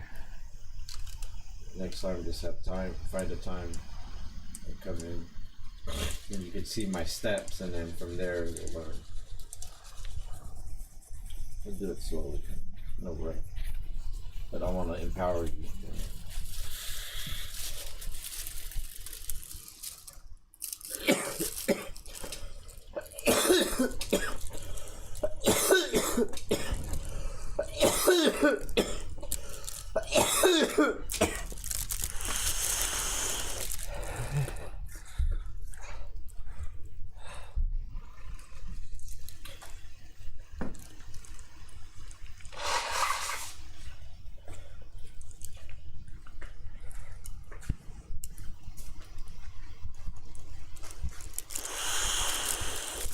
Just do a bag later and before you eat. Okay. I'll do a fresh bag. So I'll eat first.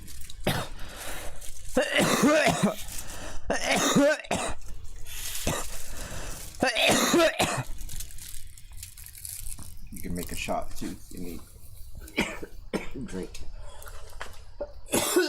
Yeah.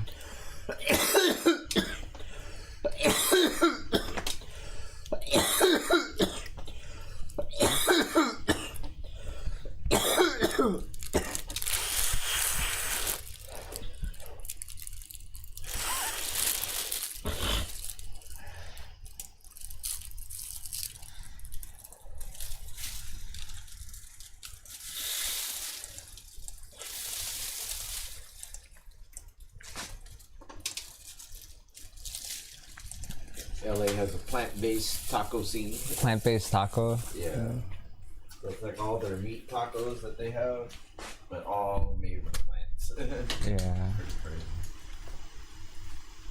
I just need a song. Just different types of plant-based. Yeah, Like, some use jackfruit, some use beans and corn, different types of, to mimic regular food, regular meat.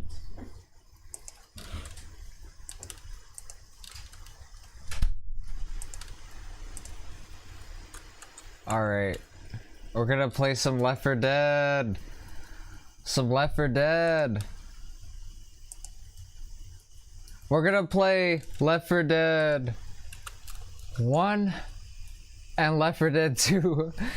What the hell, why did I do that? We're gonna play Left 4 Dead 1 and we're gonna play Left 4 Dead 2, okay? We're gonna play both of those games.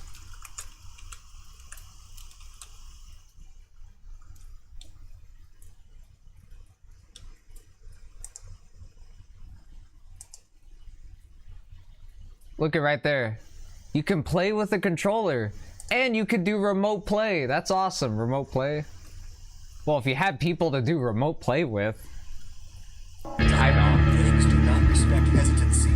Same basting technique is going to work at higher temperatures too. I'm on medium heat now, and you can see my white fluttering a bit. Spoon that hotter oil over the top, and you get a nice bubbly fried effect.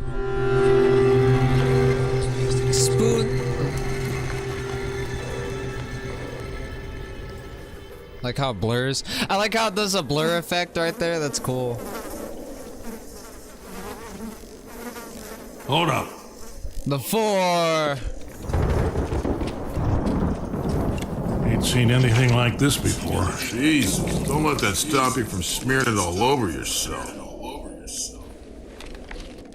They're changing. God damn it, Bill! Oh, it stinks! It's crazy how, like, with video games, you could do, like, impossible camera angles. Like, there's multiple cameras, you know what I mean?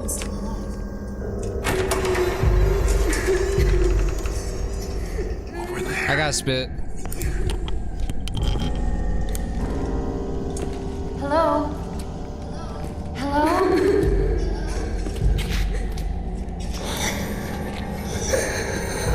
It's okay. We're gonna...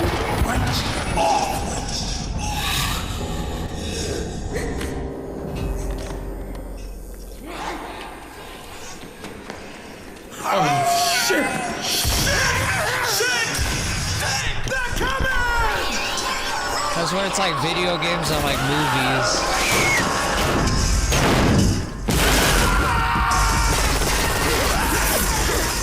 It's so cool.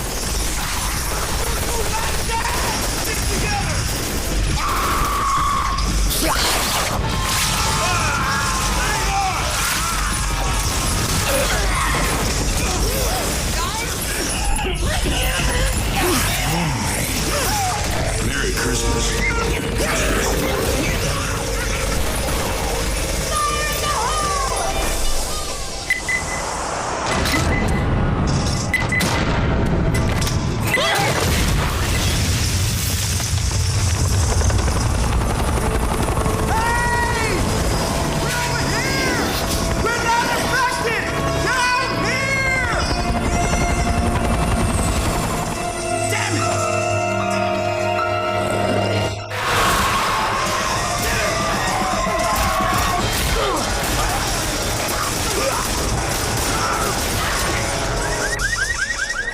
This is gonna get bad.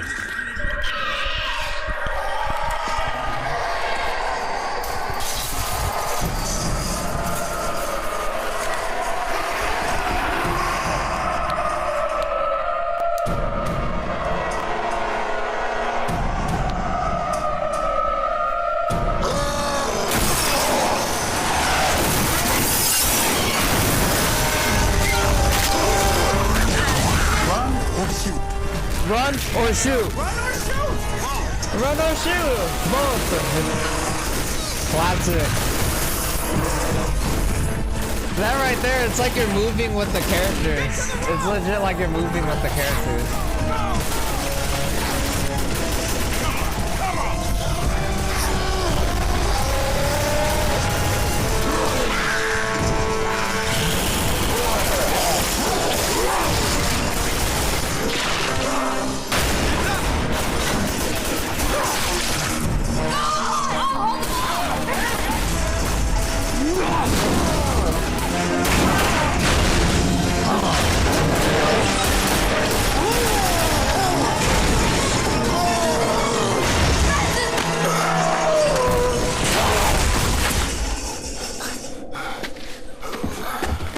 Right, like a lot of these camera angles, you can't do these camera angles in real life because a lot of these, like, it's like if it was like a floating We just camera. crossed the street. Let's not throw a party till we're out of the city.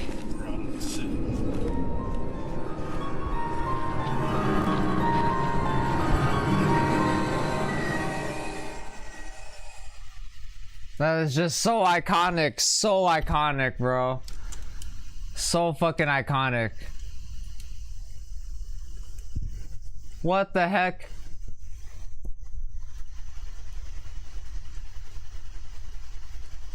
What happened? I made like a Markiplier. I made like such a derpy Markiplier face. What the hell? I made the derpiest Markiplier looking face ever. What happened? Drunk Markiplier. It's like drunk Markiplier.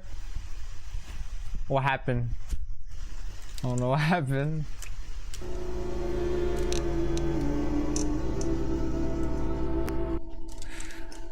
Guys, that thumbnail shows a fedora. Oh my god. When I said only clothes that look good on me, okay? And someone will be like, the only clothes that look good on you is a fedora, and I'm like, god damn it, I always get roasted. Fuck. You know what's crazy? A lot of people find self-deprecation humor toxic, but I think there's ways to do self-deprecation humor like creatively, in my opinion. To where it's like, as long as you're not taking it too seriously, you know what I mean? Cause like I said, like we are our biggest critics, okay? Like we are our own biggest critics.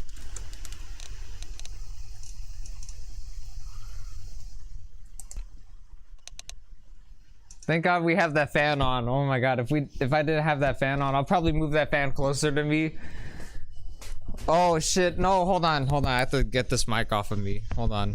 We're gonna play some classic No Mercy from where it all began. We're just gonna like analyze this game. Did we turn off the music of the game? What the hell? Yeah, we literally turned off the music just so you guys could hear me. Wow.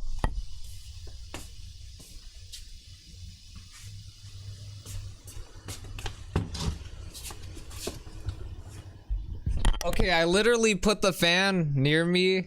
Hopefully you guys can't hear that. Hopefully it's not like creating like hopefully the wind is not blowing into the microphone. Hopefully that's not happening.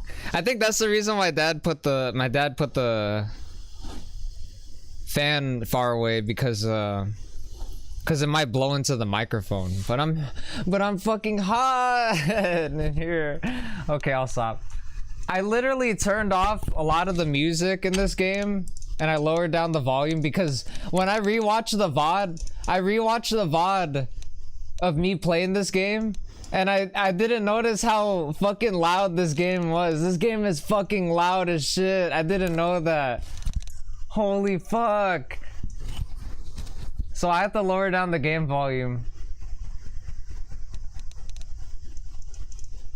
If I want to change it, I'll change it when I'm not. If I'm ever gonna play this game when I'm not live streaming, then I'll probably change it.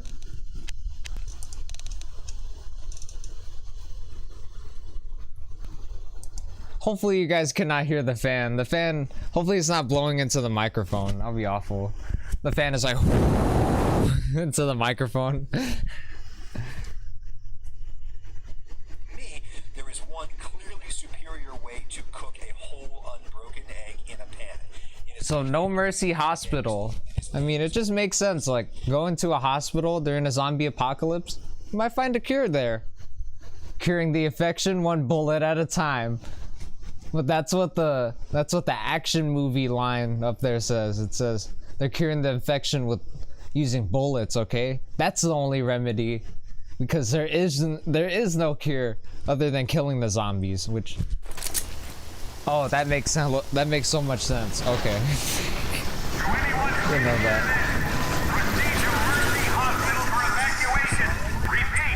Proceed to Mercy Hospital for evacuation. I think of the Kraken speedrun. I think of the Kraken speedrun where he falls down here. I'm not gonna do that.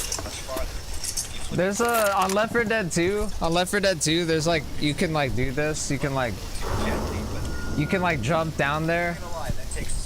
I don't think Valve patched it. Maybe they patched it, but it's hard to. I think it's hard to do it unless like you have like no teammates. 30 seconds on this side, and you can just slide it directly onto the plate, or you can put it back around the campsite. Okay. Can we have double pistols? No, we don't have double pistols. We have to find double pistols. There's no melee weapons because this isn't Left 4 Dead 2. Oh my god. We got graffiti. The graffiti says hope. That one says safe. I'm pretty sure that one says safe. I mean, that looks like complex graffiti. This graffiti is hard to read, in my opinion.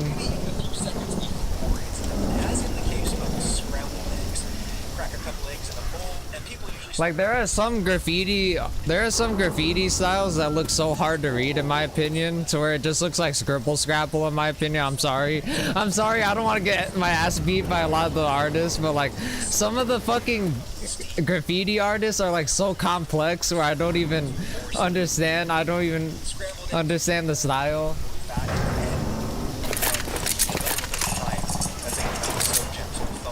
That one says Robin.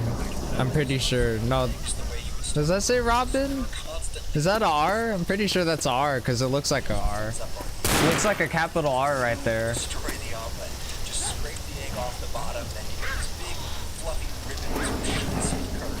There's still a little runny on the inside. That could be a M. That could be a M. That could say Morbid. Like 10 seconds ago. Or Morbid? That says Morbid, actually. I'm fucking tripping. That says Morbid, because that's a B. That's a B. That's a R. That's a R because it looks, because you guys see that? That's a R. So it says Morbid.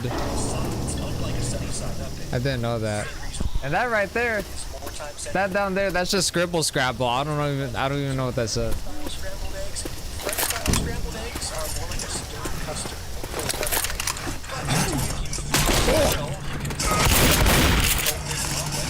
Using a 10-inch pan,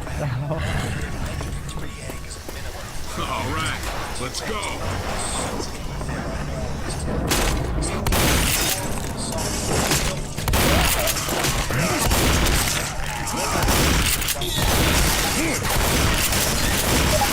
Stop shooting me! I didn't mean to do that. Oh my god. The thing that's crazy about this game is like you start off on the rooftops and then like this part is like the apartment, like part of the apartment, or like I guess a part of someone's apartment can go to the rooftops. I don't know, they have access, they have rooftop access. Did the video loop? No, the video didn't loop. What? Close the refrigerator. Yeah.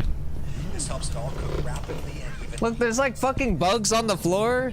This place is dirty. I mean, well, this is a zombie apocalypse after all. There should be a zombie apocalypse visceral cleanup detail. Or a visceral cleanup detail. There's toilet paper. Oh my god. And then we have, that's where we're supposed to go. That's where we're supposed to go to. It's a spoiler. It's a spoiler. It shows where we're supposed to go to. Alright.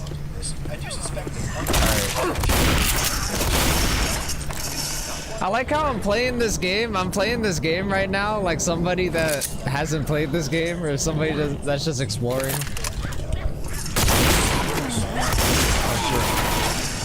Shot off his bitch.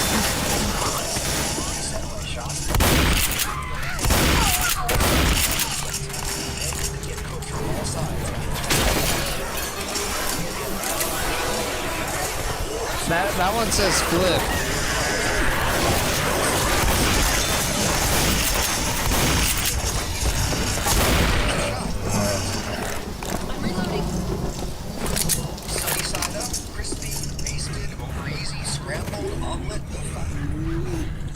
I hear a boomer. There's a boomer. Oh fuck.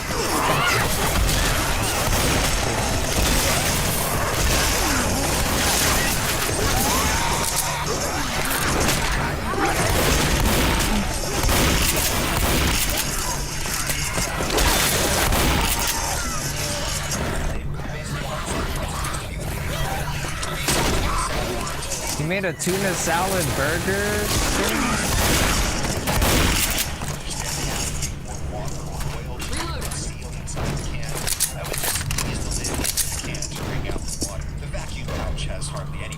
We're gonna jump in the tub.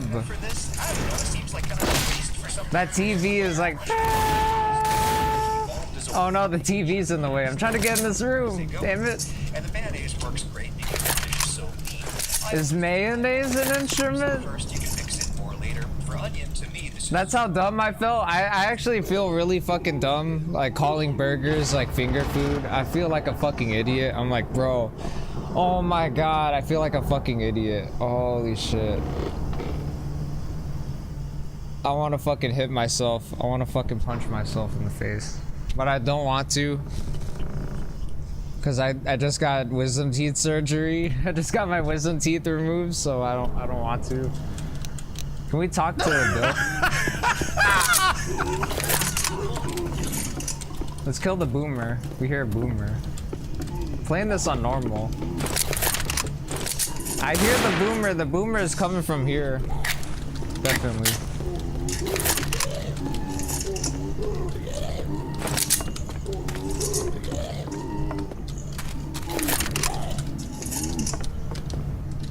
I thought he was in there. I'm tripping.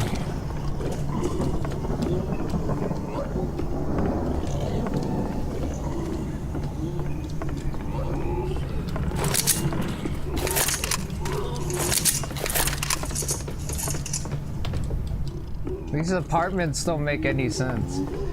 This is the second floor, I guess. There's gonna be a demon. I'm gonna go here. Okay, we have a horde incoming. The director summoned a horde. We got pills. Grabbing food. We got toilet paper.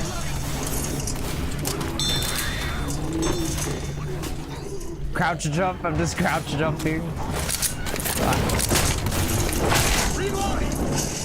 We literally turned off the lamp. Can we turn off this lamp? God damn you. God damn you, unturn-offable light. Unturn-offable light. I'm pressing E. I'm pressing E and nothing's happening. Fuck.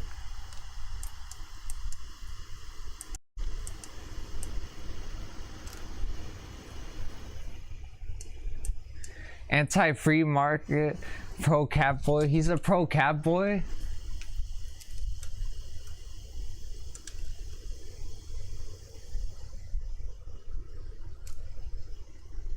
What the hell? Hold on, the game is taking its time to load. The game's taking its precious time to fucking load. There we go. God damn you. Load! Load game! I have to click right like this. Is it gonna work? I got a notification. I don't even know what that said. I got a notification on the iPad. There we go. Now we're back. Okay, we're gonna go down. We're gonna go down. Where's the boomer at? I want to kill him. Where's that freaking boomer? There's a pipe bomb. Oh, there's the boomer. Haha. F you, boomer. He tried to vomit on me.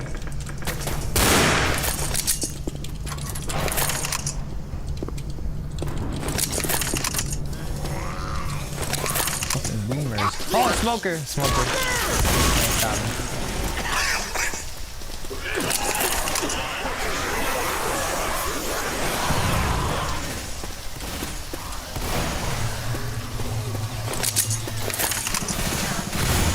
We can throw a pipe bomb. I mean, that's not that big of a horde. We don't need to throw a pipe bomb.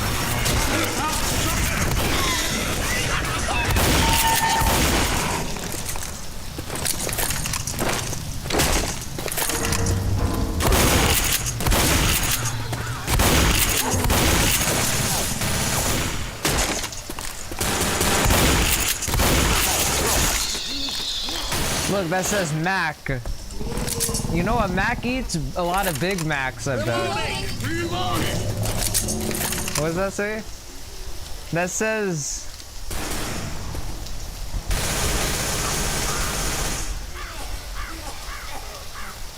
Stinger? What does that say? Look, that says virus. That's crazy. This one looks like a complex tag, but I know that says virus. That says virus because that's a V-I-R-U-S. It's a virus.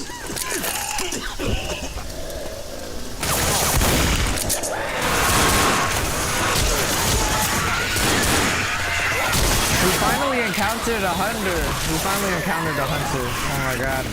Subway station's disconnected.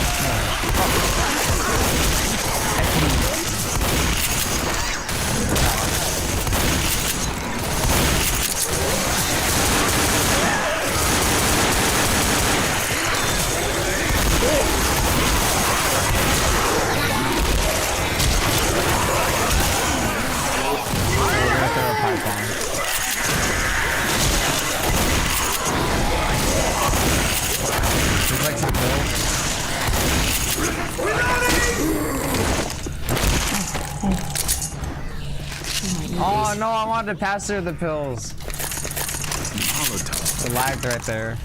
A little bit. It was just a little stutter right there. That wasn't that bad. It wasn't that bad of a stutter. Nothing's in there. Here, I saved this for you.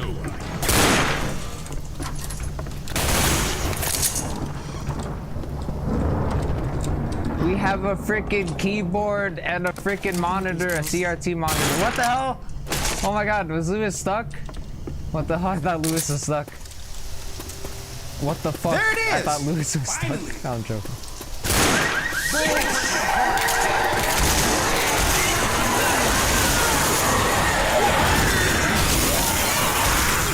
Die, Boomer. Die, Boomer.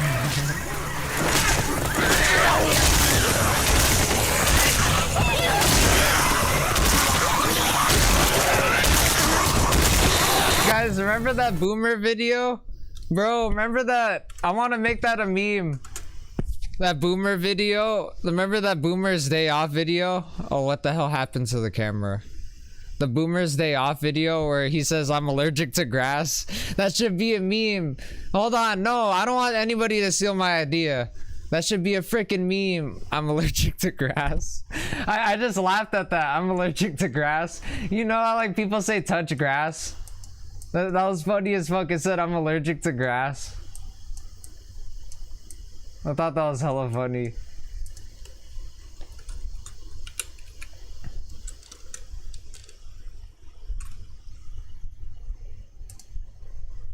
What the hell?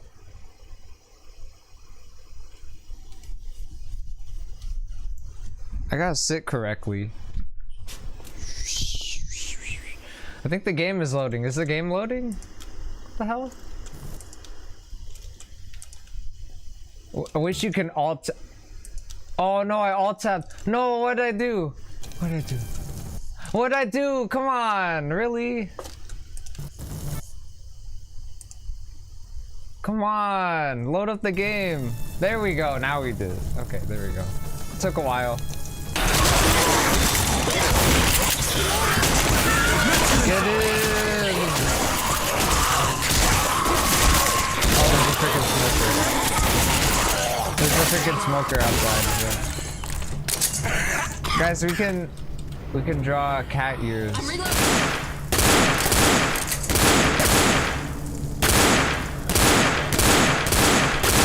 They're not cat ears, they're wolf ears.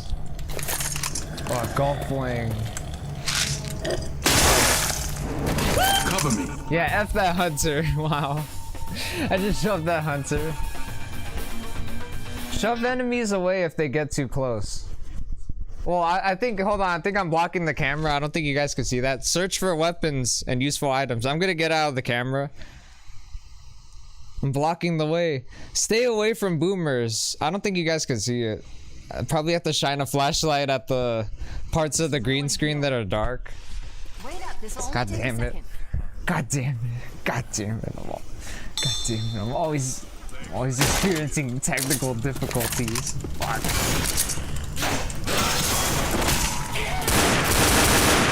Oh, that zombie got hit in the face. To the face.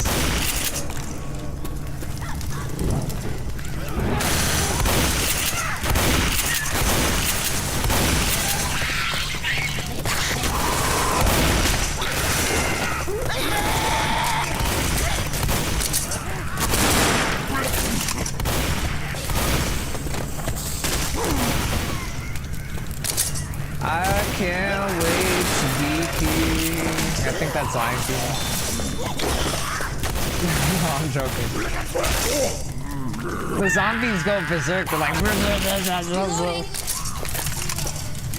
I hear a smoker. Where's the smoker? Where's the smoker? Oh, okay. F you, smoker. F the smoker. Let's just run past the smoker. We don't need to care about him at all. F him.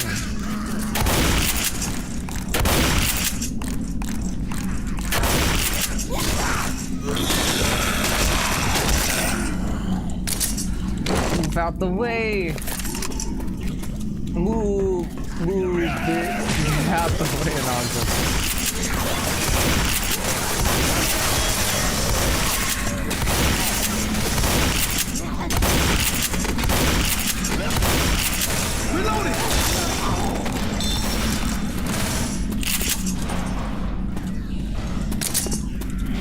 There's nothing in here. This is if like somebody dies early on and then you have to like rescue them. Oh my god.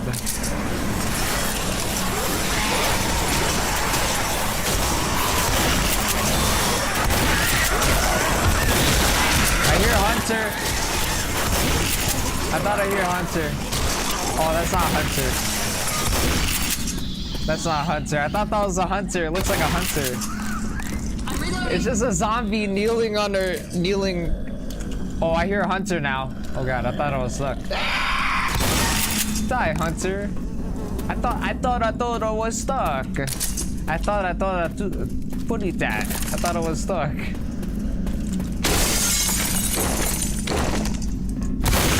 Let's shove the doors. Let's break the doors. Like we're one of the special infecteds. Because we're becoming a special infected. Lewis is becoming a hunter. No, I'm joking. Give blood. Save lives. Especially during times of a zombie apocalypse, okay? We really need a blood donor. We need a freaking blood donor. We're gonna jump through the window like Mario.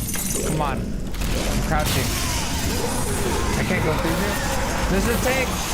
There's a tank. I hear a tank.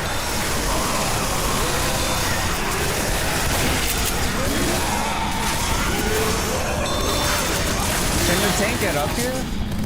Oh no. Let's jump up here. Let's try not to get killed by the tank. I think I hear... I think the tank lit on fire. I think because there's like a fire thing. I think the tank might have accidentally lit himself on fire. So whoops, that sucks. Well, that freaking sucks. Oh, god damn it.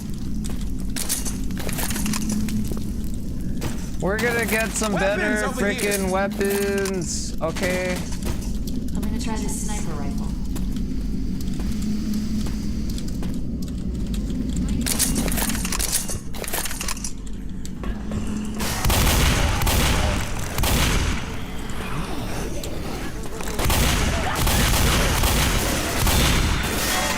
We found a Molotov. Which I swear, didn't we have a Molotov? We got a Molotov from the other chapter, right?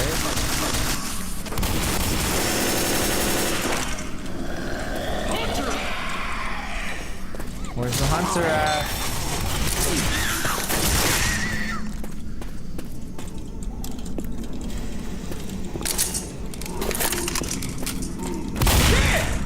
Yeah! Lewis is like, yeah!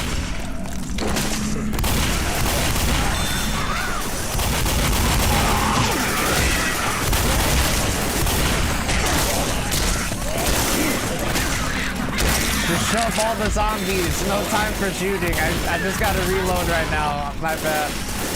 My bad.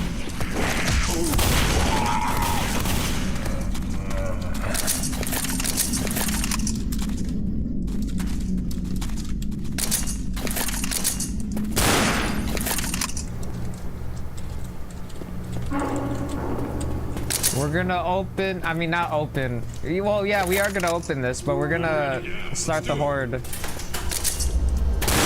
Shoot through the window, start the horde, give people pills that don't have pills. Actually, we don't need pills for now. Oh, we almost fell down there.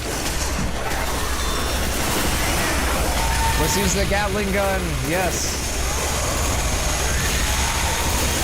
Destroy everybody.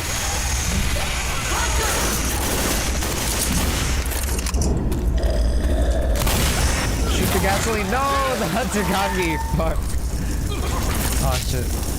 No. Oh my god, I almost threw the Molotov. No. Give me more pills.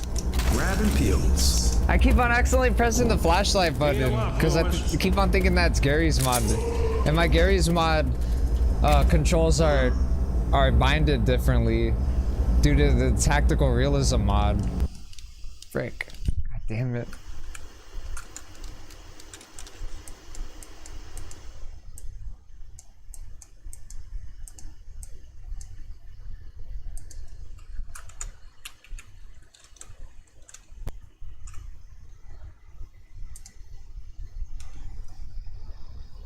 lunch, so I want to use a lot of onion and relatively big pieces. Shallots are mild, so you can do that without completely blowing your head off with onion steak. Without completely blowing your head off. From a bottle. This is the secret I didn't learn until I moved to the south. Sweet pickle relish. When my Pickled relish. This is everything amazing. It might improve chocolate chip cookies. It definitely makes tuna salad to die for. Grind in a bunch of pepper, and I believe my love for might have begun with this meal. My folks always use that with the dry onion. And no salt. Tuna is usually pretty salty. Stir, stir, stir. And oh, I forgot the celery. So good in these cold salads. We have pipe bombs, yep.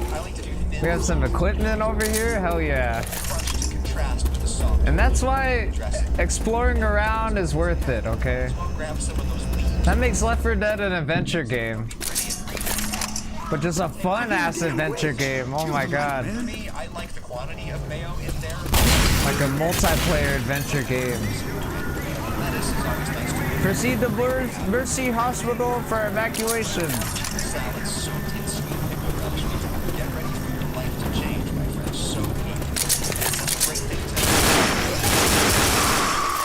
I hear a smoker. There's a smoker. Got the smoker.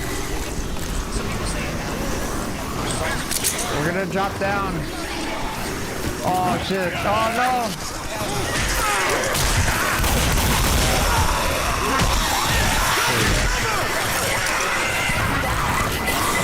Safe house up ahead!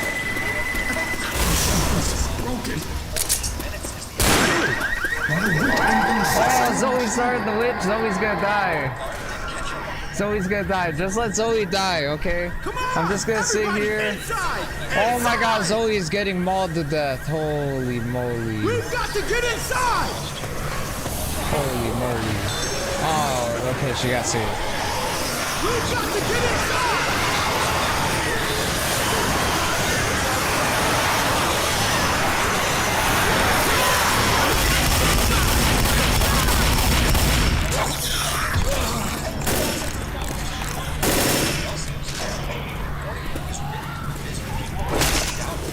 Let's get it. Let's get in the safe house. Come on. Double time it into the safe room, people. That's what I'm talking about. It takes less than 15 seconds to sign up for. Do us both a favor and sign up using my link, morningbrew.com/AdamR. Or click the link in the description. Thank you, Morning Brew. Now, 14 minutes is up. A lot of people would pull these out to an ice water bath with a slotted spoon or a spider or something. A much easier option, I think, is to just drain through the pot lid, drop it in the sink, and spray them with cool water. Doesn't matter if the water isn't ice cold between the two.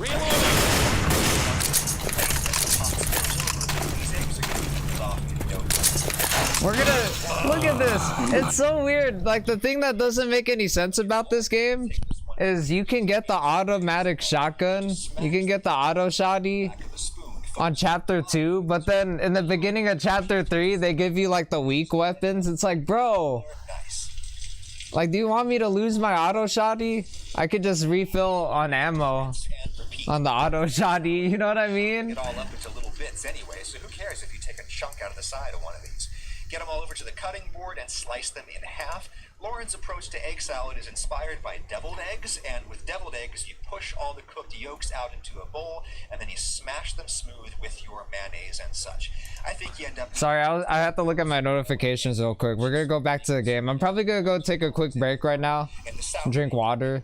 It's really hot in this garage. It's really fucking hot in this garage. Also great in deviled eggs is a oh my god. clearing quantity of mustard. A little salt and pepper, and if you taste this now, just remember that it needs to be strong enough to flavor all of this bland protein over here, so it should be too strong. For deviled eggs, you would pipe the filling preciously back into each egg half. It's much easier. Probably gonna. I'm gonna go drink and then put more of this in my lips. Salad, not deviled eggs, I think that you want a fair bit of my lips are starting to become chapped again. egg salad sandwich. So remember that my little brother used to watch. If James is watching this, my little brother used to watch Odd Ones Out Scout. And I remember that video where it's like, it's the ASMR video where he's like talking about his lip smacking. Oh my god. Anyway, see you guys.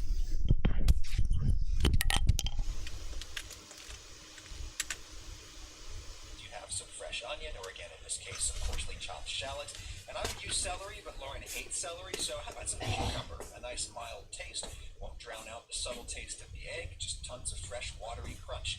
I usually leave some peel on it for color, cut a half in half, and then I'll kind of do 3 or 4 radial cuts so that I can now really easily get triangular thin slices. Again, the goal is crunchy texture, so I think it's nice to have wide pieces. Those are really going to freshen up the salad.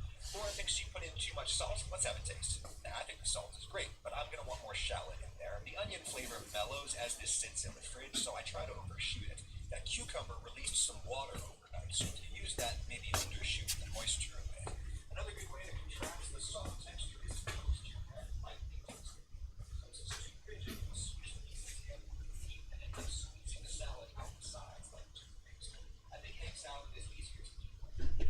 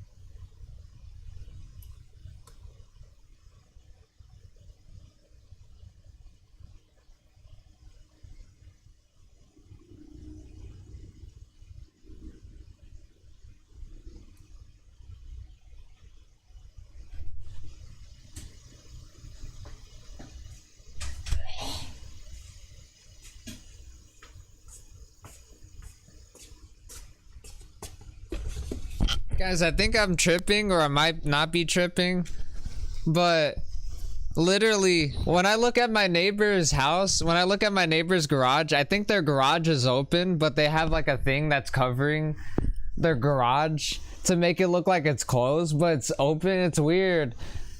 That's weird. I think it's to let air out. They have the garage door open, but they have like a thing to cover it to let air out or something like that. It's weird. Cause I'm like, what if people get in their garage? What if people like legit? What if that's just a scary thing that will happen. Just like you leave your garage open, and then people just go in your garage. But like, I think my dad said this, that like no one ever is gonna commit a crime here or like rob us, because like it's like a faraway drive, right? You have to like legit escape. You have to like get in your car. Like if you do something in this court, you have to like, right? It's like hard. It's a hard getaway. And then like there's like a bunch of my neighbors. I'll probably call the cops or something like that. You know what I mean?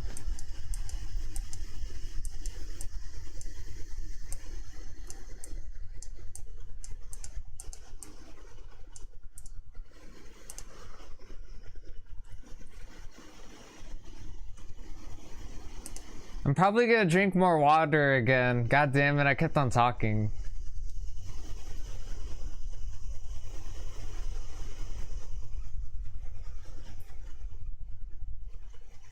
My freaking lips, bro. They get so dry. They get dry so quick. My freaking lips. Look at the top of his lips. No, remember that guy? The guy laughing.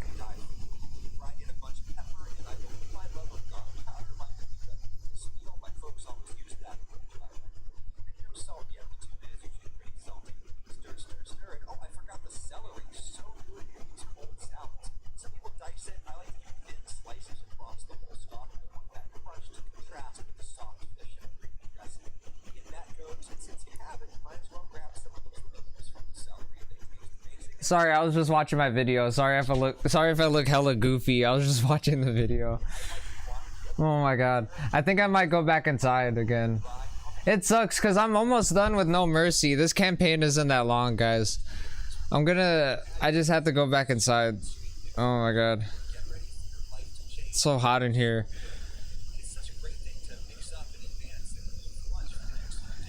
One of the dumbest things that I don't do is I always forget to bring water here, but I'm scared. There is a freezer in this garage, but I'm scared to like leave my water bottle in the freezer because I might like, you know what I mean? It might turn into ice cubes, and I'm like, god damn it. And speaking of Ice Cube, they were playing Ice Cube on the radio when we were driving to the appointment today. They're playing that song, Don't Stop Getting You could do it, put your back into. They're playing that song on the radio. I'm like, it was one of the old school radios, the throwback radios. I'm like, this throwback radio is fucking dope. Anyway, see you guys.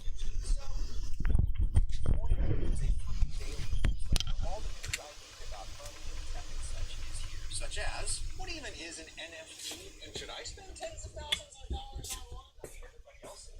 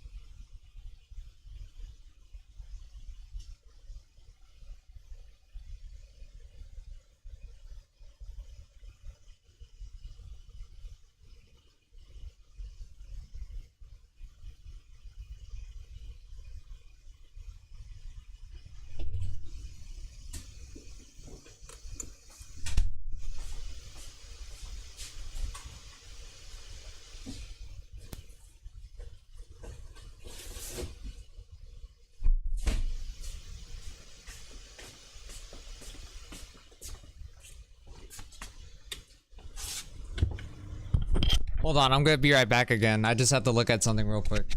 Sorry.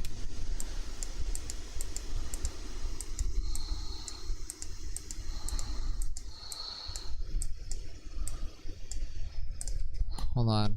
Okay.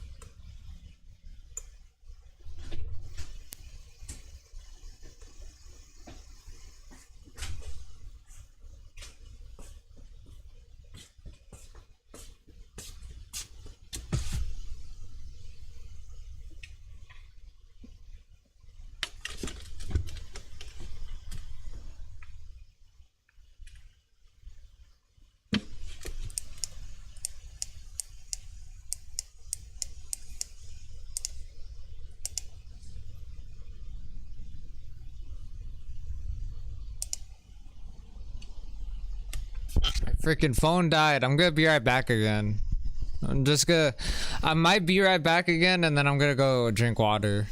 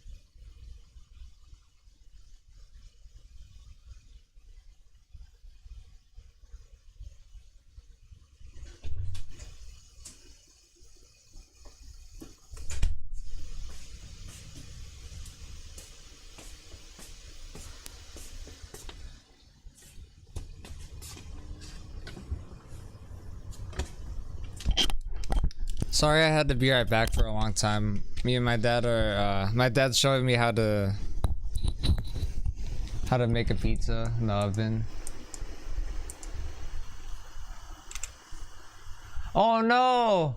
The reason why there's a hole right there, that meme, the reason why there's a hole right there is because there's a hole in the wall in the garage, and then there's light when the sun shines on the wall outside, and then there's a hole in the wall, like it shines through inside the garage.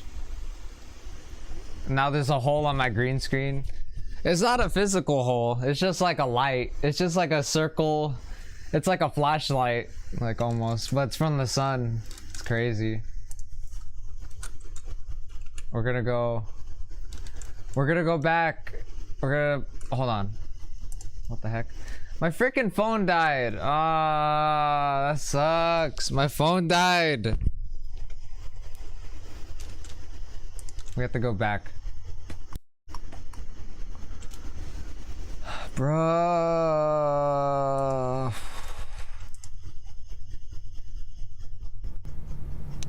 There we go. There we go.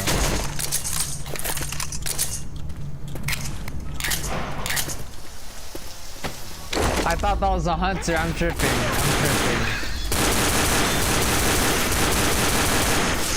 Reloading!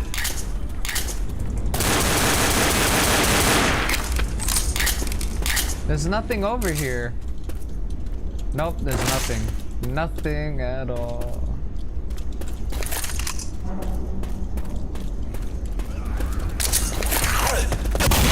Shoot your ass.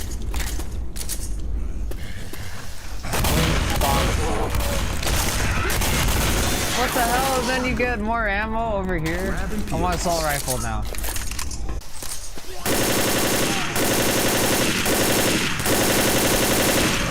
Reloading!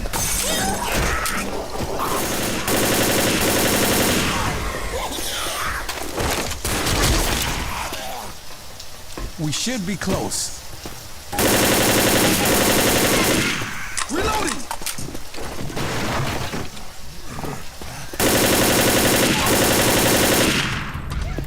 Reloading! Oh shit, they're breaking in through the windows.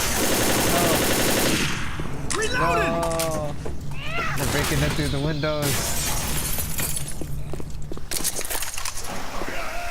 Let's check the bathrooms.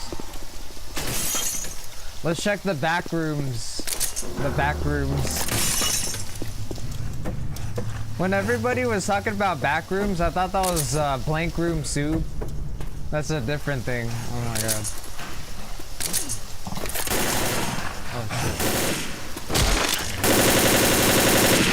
Reloading!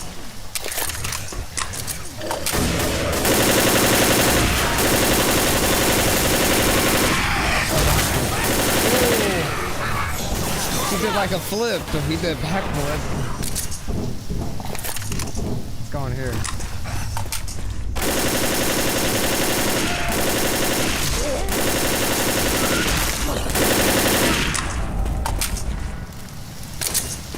It's crazy how there's a ladder, but then if you don't shoot the thing, you get a ladder, but if you shoot the thing, the ladder completely destroys, but you can still get up here because it turns into a platform. That's cool. We can get on top of this truck. I don't give a fuck. We're on top of a truck. Pipe bomb here! I'm gonna take a dump on the truck. Oh, that didn't make any sense. The badonka donk. I just found another one. Badonka donk. Badonka donk. People like to do this. A lot of speedrunners like to do this. Jesus!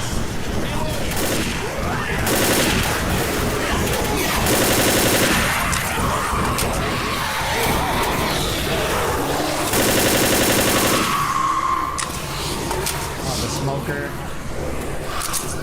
Oh, the smoker pulled Zoe down.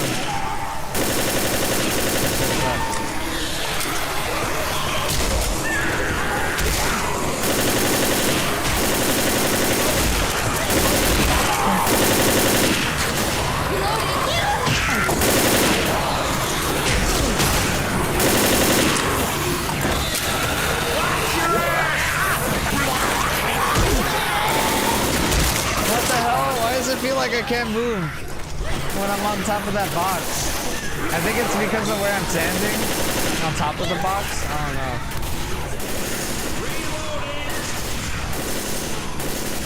All this dust in the air, god damn it.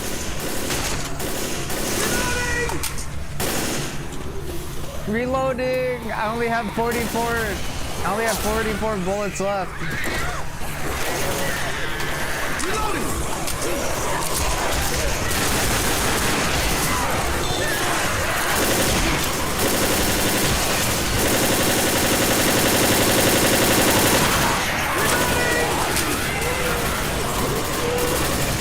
Let's take some pills. Let's just waste some pills, why not?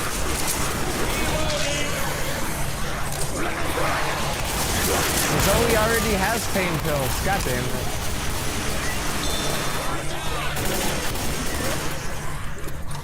We're all high on pain pills.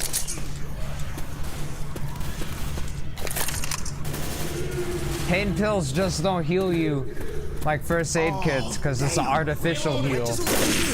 Flashlights off. Flashlights off.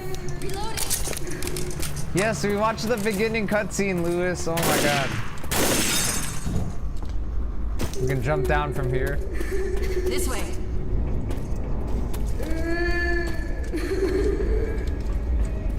Let me toss a Molotov. Fire in the hole!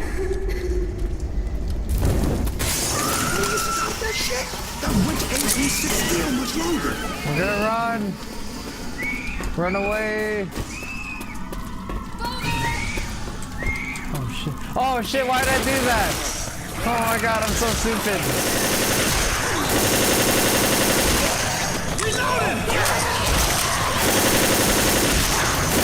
Okay, now we can turn on our flashlight.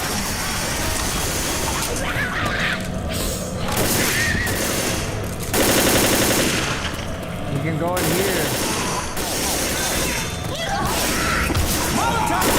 Why do I keep on pressing the flashlight button? God damn it, I hate myself so much. God damn it. There's a hunter out there. Reloading!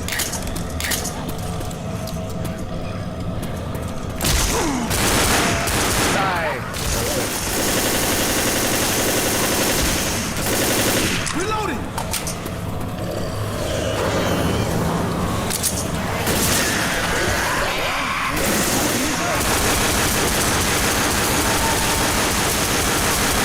Shoot any zombie that comes. Oh shit, there's a fucking hunter. Just shoot any zombie that comes through that hole. Oh shit, there's a hunter. God damn it. That was epic. Go through there.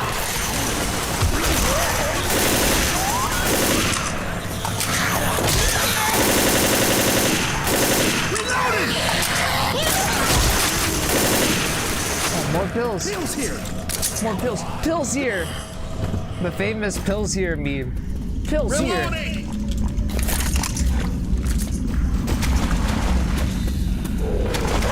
I hear it. Yeah, there's a tank. Got him. Reloaded! Run away. Run away from the tank. It's so weird. Wouldn't the characters' heads... Wouldn't the heads of the characters be bumping? They would be bumping their head on the ceiling? Oh my god. Oh shit, there's too much zombies. There's a shitload of fucking zombies. There's a hunter? We're gonna go this way because there's too much zombies that way. Okay, we're gonna need more pills. Mercy Hospital should be right above us. Pills just don't heal you like first aid kit. Period, okay? Period. Hurry, everyone! Hurry, everyone, hurry! He said hurry. We were on the Hori show. Instead of the Maury show. Grab and peel. That was a fucking shitty ass joke. Cover me. Sweet, baby! I gotta blow my nose. I'll be right back.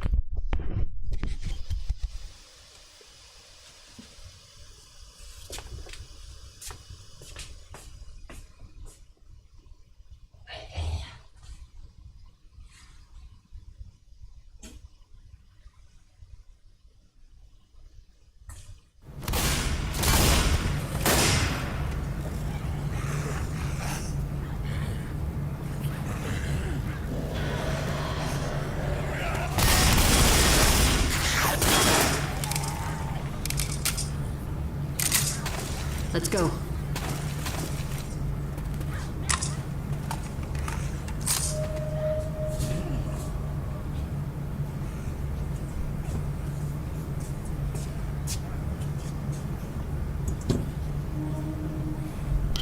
Alright, I'm back. I'm back. We're gonna get more ammo. No, we're not. We're gonna get a new weapon. Oh, shit.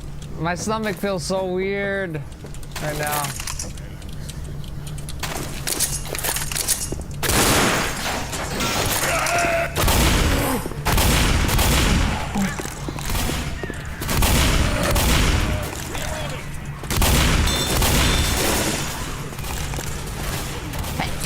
Oh my god.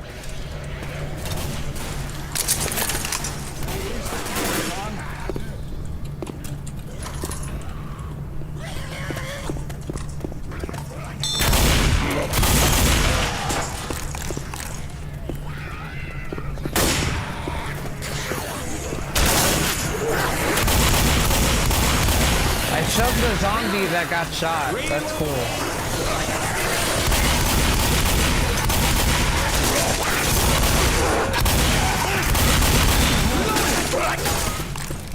This game is so fucking cool. Like, you can blow off the heads of zombies. It's just fucking, it's just awesome. Be right back. I gotta blow my nose.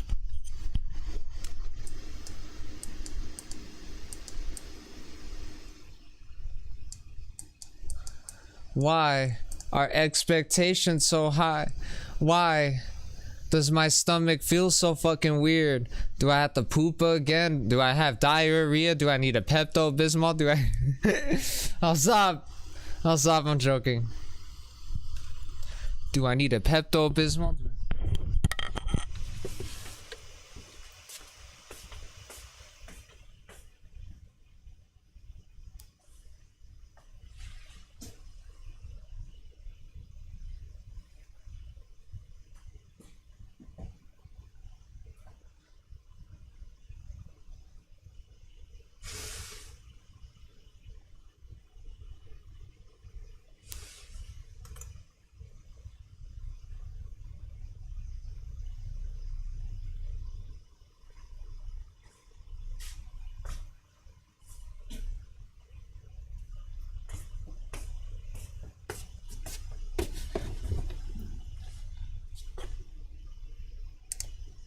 This guy had to live stream twice. I'm assuming his first live stream disconnected or something like that. That's why you get your internet hardwired, okay? Always if you're gonna live stream, plug in through Ethernet, okay? It's like the smartest idea ever. Who'd ever thought that would get faster Wi-Fi? And at the cost of, you might make other people in the house that are also using Wi-Fi lag. So that's kind of a bad thing. You might not be able to play multiplayer games too, due to your Wi-Fi. Did I try to play multiplayer in Left 4 Dead 1 on PC? I think there's barely. What the hell? The fucking mic? Why did the mic cut off? I think there's barely anyone that plays. Why does the mic keep on cutting off? I hate when the mic cuts off. Fuck. Is the game gonna load? There we go. This game was just so sick, just blowing off zombies' heads, just a lot of things. It's just so awesome about this game.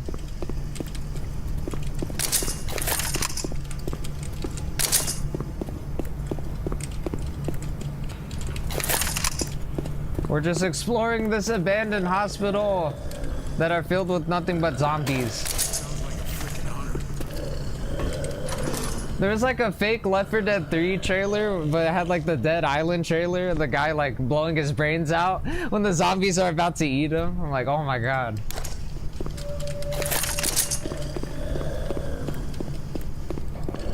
This guy is like, I do not want to get eaten alive by zombies, okay? But a bullet to the face? Suicide is just, or getting killed or just dying is just painful in general. Like, just whatever the cause it is. Because there's always gonna be pain. Pain is always associated with death. because you hurt the people around you. The hunter is nearby. I hear the hunter a lot louder, even after I pause the game. Oh my god, he's right there. He's literally right there. Oh my god, I didn't even see that. Shit.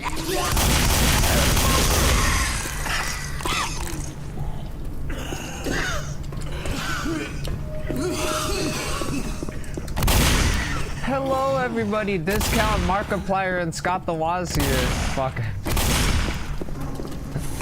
I missed, god damn it.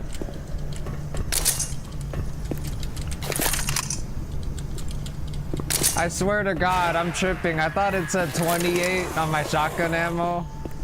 But no, it was for my pistol ammo. And my pistols have unlimited ammo. Those are just the bullets in my pistol.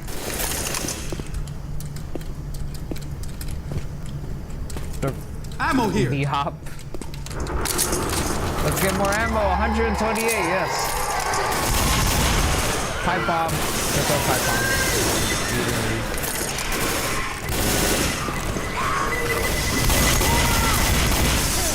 Oh shit. I still accidentally hurt myself with the explosion.